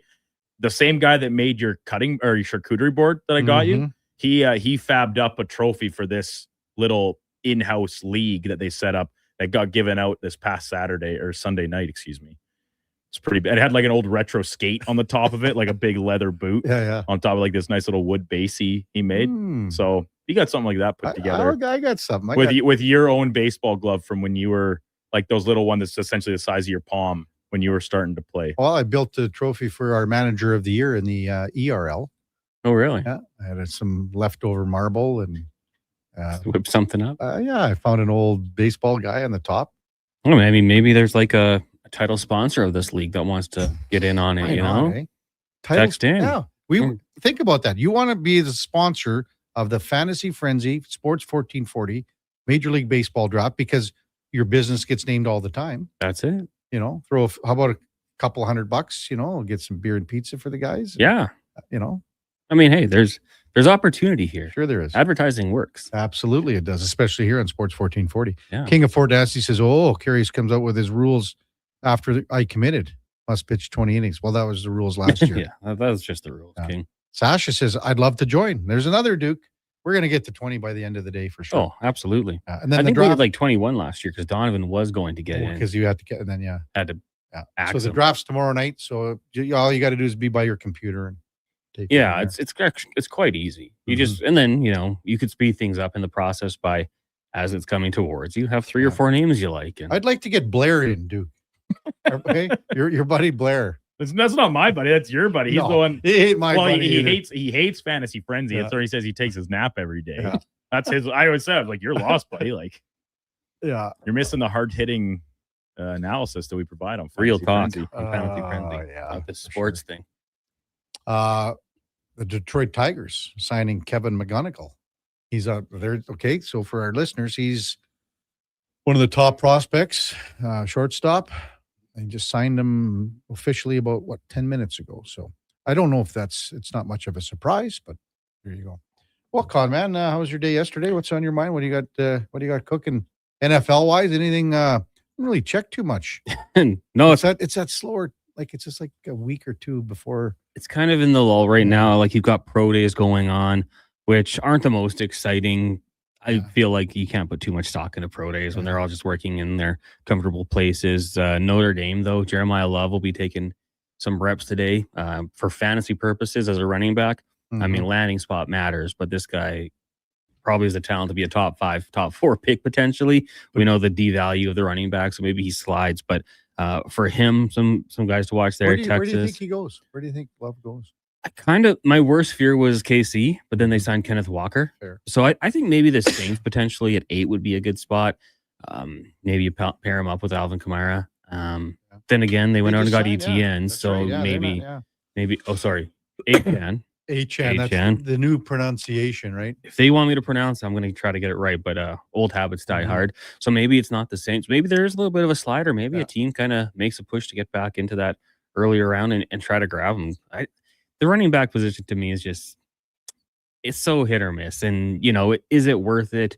You look at the New York Giants and they draft Saquon and he's great for a while, but there's the injuries and for whatever reason, let him walk and goes to do what he did in Philadelphia.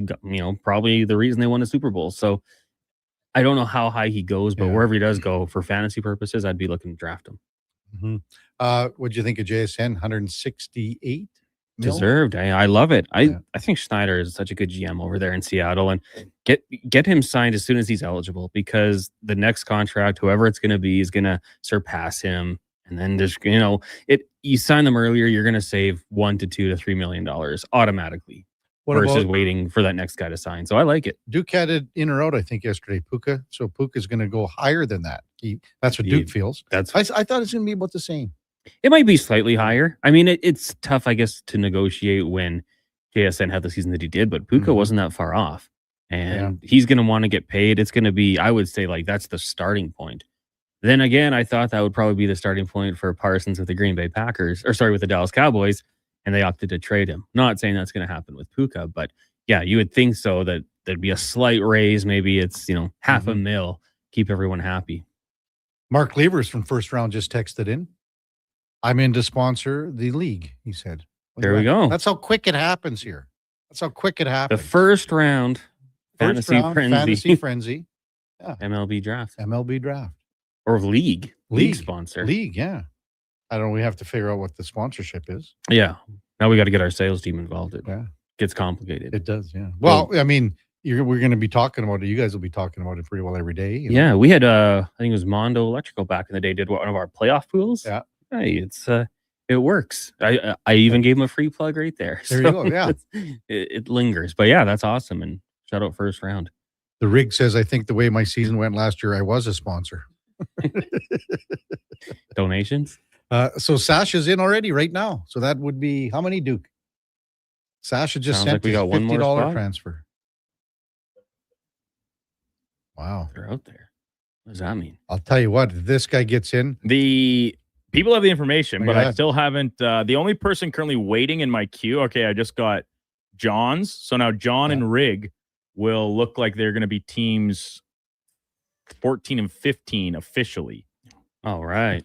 Because Ricky just entered his team and he sent it in earlier. He was number 13. No. Oh.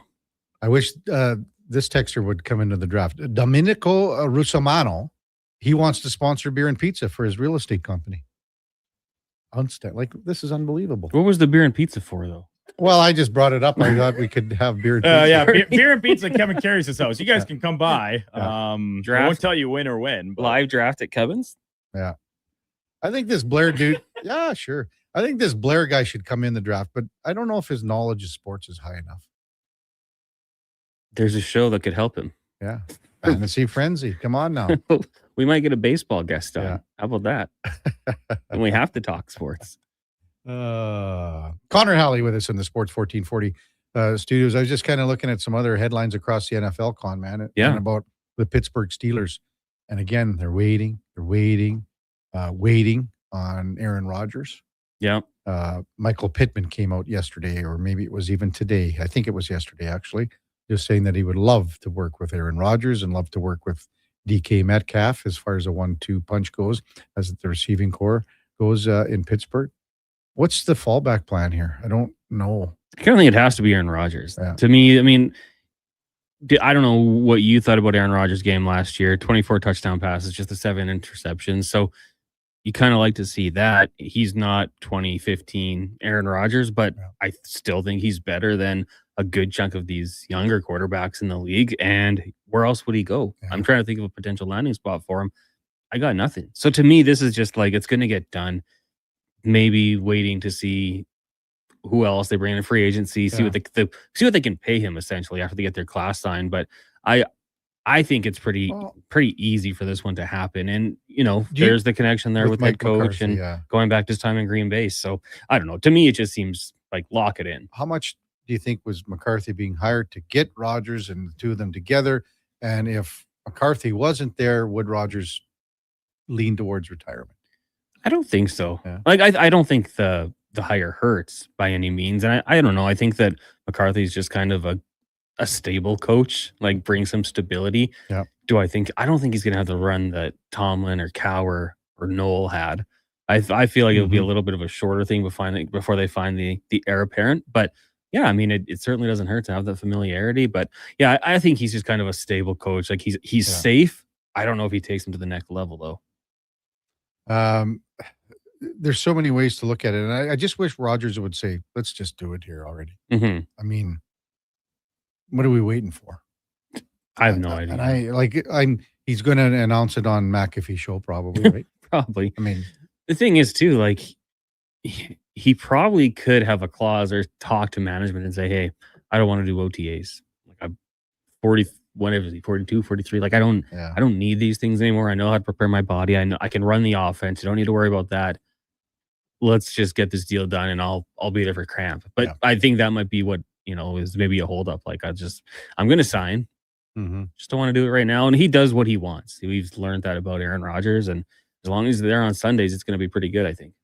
I mean, in that division and the way it broke down last year. Yeah. And shook down. I mean, everyone obviously gave the division to Baltimore, I think, at the start of the year. And then they went in the tank at the start of the season, came back, made it interesting. Made it close for sure. And then Cincinnati with Burrow. I mean, I know the Bengals. I mean, you lose Hendrickson, who was out for a chunk of last year anyways, but what are they going to do defensively? Joe Burrow's out there playing flag football, getting tackled, getting his pants pulled down. I was listening to the dudes coming in this morning at 6 Bells with talking about flag football and the Olympics and all that stuff. Yeah. And they have some good points they were talking about, in the sense of the owners and the GMs and the coaches don't want their players going to the Olympics. It's that simple. Yeah. In flag football, what if someone blows something out here? And all the non-contact injuries, the more and more that we've seen. Yeah. Like that, something's going to happen there. Probably. Something. And then like Odell Beckham, he's playing and he wants to get back in the NFL. You see his catch? Yeah. Back of the end zone? I mean, unreal. It's like scripted or something, right? Maybe he should be focusing on the flag football. I think that's pretty cool, though. Like, did you watch any of it? I didn't know. Like, the one team was kind of lame that had influencers, and that was stupid. But, the Team USA playing against the NFL players, like I was listening to Fox Sports as well, and they were saying totally different game. I don't know if I agree with that. Like, it's still football, but it is quite different. And these guys, like, the way to elude grabbing the flag, like the one guy's dropping down to one knee and sliding around, guys, it was pretty awesome. They don't need the NFL to win gold. Right. No, not at all. Mm-hmm. And just the strategy, as you said, dropping down, it's spinning, it's the elusiveness. Yeah. Did you play flag football or just never flag? We played touch. My buddy's uncle's team had a touch team that right out of high school we went and played, and it was a lot of fun. Yeah. But never got into flag. No. We used to. We played it in elementary school. Yeah. And what you would do is you would wrap the flag around 2 or 3 times, so it would be harder to pull. Yeah. So I'm looking forward to be honest with you, I'm looking forward to Team Canada, because you would have Nathan Rourke, you would imagine. Yeah. And again, the CFL says, no, we're letting our players go. So you could have both the Rourkes there. Curtis as well. Yeah. Chase Brown, Chuba, get him out there. I don't know if those players are going to be allowed. I hope so. I want like Josh Palmer at receiver. You got a few other guys you can get out there.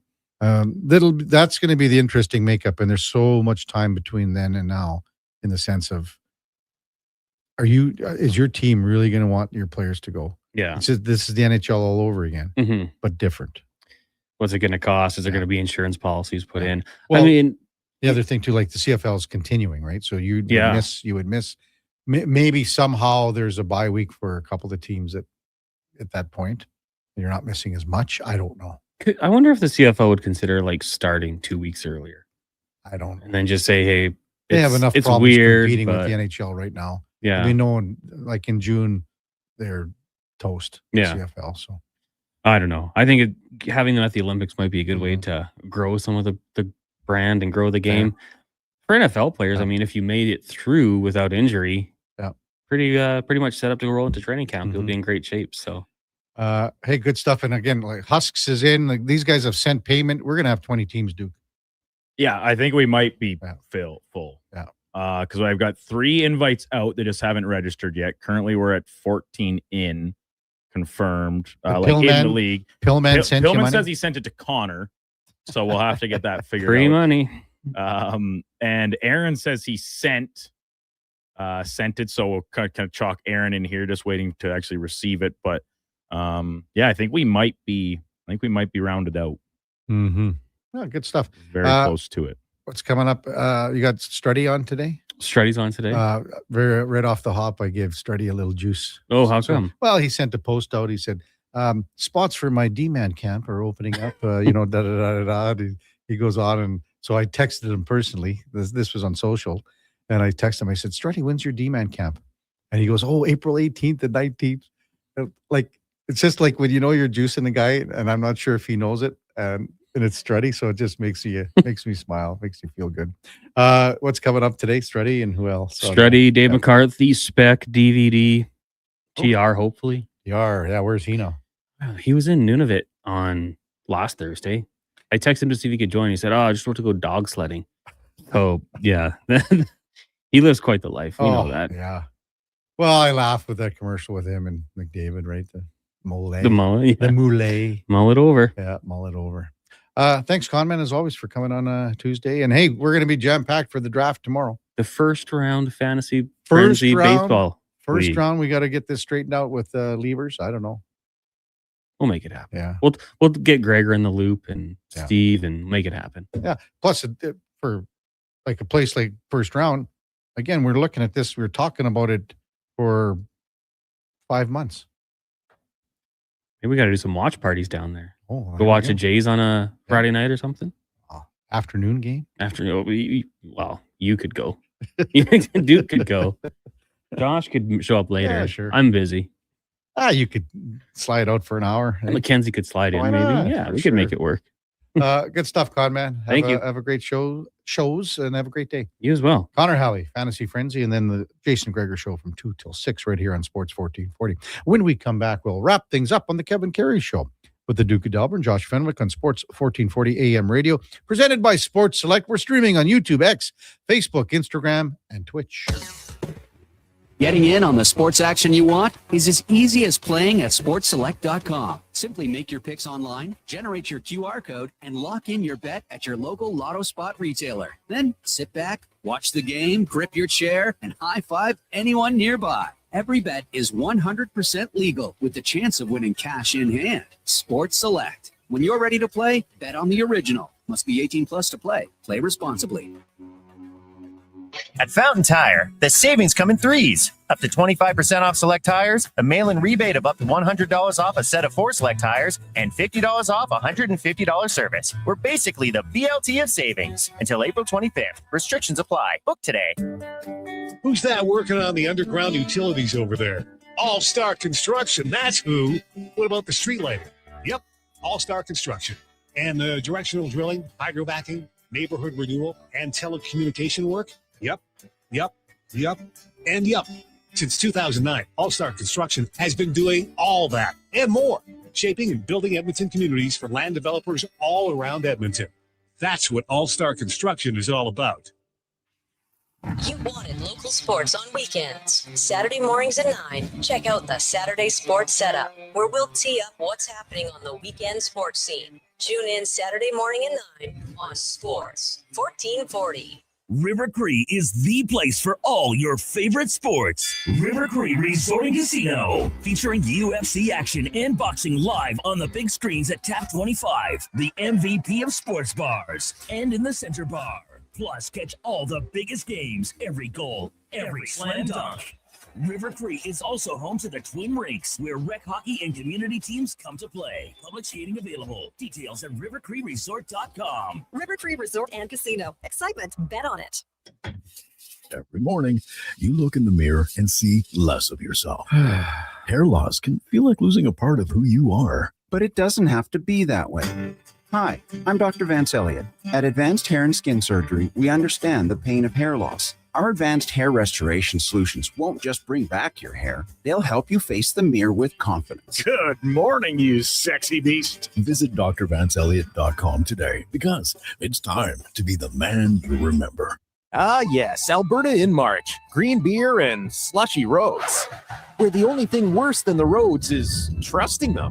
If your brakes are squealing louder than a pub on game night, or your shocks feel like they found potholes instead of a pot of gold, it's time to go to Napa Auto Parts. With over 85 locations in Alberta, Napa has the quality parts, tools, equipment, and know-how to keep your ride smooth and feeling confident. More than lucky. Visit your local store today or visit online at napacanada.com. That's Napa Know-How. The weather doesn't care about your shift or your schedule.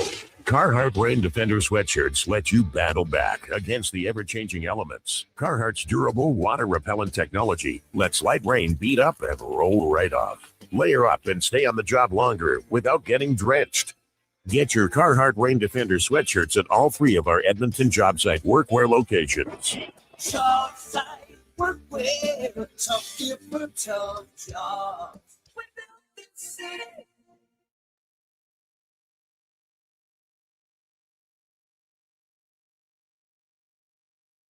Have your sports curiosity cured with the Kevin Carrey Show. This is Sports 1440.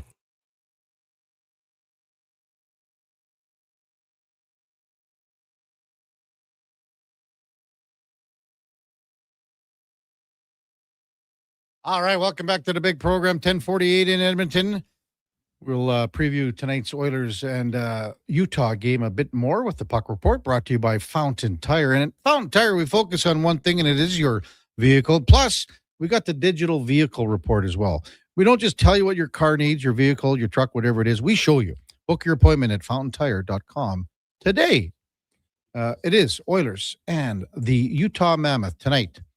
It's a 7:30 puck drop, so a little different. Usually we're, on the top of the hour, but Utah comes in with a record of 37-28-6. The Oilers are 34-28-9. And one thing that we did discuss with Matt McConnell earlier, the Utah play-by-play man, in our 7 o'clock hour, the Utah power play with the talent that they've got, and maybe teams have sniffed it out in the sense that they're pressuring Dylan Gunther a little bit more, because they have him in that Alex Ovechkin spot. But right now, Utah, 16.6% on the power play. That is 28, 29, somewhere in the league, 27. There's a whole bunch of teams that are very, very closely tied together in there. But, that's with the talent that they've got there, and they've got some young guys. And again, 34 goals for Dylan Gunther this year. That it's almost like talking about the Colorado Avalanche, is it not? Colorado's power play is bad. It's weird to think that with a guy like Gunther and Nick Schmaltz and Clayton Keller's very talented offensively. Logan Cooley is as well, been hurt a little bit this year. They've got some guys on the back end that can get the puck on net, and Sergachev. Now Weegar, I think Weegar's on the second power play unit, but it's kind of weird, I think, to have a 29th ranked power play at 16.6%. It's basically, half of what the Oilers is at 31. They still lead the league, but we have seen that number come down almost a full percentage point since Leon Draisaitl has been on the injured list. They've tried several different systems, formats, looks. The very beginning, when the very first game, when Leon went down and against San Jose, Matt Savoy started, where basically on the other side where Ryan Nugent-Hopkins normally would be. And they moved Nugent-Hopkins to the other side. RNH scores a beautiful Leon Draisaitl-esque goal with a one-timer. Short side. Beautiful shot against Nedeljkovic, against San Jose. They also changed that look, bringing in Jack Roslovic about halfway through the power play. But the one thing that needs to change for the Oilers without Leon, if you win a draw, 1-2 passes or whatever, get a shot on net. Stop giving up looks. Stop giving up looks when you're shooting. for possibilities to continue to pass it around the horn and look for the perfect play. Make it simpler. Get the shot away, get it on net. And the one thing that it drives me nuts, I had this conversation with Sean Brown so many times up in the press box. If the face-off's to the right of the goaltender, let's just say tonight, and whoever's taking the draw for the orders, it could be McDavid if he gets tossed. If it's not, then R&H comes in or vice versa. If the face-off is lost, how many times will you see an automatic bang ring around the boards, puck goes down to the other end? And that's only because of where the situation or the defenseman, in this case it's Bouchard, is situated, basically in the middle of the ice. Have him cheat over 10 feet. It's not going to be the end of the world if you win the draw and he's not in that exact spot, because you haven't been shooting it from there anyway to start. Have him over so he can seal off the boards on the rim. I bet it happens 2-3 times tonight. If the Oilers are on the power play and a face-off is lost, in this case to the right of the goaltender, it could be on the other side too. And in this case, the mammoth defenseman will rip it around the boards and ring it around the boards. And there you go. You've wasted 25 seconds because every team does it to the Oilers. Some teams have figured that out in the sense that they stop it and they have the seal job and get the defenseman over. The Oilers don't do it. I don't know why. That's the Puck Report, brought to you by Fountain Tire. If you've been putting off your tire changeover too, it's almost time to get them on for the spring and the summer. Maybe the winter tires are coming off soon, but not today, not tomorrow, because we got snow on the ground. Check them out. FountainTire.com. Text 833-401-1440. We're talking about flag football. Our buddy Bob Duke says, "Hey, Kevin, in punt, pass, or kick, I destroy you.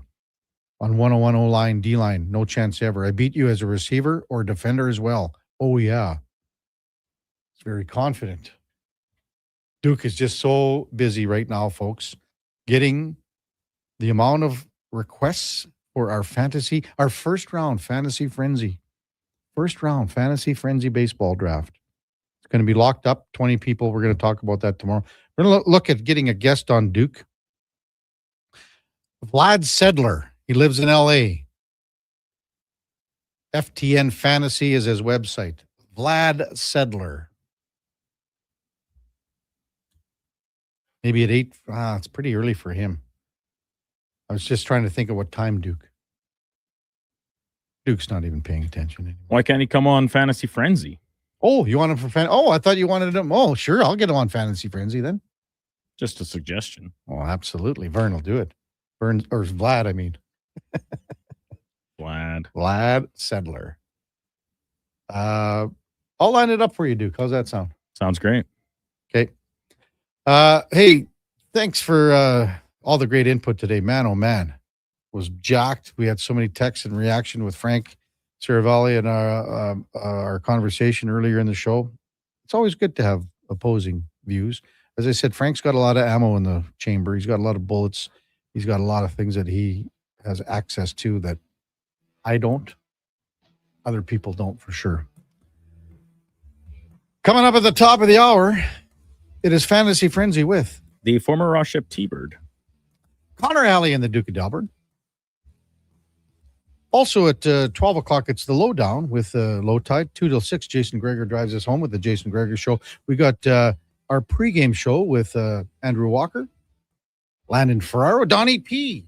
6 o'clock till 7:30, puck drop. Post-game show to follow with those three dudes. We'll have Fox Sports all night, and we will be back with I love you too, Cam Tate. We'll have Fox Sports all night. We're back with you tomorrow morning at 7 bells with our co-host, David Schlemko. Before all that, time now for a Sports 1440 update brought to you by All-Star Construction. They shape and build Edmonton communities specializing in underground utilities like power, like gas, like telecommunications, and street lighting. That's All-Star Construction. Thanks for listening. Appreciate the text. Appreciate the interaction. Could not do it without you. We'll see you back here tomorrow morning at 7 bells. Hope you have a wonderful rest of your Tuesday. Until then, here is the Duke.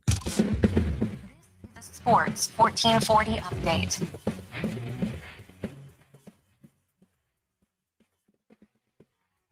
Game day at the Edmonton Oilers. They are down in Utah taking on the Mammoth. Puck drop coming just after 7:30 Mountain Time. Pre-game coverage starting right here on Sports 1440 at 6 o'clock.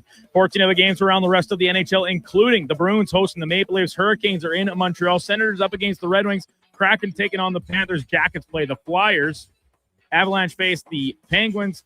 Lightning host the Wild. Sharks are in Nashville. Knights are in Winnipeg. Flames host the Kings down the highway. And the nightcap, Anaheim in Vancouver to play the Canucks. In the PWHL, just one game tonight. Vancouver is in Boston against the Plate. And the Alberta Junior Hockey League playoffs continuing tonight with Whitecourt in Fort McMurray. Lloydminster hosting Grand Prairie. Drumheller up against Camrose. And Calgary taking on Canmore. In the association, just 4 games. Charlotte facing Sacramento. New Orleans in New York against the Knicks at MSG. Cleveland hosting Orlando. And Denver in the desert against the Phoenix Suns. Coming up on Sports 1440, it is Fantasy Frenzy with Hallie and Douglas. I'm Brandon Douglas with your Sports 1440 update. Sports